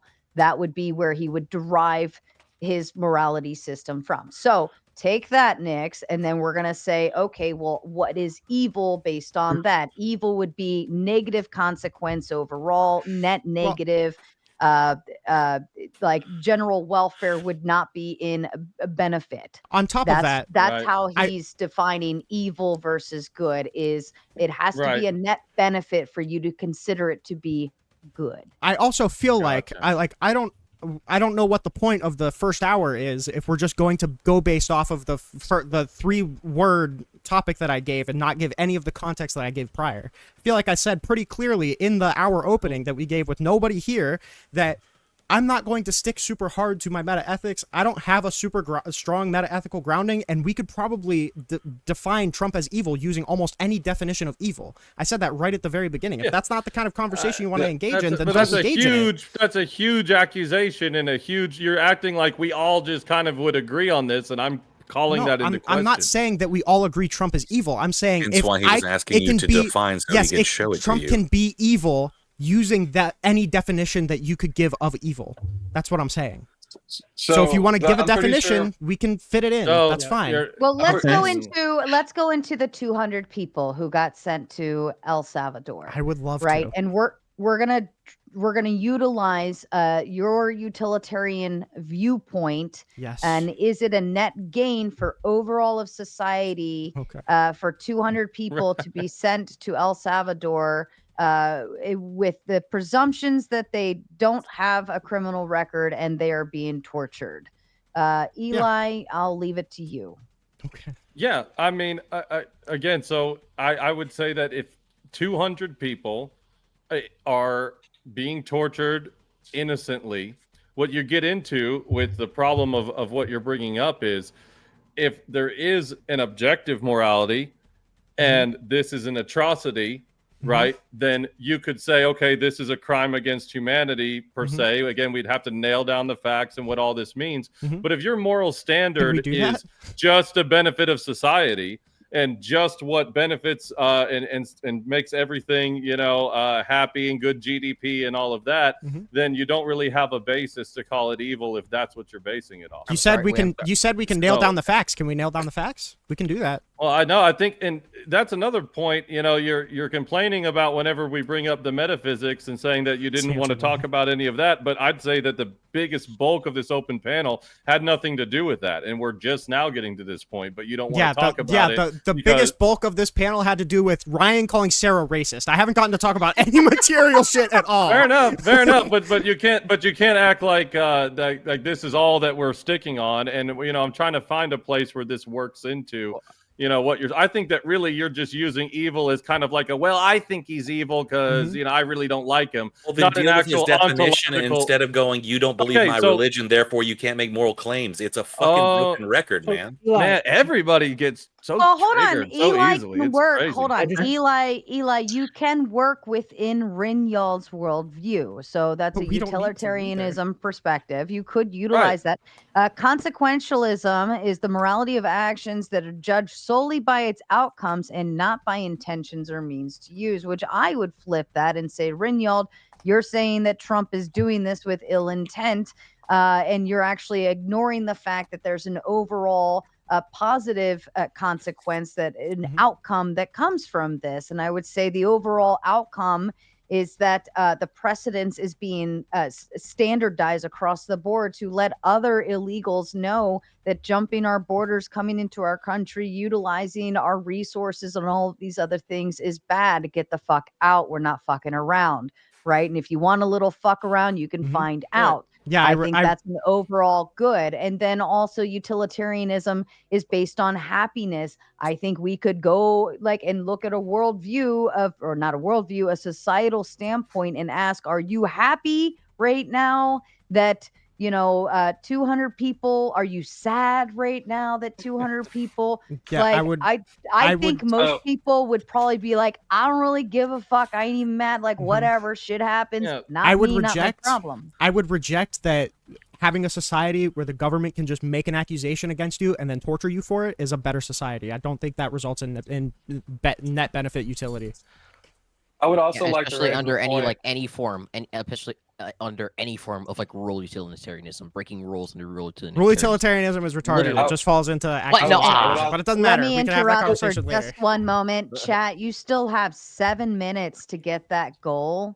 You need you got 7 minutes and 7 more goals to hit, or else I'm going to be hitting the pillow with my head, happily, mind you, or I can go be hitting the coffee pot. Your choice, whether you want to continue this conversation or not. Choose wisely. All right, back to you, It's Rinian. been such a great conversation. Eli, do you think that things can be Wait, morally can I good go? or I've been trying bad? to say something for a little bit there. Oh, Hex. sorry, it was Azrael that was talking. I do Well, give me a apologize. second, dog. Hex does not talk at all. Your claim is under utilitarianism, which is good versus bad. Could something be good and evil at the same time? So good for the community, good for the consensus. Could everyone agree it's good and still be evil at the same time? Good under consensus isn't the bar that I use. It'd just be net utility for the most amount of people. Yeah, exactly. So could something be good but evil at the same time? Well, you're judging one of the goods as like societal consensus. That's not one of the bars that I use. Well, what is good then? What is good is You what just said what results in most maximizes- utility. What maximizes the most utility? Let's say how we believe right now, like abortion is good because it maximizes utility. However, under my definition, it's evil. So it's both good and evil. So you're saying that Trump is evil. Therefore, you want to work under utilitarianism framework. good. However, I literally utilitarianism not does not, being the it does not work under an evil framework. This Things can be is good and evil. one of the least productive conversations we could have. We can work under your definition. This is literally what I've been saying the entire time. Oh, I don't want to absolutely, I talk. got This you. my worldview is not the Let me thing that get we're my definition. debating. Don't spurg out. Calm down. Hold Don't on, spurg hold out. I on, got hold you. on, hold on. Not only that, Rinyald, you have to root it before you can extract upwards. You have to. If Why do you're we have telling to me extract upwards in this debate? Okay, it's because you made the claim, because dude. it comes down to the root of your base level of what you're saying.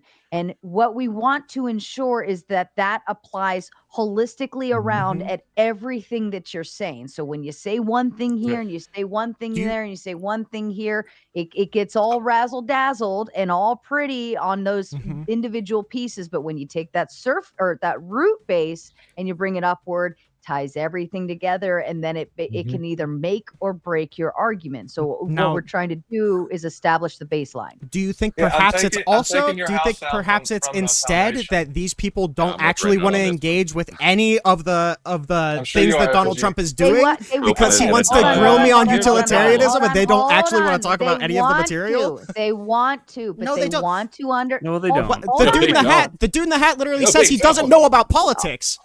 He Hold literally on. said that. He literally said he wants to come up and ask me about the definition of evil, and that he doesn't know about politics. This is obviously Hold what he's on. here for. Renyald, wait. If we get through this part really, really fast, we can move the fuck on. Everybody gets stuck in that. This is what always, okay, and I'll just say it. This is where everybody gets hung up. Well, I don't want to define it. Why do you need to define it? I don't claim this morality standpoint or that, or I don't even care about the whatever. And that's where everybody gets stuck. and then we can't move the fuck on because they don't want to establish their definition. They don't want to own it. We they can don't absolutely, want to. we can absolutely move on with his already went down definition. this I've given All right, you I'll define a road it. to Okay, move on. Reynolds gave a definition. Okay, wait, I'm just I'll wait. define it. Yeah, also, yeah, that's true. I did give a definition right sorry. at the beginning. But Hold on. Let Hex talk. Let Hex talk. Hex is Do not you talking guys at all. think that Let me moral talk. rights and wrongs exist? I'll define it. Hold on, do you guys Yes. think moral rights and wrongs? Okay. Do you my think God. that the definition of Reynolds gave of evil is sufficient? He never gave a definition. I'll He give did give one a if you definition want. twice. the first He gave a hour. definition in his twice. opening statement. You Can didn't I watch get? the Can opening. I? You didn't watch the opening. You think it's sufficient?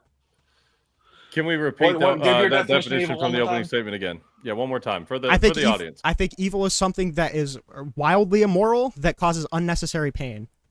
That begs the question, though, to say that evil is immoral. That's a question. It's a large amount of immoral action. It's a large amount of immoral action. It goes back to Sarah's analogy earlier. So What little- if so I some think going to the gym moral causes action isn't pain, evil. Yes. and I think it's immoral to go to the gym? Yes, a little bit of immoral action is not evil. Yes, that's welcome to anybody's definition of evil. So Yeah. a little bit of grape isn't evil. Oh, there's no little bit of grape that exists. Oh my God! I only have to define. There's no rape. Can you stop obfuscating and just retard engage with the actual substance of his points? I am, and then he Because it's going to go down the exact same road. You where haven't- get the you exact same haven't definition. engaged. You cannot make moral claims without their religion. Hold on. Exact same place. This is important. Stop. He's right. I Chat, agree. Stop. Chat, you have exactly actually less than 2 minutes now, because everybody wouldn't shut the fuck up, to get 4 more super chats in, or I'm going to fucking bed, and we don't get to hear this Spurg session continue any further. Just your choice. A minute 30. You figure it out. I do want to This reiterate this whole 'cause this is time I've been incredibly here. Stop dragging us down to the depths of stupidity. We can have this I conversation. want to reiterate. It'll be a thorn in his side. I want to reiterate because this is incredibly important. Sufficient about Reynolds' descriptive definition of what evil is. I just pointed it out because I literally just pointed out what's inefficient about it. Can you make Can you make a definition that what ought to be evil?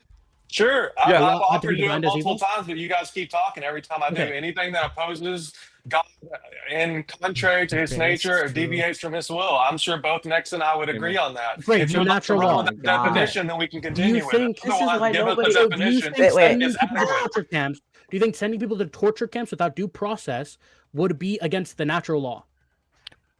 Against, I'm not talking natural law theory here. I'm Again, talking about the God, nature God, of and what God. would go against God's nature, of God's essence, and what would be a reflection That's of not God? What would be natural natural law. That's the nature of God. God has. What would go against the essence of natural of God's? Again, well, here's the problem: innate is that would essence? What would be include natural law? intentionally doing that, and he already admitted that it might not be the case that he did it intentionally. True, he So that could would be a be drooling the- retard. That's Is the true. framing. Could be So the brain dead. contention is True. the framing, right? You don't. You disagree with the fact that he is sending people to torture camps without due process. Wait, Eli, Nobody is it would. logically No, is he possible that Trump could intentionally have done it doing it? 'Cause you're intentionally? saying he's 15 evil. Therefore, seconds, he's chat. He's No, intentionally Eli. doing No, evil Eli. things. Is it logically possible that Trump could have done it intentionally? Sure. Okay, thank you. Clipped. Is it logically possible that he did it unintentionally? Gotcha. Okay. Did it? Well, Is it that logically was possible? an own, dude. You're- Is it by the logically way, possible that he done it Are you unintentionally? old This enough is- to buy a beer, This is dude? Like, super. It's This is definitely super not. important, by the way. There we Both- go. They both literally just admitted did that it they were literally unintentionally. just here to derail, and they don't know about They just- politics. I hope just we admitted their whole remember contention that. wasn't I hope we remember People, that. that's why I'm it's sorry. stupid. Nobody's. They ever came been here to derail, and they by know the- nothing about politics. All That's right, why they're I'm doing gonna this. hold on. No, I gotta this say is one thing to that. logistics. Logistics. I'll hand it back. Chat. You kind of fucked it up. You didn't make the goal. I've been telling you for the last half hour, and you literally wait until the last 30 seconds to send the super chat just for the goal to end right before the super chat. Fix it. Give me a reason to forgive you right now, because I think you're all evil based on Almighty Nate. Rinyald. Yeah, we need Based an on hour more. Rinyald.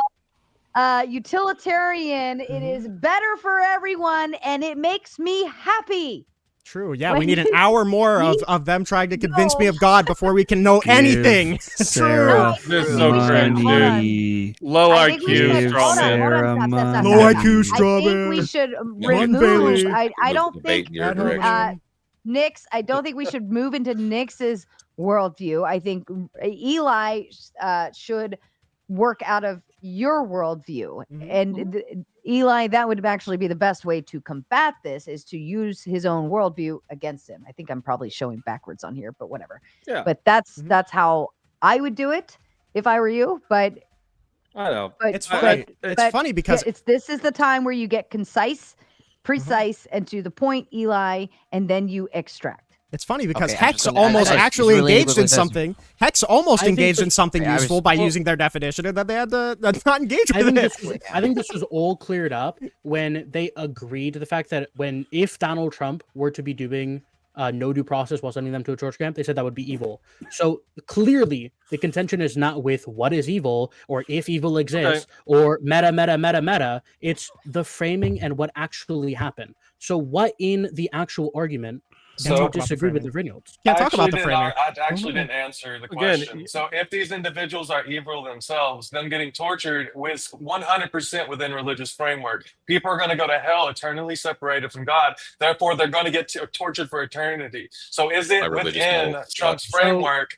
If these people are doing evil, then yes. And if Trump knew that they are doing evil, and he What sent if- them there yeah. to know, Wait, what if Trump didn't?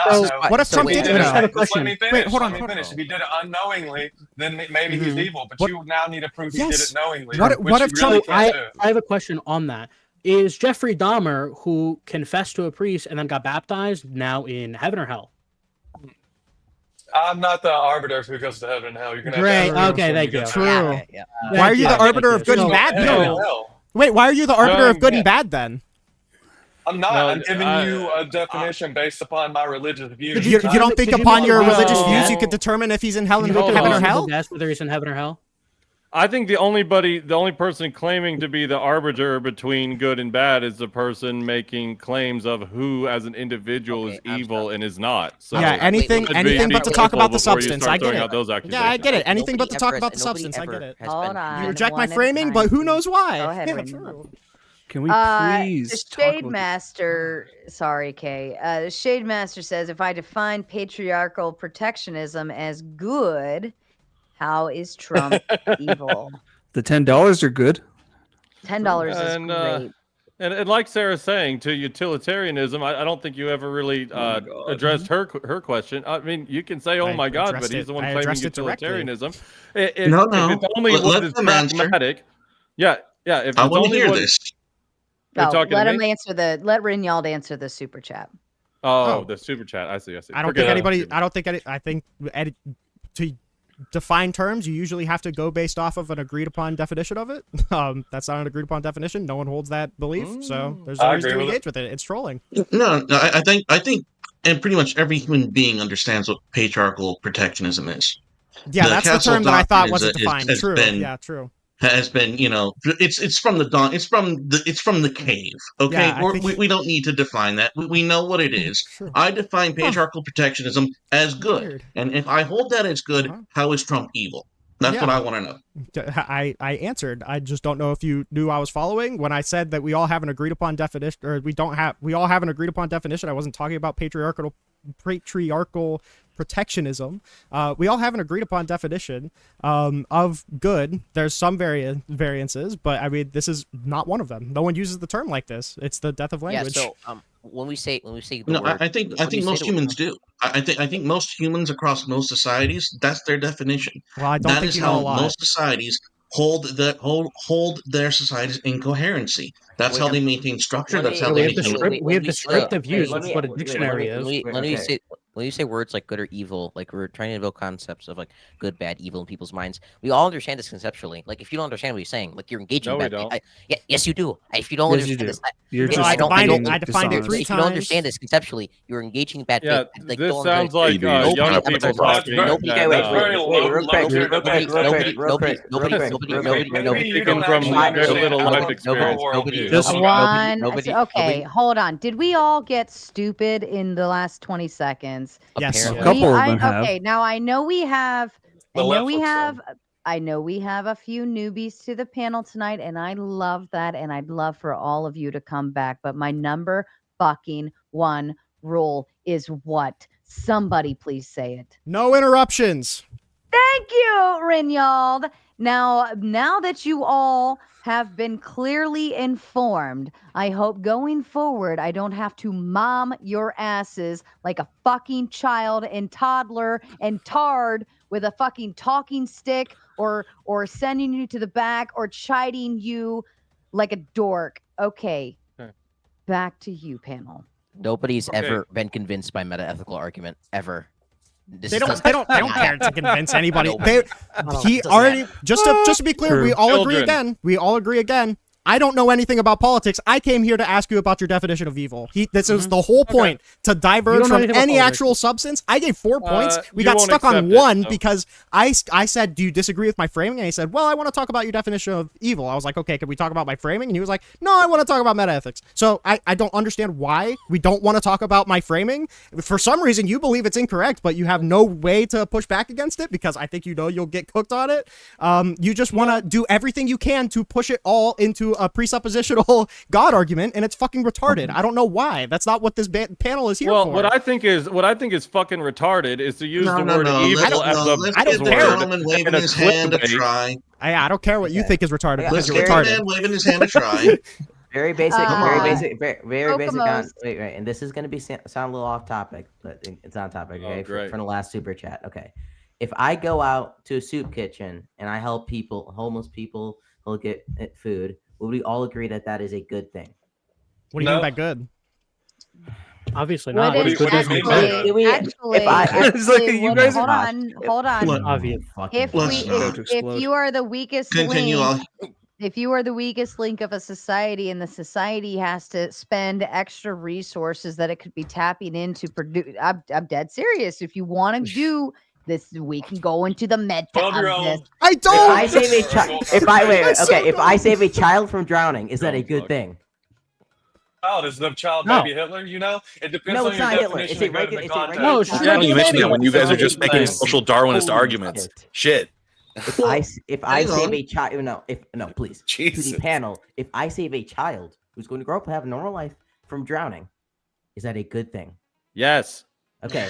If I then go out and I schmurder 30 people, is that a bad thing? Yes. Depends. Okay. So just because I did one good thing doesn't mean I'm a good person, correct? He's saying yes. We can't. Okay, so that super chat was dumb because it's only referencing one thing you guys would see that was good, even though Reniel brought up multiple other examples that he would consider Trump as evil. Okay. It would be over-encompassing. It would be over-encompassing, and here's why. And after this, I have to boot you to the back. I'll give you an opportunity to respond to what I'm saying. Patriarchal protectionism would be the same thing as your child goes to touch the stove and you smack the kid's hand and say, no, that's hot. Don't touch that, right? You smack their hand because you need to get their hand out of the way. But inevitably, you're saving them from burning their fingers one more time, right? Because I need to make sure the class heard it. I'm also going to mute the fucking panel because they're talking about nothing that matters.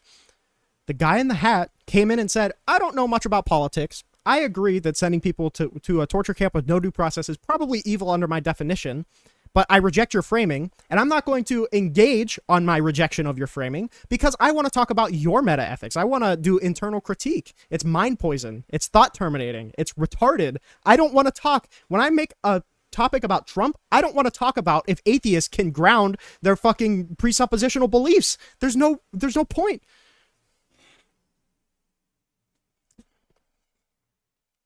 That, oh, well, just because he does this good thing, or these good things and then he does that one bad thing, does that still mean he's overall good? But it's not encompassing of the concept of patriarchal protectionism. Sometimes we have to do things that, like a parent, we have to say and do things that we don't even like doing it, but it's for your own good, kid, right? Like that's what that concept stands behind. It doesn't mean that it's like good versus bad. It's we have to do things that you're not going to like because we love you and we want to protect you.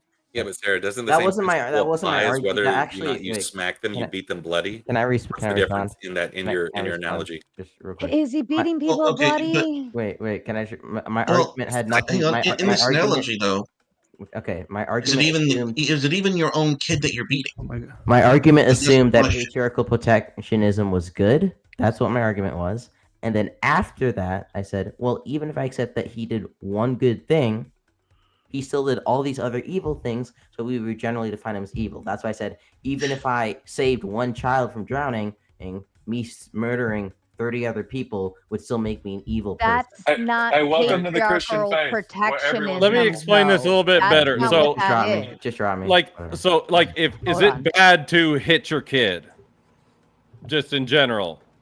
One Yes. might Yeah, say generally. yes. Okay. Now, if you're doing so within the context of patriarchal protectionism as a form of discipline, all of a sudden it maybe isn't as bad because it's a form of discipline. Now, I might be wrong, Still but I think bad. that's where we're getting. Yeah, still bad. Okay. So again, so then you don't just agree that patriarchal protectionism is good. Holy shit, that Like was you- racist. It seems like If there's by really not patriarchal much behaviors protectionism I just you wanna mean be- that was child actually- abuse, judgment. That's actually no, child abuse is bad. That's Yeah. actually a that's You actually can call it whatever you want. racist I don't Twitter care. comment. So the DI higher back to the back scratch. I mean, Damn. brass tacks of this is that everybody All right. in this conversation Yeah. understands the definition of evil. Everyone understands and conceptualize what we mean by evil. If you don't understand it, and get you by faith. Nobody's ever been convinced by any meta ethical argument. I Well, I don't even know why you're Just saying someone's I think bad what- faith Missed does you not guys. make them bad faith. I think this is what's- definition of evil Ryan, is different save because us. We come from a different epistemic view. It's Mhm. simple as that, brother. Or at least That's all we're try. trying They to came say. in saying, I don't know much about politics. I want to talk about your definition of evil. By the way, these Hey, are the let's not people that say are not that. engaging in bad faith, by the way. Oh, Just let's to not be say clear. that. All me right, being, I'm going to let's keep just How repeating is that that quote. bad I'm faith? going You to being keep fucking repeating that honest? quote. Yeah. You're just spurging out. The chat has spoken. Kokomo says, all I've heard is that everything is Orange Man bad. I hope Rinyald has his home available for illegal criminals to house them. That was the point of the El Salvador deal. Again, I would Rinyald, to you. I would love to talk about the substance of any of this, but beforehand, we need to talk about whether or not atheists can ground their moral beliefs. I didn't know that you would need to do that before every fucking conversation that you ever have. But by the way, I would love to engage on any of that, but I stop can't. being a I'm sorry. clown.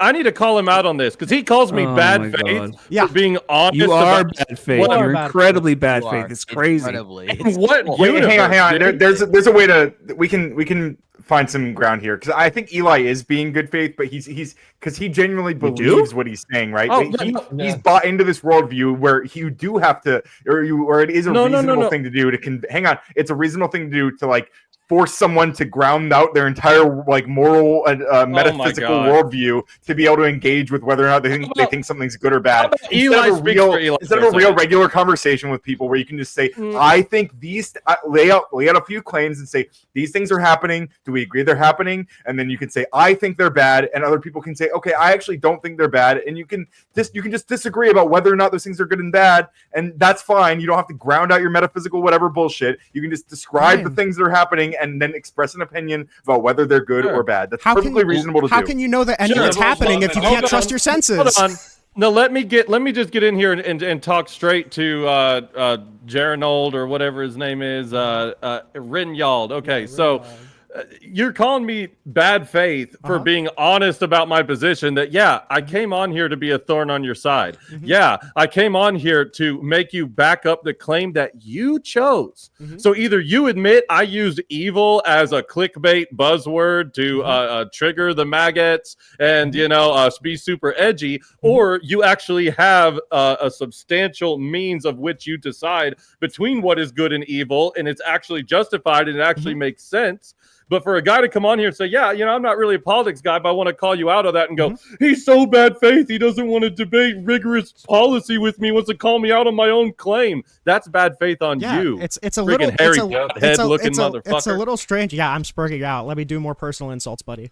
Okay, it's a little strange to come on a panel about the current president. Yeah, I know, because you are retarded. That's not a personal appearance. That's just a fact. So I just want to be clear. I just want to be clear. I just want to be clear. So when you come at my intentions in the debate, when I'm really just genuinely trying to make you think, because maybe you don't think about stuff enough, I think that's wrong to do. I don't understand why you would come onto a panel about the current president who is operating the entire political body of the country and grill me on a term that the entire fucking population understands. In your claim, in your prompt. And I defined. Why would you grill me on a term that I defined, and you agreed. You've been bitching about it the whole night, you crybaby. You agreed that Donald Trump fell within your definition of evil. You walked it back right as soon as you knew that you could grill me on precept. But You agreed that Donald Trump, if it's true that we were sending people with no due process to a torture camp, that it would be evil. I want you to fight me on the way that I'm framing that, but you refuse to. Why? Well, because I think that there's a lot I think that there's a lot bound up in such a big claim. I think if you were going to say anything of that sort, that you would need to back it up. And when I bring up intention, is it just as evil if it was intentional versus not? You started walking back and saying, well, maybe I said in my statement he could just be retarded. And I said, is it less evil if he was retarded? And you said no. So I want to question you on that. I said yes. I said it is more. Yeah, I said it is less immoral if you're just retarded. So if it is less immoral, so then with certitude, again, or at least some kind of... Why are you not attacking my framing of the situation? I am. I'm wanting to know, how do you know that it was purely intentional? That it was purely... In the way that we described it. That was purely that it was intentional. purely intentional, that he wanted innocent people to suffer. Donald Trump said in a speech, and getting them out will be a bloody story. Should have never come into the country. Nobody checked. Were they criminals? Were they from jails? Were they pouring out of the jails? We have the worst criminals in all of these countries. They're in our country, and if you come back, you will be executed. You will be killed immediately. It's not going to be easy, but you'll do it. Does that sound like somebody who is going through all of the rigorous checks to see? Does that sound like somebody that wants to torture innocent people? Yes. Or does that... Now, what part of that sentence implied torturing innocent people? He said, if you come back, and I need to check this quote, but let's just work with it. If he said, if you come back, you'll be executed. Okay, so if they come back and commit a crime, you no longer have innocence now. So where does that imply going? Now you're running from your original statement. I'm not running from my original statement. So you just gave a quote from him. How does that show that he intentionally sent innocent people to be tortured? Do you believe? Because that's when I would say it'd be evil. Do you believe have DHS? To prove to me that he sent innocent people to be tortured? Do you believe? You have to prove I can prove that. You're asking me about the intentionality. I can prove that he sent innocent people to be tortured. I can prove that very easily. What do you want me to prove? Intentionally knowing that that's what he was doing, sent innocent people to be tortured. Okay, is there any proof because that he wanted innocent people to be tortured? Because that would be evil. Oh, is that if somebody wants an innocent person to be tortured? That would be evil in this context. You walked it back again. It's not. How am I walking it back? You have to prove that he wanted to torture evil people. No, innocent people. You have to prove he wanted to torture innocent people. Didn't you say that it would be sufficient for him to not check? No, I'm asking you to prove how he wanted to torture innocent people. Don't run from what I'm asking you to do. Earlier in the conversation, don't run from what I'm asking you to do. Earlier in the conversation, did you not say that it would also be evil to send people to be tortured without verifying if they're who they're supposed to be? I think that, so here's also a difference that I think is important, but you want to spurg out and say none of this is important. I'm so calm right now. I think that an action can be evil, but it doesn't make the person ontologically evil if they didn't have the intention, if they didn't have all the information. All of these nuances matter. But yeah, so I'm asking you, if somebody didn't you're check, running from what I originally said. I'm asking you the question. Prove that he intentionally sent innocent people to be tortured. If somebody didn't check, I'm not engaging with anything else until you back you're not this up. engaging with anything. I know. Trust me. I'm very well aware that you don't want to engage. I'm very well aware. So I just want to know, do you think... But you're not very well aware if he sent innocent people to be tortured on purpose. On purpose. That's why I'm asking you. Do I have a quote of Donald Trump saying, you're making the claim that he did, so back it up. No, I'm not. That's not the claim I'm making. I don't know if you weren't listening. Okay, I wouldn't be shocked if you weren't listening. Whoa. So you're not making the claim that he intentionally sent innocent people to be murdered. Am I getting that right? I'm saying that my claim is very clear. He sent people to a torture camp with no due process. Answer my question with a yes or no. Are you making the claim? You're changing my claim. No, I'm asking you, then correct me if I'm wrong. Did he intentionally send innocent people to be murdered? Yes or no? Intentionally, we don't know if it was intentional. Oh, so now if we go back, you said that it's not evil if it's not intentional. So you don't even know if it was intentional or not. So you don't know if he's evil. That's why I'm asking. Damn. Do you walk back your claim? Clip it. Do you walk back your claim? Do you walk back your claim that sending people with no due process to a torture camp is not evil? Do you believe that's the case? I think that action could be, but it depends on context and nuance. But again, Okay, I'm not so up it looks here like both making of our claims on definitions of people- evil are fucked. No, but I'm not up here making these claims, and I just debunked your ass. You literally don't even know Yeah, if no, he's evil by your this own is, words. This so is 4K it's over. definition Dude, of actually that's not why- wanting by the to way, engage. that's You why just this want to shit focus. matters. You That's just why want to this shit focus on my matters. verbiage. You want to You come don't up want to here talk and make about any of claims the and then material bitch about whenever realities. people call you out on them. Listen, so, I understand that 200 and you people are get being debunked. tortured. 200 people are being tortured in CCOT, and you want to ask me about what my definition of evil is? You fucking let's just retard. for the audience's sake, he said it's not evil if there's no intention. For the record, 238 people are being tortured right now, and I'm Wow. laughing hysterically. Wow, isn't that crazy? 238 people being tortured, and you want to ask me about the definition of evil instead of actually talking about any of the real material conditions. It's strange. No, now that we debunked that you actually don't know if Trump is evil or Yeah, not because I you don't get the know his dunk. intention. I'm sure. which I'm is sure what that you dunk just is said. going to make you feel really good later. It's a great in your I don't understand. utilitarian Yeah, model.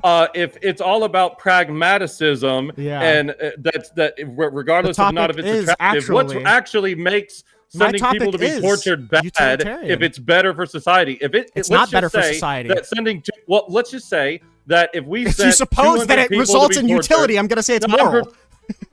I'm providing you a hypothetical here. So let's say you could send 200 people to be tortured, and it would, for fact, raise GDP, societal morale, and make everything in a physical sense of society better if these 200 people got tortured. Say we'd get something back from the other country. Why is it bad and why is it evil? It would depend on whether I wouldn't say that would Oh, it would necessarily be depend? evil. Yeah, It it would wouldn't be depend an on how much objectively bad? utility. You said GDP go up. If it goes up by Insane 1%, that's not utility, enough. ultra utility. It would be Then you're high presupposing utility if we did it. Yeah, if I say my moral system says whatever results in net utility is moral, and you say, okay, what if this bad thing resulted in net utility? I would say, yeah, that's moral.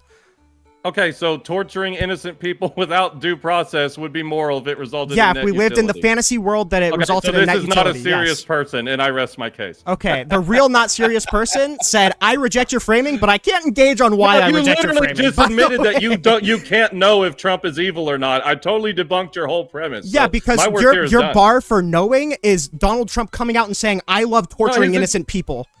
Well, no, No I one mean, can ever are know you that. acting like there's not means to prove that there was intention or not? There could Wait, be. what are your Absolutely. means for? Well, maybe Did I might we walk that back. Then. intentionally What is bomb Hiroshima? what's your bar for justify? Like what would you need to show intentionality? Oh, I mean, there could be a various different things. There could be, like you made a quote that had nothing to do with what we were talking about. But if there was a quote of him on camera going, "Yeah, he went to those torture camps. Good. Maybe it'll teach people not to come back here." That would be one. If it was shown that it was put on his desk that it was happening, and they asked him to reconsider, and he directly said no, that would be just one. out of There'd be lots curiosity, of different ways you just could out prove of this, curiosity, actually. when Donald Trump signed a $6 million deal with Bukele to send these people to CCOT, do you think those State Department reports weren't shown to him? Do you know that they were? Do you think they weren't? I don't know. I'm not making the claim, dude. We can't think that the Like I president of said, the United States was I already probably shown a debunked you, State dude. Department report. Just Like I for said, the audience, there's nothing that I could wanna ever be point this proven to out. this person. There's nothing that could No, ever no, be no, proven no, to no. this Let me person. just point the out how this bar dude to just show self-owned. intentionality is impossible to meet. That's the point. Yeah, well, you're the one making the claim he's evil. You said that it's not evil if there's no intention, and then you said you have no clue if he had the intention or not. So Well, your whole I may Trump walk is back. evil is actually I don't know may he's walk evil, back. but I think when he I is said because I hate him. When I said no, I don't think we can't prove intention. What I meant is I don't have a clip of him saying I want to torture innocent people. If you want to say that, So you're just it's- appropriating evil as a buzzword, and you don't actually stand on anything you say. Yeah, and you don't know dog shit about politics, and you wanted to come up here and grill me about epistemic grounds. Record. It's not fucking evil, right? Ryan got booted, and then Barb tried to boot Rinald, but failed because Rinald is a protected citizen this evening. So I asked, who would you like to boot? And they chose Eli instead. So Eli, you're going to the back unless somebody boots somebody else to buy you back up. Maybe, just maybe, we could talk about and anything then material. Osfron will fill. Oops, cringy. You're getting back up. Okay. All right, and I'm going to read the rest of these super chats from earlier because the chat did buy the panel some more time. And speaking of, you have another timer. You all fucked around, and now you're going to find out, and you're lucky I didn't put it for 15 minutes, you little shits. So hit the dono goal, or else you're going to see me just go to bed, and then you're really going to be upset. Crucible Crusader sends the 5 to hit the goal. Nate hit the 5 to hit the goal. Nuke hit the 8 to hit the goal. Australian dollars do count for something here. Michael says, Sarah has the ultimate authority, but come on. Yes, shoot those donos in. HQ says, this is for the kid and a beer. Definitely not. Just says, oh my God, what's going on here? Barb says 10, just for Sarah to get more coffee. I've yet to fill my cup. Too much going on right now, but I'm okay right now. We're going to keep going as long as you keep donoing.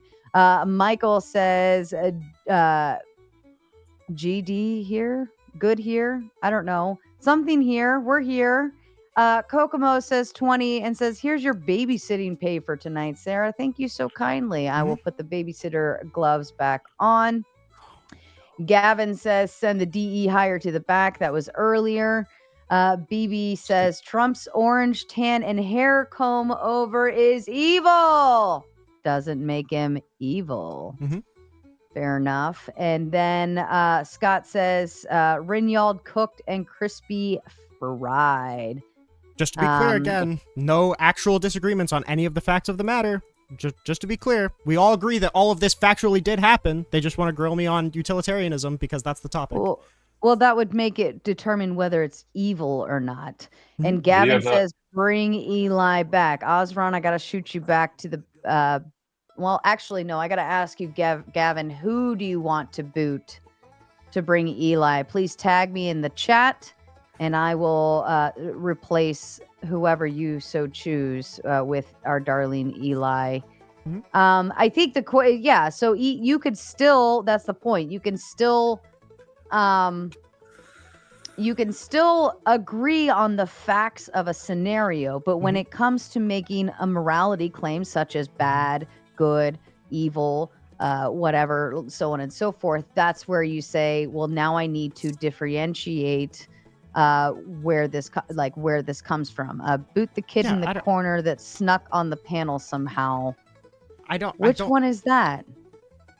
I'm sorry, Gavin. Which one is that? I really truly don't see the need to just debate bro around these terms. We all know what I'm saying when I say it. Obviously, it's not good. What the claim that I'm making is that it's bad, okay? And it's very bad, so it's evil. That's pretty clear. I defined that right at the very beginning. I said that I would be willing to use anybody else's definition, but instead, all of the fucking Andrew Wilson fucking ball coddlers, people trying to cozy up to him as much as they can, don't want to have any other conversation other than whether or not atheists can ground epistemic beliefs.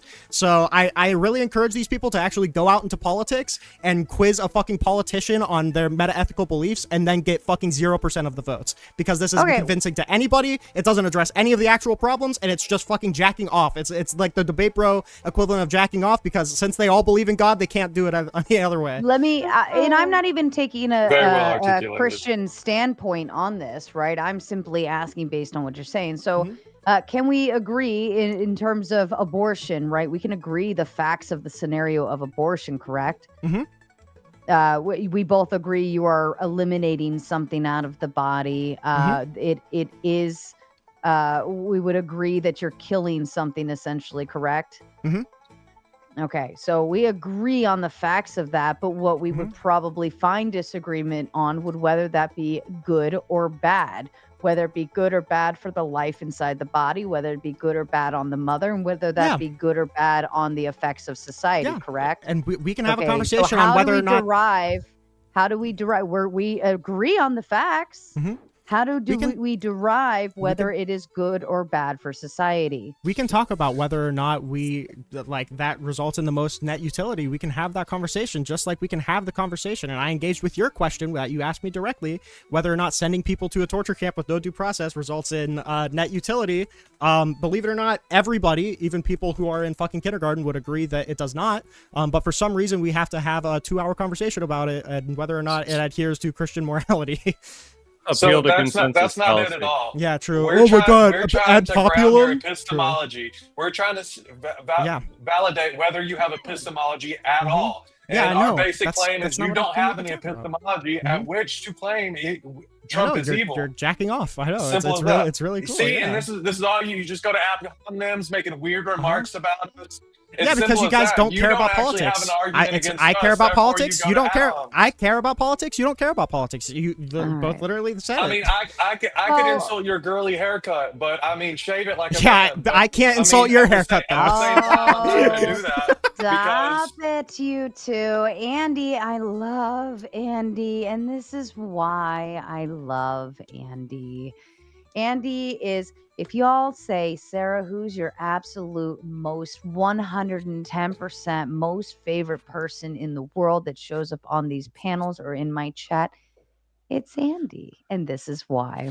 Maybe this is helpful. Politics is the science of ordering the polis toward the common good, directing human activities to it. So, how is Trump moving or moving away from the common good as you define it? Rinyal, to you. Again, I think we're kind of hitting at the same thing. I don't think it's moving towards the common good to have the government make an accusation against somebody and then torture them based off of it. I don't think that moves towards any common good. I don't think it results in net positive utility. I don't think that it adheres to a Christian worldview. We can engage on any of that, but no one actually wants to challenge any of the facts that I'm laying out. Hang on. And this is why we needed to sort this crap out. Because I said my definition of good is patriarchal protectionism. That is what I deem as good. And if that is my definition of good, you need to show me how Trump is being evil. Are you defining good as like, is the referent there good, or are you actually saying that patriarchal protectionism is good? Is good, isn't it? Yeah, absolutely. We can't hear you, Paige. Is it just that saying a descriptive claim? Who cares about an extra category you put things in that you think we have to rejudge moral behaviors and actions of? Like, who cares? Because if you can't define evil, if you cannot define evil, and if you I'm define going to tell you my behaviors in a definition of category good. that you say are default good, then we're never going to have an argument with it because you're saying it's default good by nature. It's fucking circular and stupid. No, it's not. If we judge it's not circular. by It's not. etymology- I want to open up. Special Hold plead on. everything. That's our I fucking want superpower. to.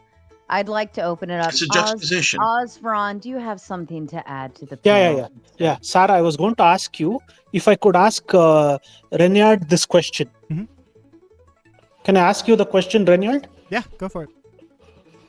Yeah, see, in the Cold War, there were two factions, like the capitalist bloc and the communist bloc. Before that, it was every nation looking out for itself and its national interests.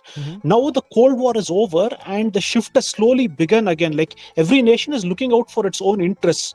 So if you actually see, America is the backbone of NATO. If anything happens to any European country, it's America that steps in. We saw that in two wars like Afghanistan and Iraq, where without American support, NATO would collapse. So now most of the times the Americans have had a bad deal actually. So Trump is just trying to look out for the interests of his own country, because for a long time the Americans have sacrificed a lot. So why do you feel that he's evil?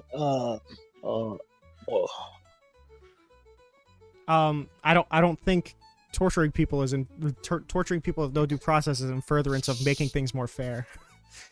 Is this just like all you put on your notes is brown man bad, brown man tortured people, continue to grill people over brown man torturing people, reiterate brown man torture. Listen, Man tortured brown people. I have 4 separate points, but you guys can't engage on the facts of this one, so why the fuck would I move on to any other one? Well, let me try to engage, at least from your perspective. Like, please, if you're saying that, it has to have high util in order for it to no longer be immoral. So, what is it about what's happened here with Trump that you're bringing up that you're saying is bringing low util to the country? That we're setting the precedent that the government can just make an accusation against somebody and then torture them for it without having any other body to litigate it. But that's just like your opinion, bro. What if the precedent is being set, like Sarah said, this is that good faith, actually by the you way. shouldn't This is the good F faith around that and we're find out? experiencing, by the way. Yeah, you shouldn't F around and find out in the country. How can you determine if your util is just based off your preference? Do you think maybe that's it's setting a good precedent to for set? people to not Do you believe break the law? I don't know. believe that would result in net utility? Pardon I me think for it could. just a Yeah, moment. absolutely. Can I do a sound check for Yeah. Paige? Paige, can you try? No, it's not working. No. I'm not even getting a green light on your end. So did you hit the little wheel down at the bottom for settings? Go to audio.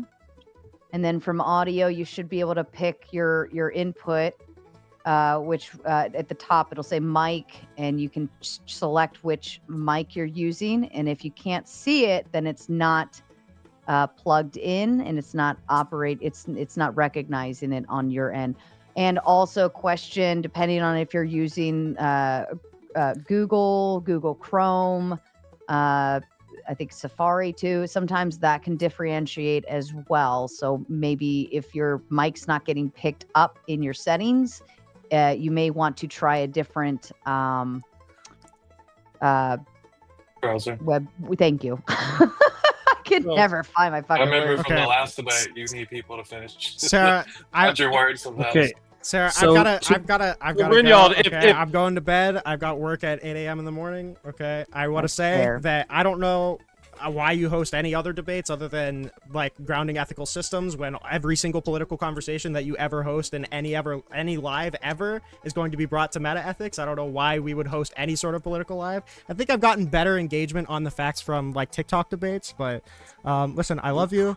I hope you I hope you guys prosper, and I hope you guys do actually get to the core of all of ethics. Okay, I hope you do. But until then, we're going to be talking about actual observable realities and politics and stuff. And if you want to find me anywhere, go to @Rinyald. I love you, Sarah. Thank you, Renyald. We appreciate you. Goodbye, Renyald. Jesus Christ.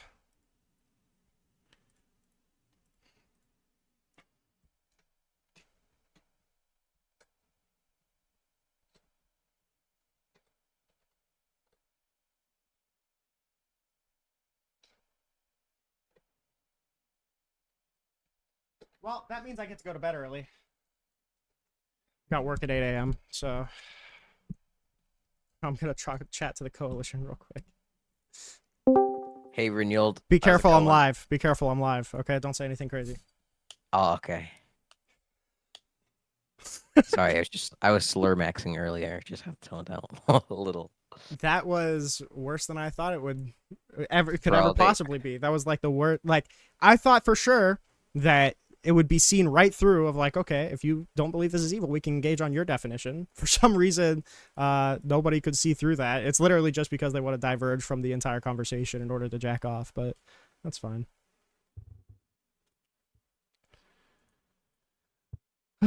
So, I guess my, like, is this... Are you going to say is this how they all are?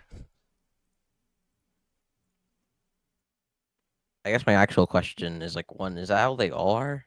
Is that literally every debate? It didn't used to be, but now that she kind of hosts Andrew a lot, I think it probably is. I think the Crucible is that the Crucible or? Well, it's not the Crucible, but the Crucible crew kind of invaded the Raging Tomato platform, so I think it's all just Crucible people who are just going to ground every conversation and whether or not atheists can ground any sort of epistemic truth. So, oh my god, bro. Should I turn my camera on since you're streaming, or if you want to, you can. Sure. I'm not going to be on long. I do truly have to work in the morning, so yeah, man. I just don't know. Dude, I don't know what to say about that. Bro, that Eli guy was so fucking retarded. Holy shit. Oh my god. Literally. They're all retarded. Like, they don't care about politics. I think that was the worst thing that he could have possibly said, is that I don't care about politics. I just want to ask you about the evil question, because there was no question as to whether or not he was just there to divert. Bro, like, this I got that was like the most bad bait Azrael engagement. guy, by the way. On what? The meta that he immediately conceded that even he can't say what is morally good and bad, but he still wanted to talk about what is morally good and bad. True. Because I was like, wait, so is Jeffrey Dahmer in heaven, a better place than torture camps because he like confessed and like went with God's natural law, which is what the fuck he defined. I don't know why he True. denied that. Well, this is an internal critique. But then doesn't use your definition or your world. Yeah, it's all debate bro stuff. Like when people are that's talking not about debate. debate This bros. is Phil bro. This is Phil bro shit. This is debate bros. No, they're intertwined. When people talk about people talk about debate bros, they're actually talking about these kind of people. Oh wait, when people talk about debate bros, they're talking about Phil bros. Generally, yeah, like all of the annoying tactics. There's differences though. All of the annoying tactics that they point out about debate bros are actually just these people. Like I feel like people call Destiny a debate bro, but he's actually not. And all of the things that they attribute to Destiny are shit that these people do. Is like the obnoxious call-outs of fallacies, the refusal to engage on any actual point and just hammering home like the most niche thing that you can possibly find that you think you can get a win on. It's just that. It's like I feel like I'm a debate bro, but I don't think I'm a Phil bro. No, you're barely a debate bro. I mean, you and Scratch kind of are, but like. Wait, what's a debate bro? What?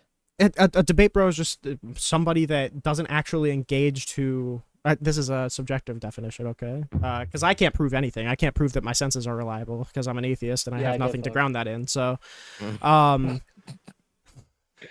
a debate bro, I think, is usually just somebody who doesn't actually have conversations to get at the heart of a matter and just debates to debate. They don't actually want to come to a better understanding. They don't want to come to an understanding of material reality. They don't want to have a conversation about policy. They just want to talk about whatever can prolong the debate the most. It's stupid. There's no point. And Sarah's panel used to be I'm not a debate bro then. Yeah. I loved my time on Sarah's panel with Wick and the 2 times I got to confront Rob Noor, because the people who Rob Noor brings on, Rob Noor, he's somebody that has all of the facts on a thing, so you can actually have a material conversation with him that actually gets at facts of the matter. You don't have to fucking get bullshit like that. You don't have to you don't have to ground your meta ethics. Bring up like some super specific thing or some shit. Yes, but it's a fact. Like it's empirical. The thing that he brings up is empirical. So that's what makes talking to somebody like Rob. Oh my God, I wish Rob showed up. That's what makes talking to somebody like Rob so much better, is because you can actually have a challenging conversation that is on topic. God, I wish he showed up. And that's why I loved my time on Sarah's panel that time. But I have a feeling, based off of the past couple debates that I've seen Sarah have on her platform, that this is just kind of all it is now. Which is sad, because I do like Sarah. So if I said mass deportation is bad and I went up on Sarah's panel, yes, they would ask you what they would ask you how you can define bad. Yeah, that's what Andrew did with RTP.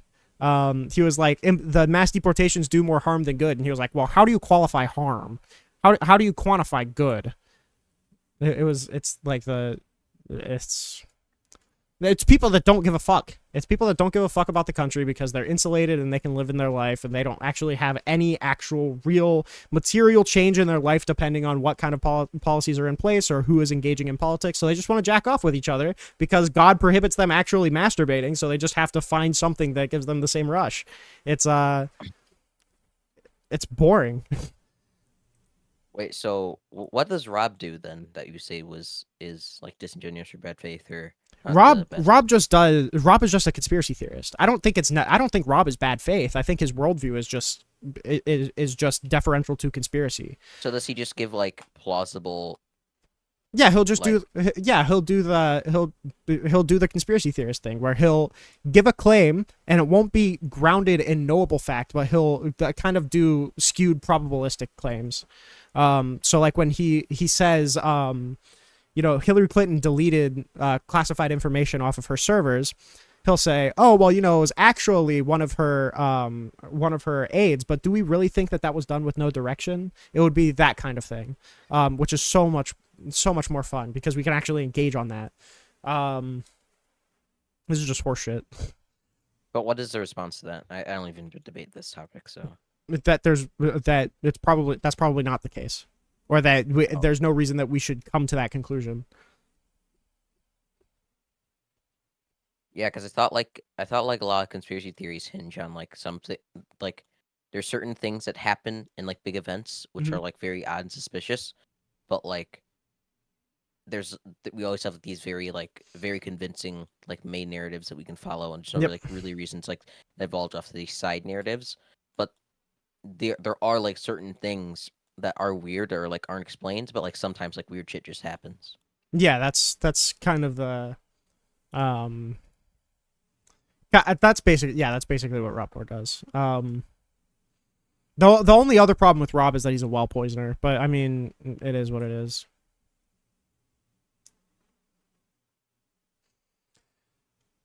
Okay. Okay, so if I make... Okay, so actually, if I was going to do mass deportation on Sarah's panel, or you know what, I would say that mass deportation is bad, and I'd only say qualify bad as bad to the economy. So I'm not even making a norm. I would literally just say mass deportation is bad for the economy and make that your topic. Yeah. Because I'm not. That does seem like. And even then, you may get grilled on what bad means or why you should value it. Bro, so why it's would gonna they be even fucking do that? Bad for the economy? Decreases GDP, right? I don't know. It's. Don't worry. They'll find a way. They find a way to make every conversation that. If I just like define bad. Well, for the Scratch. economy as... How do you know it's bad for GDP? How do you know what? How do you know? Or no, not Scratch. Cringy. How do you know it's bad for GDP? Because illegal immigrants make up 3% of private sector GDP. Removing them would. How do you know? 5%, 3%. How do you know? How do you know?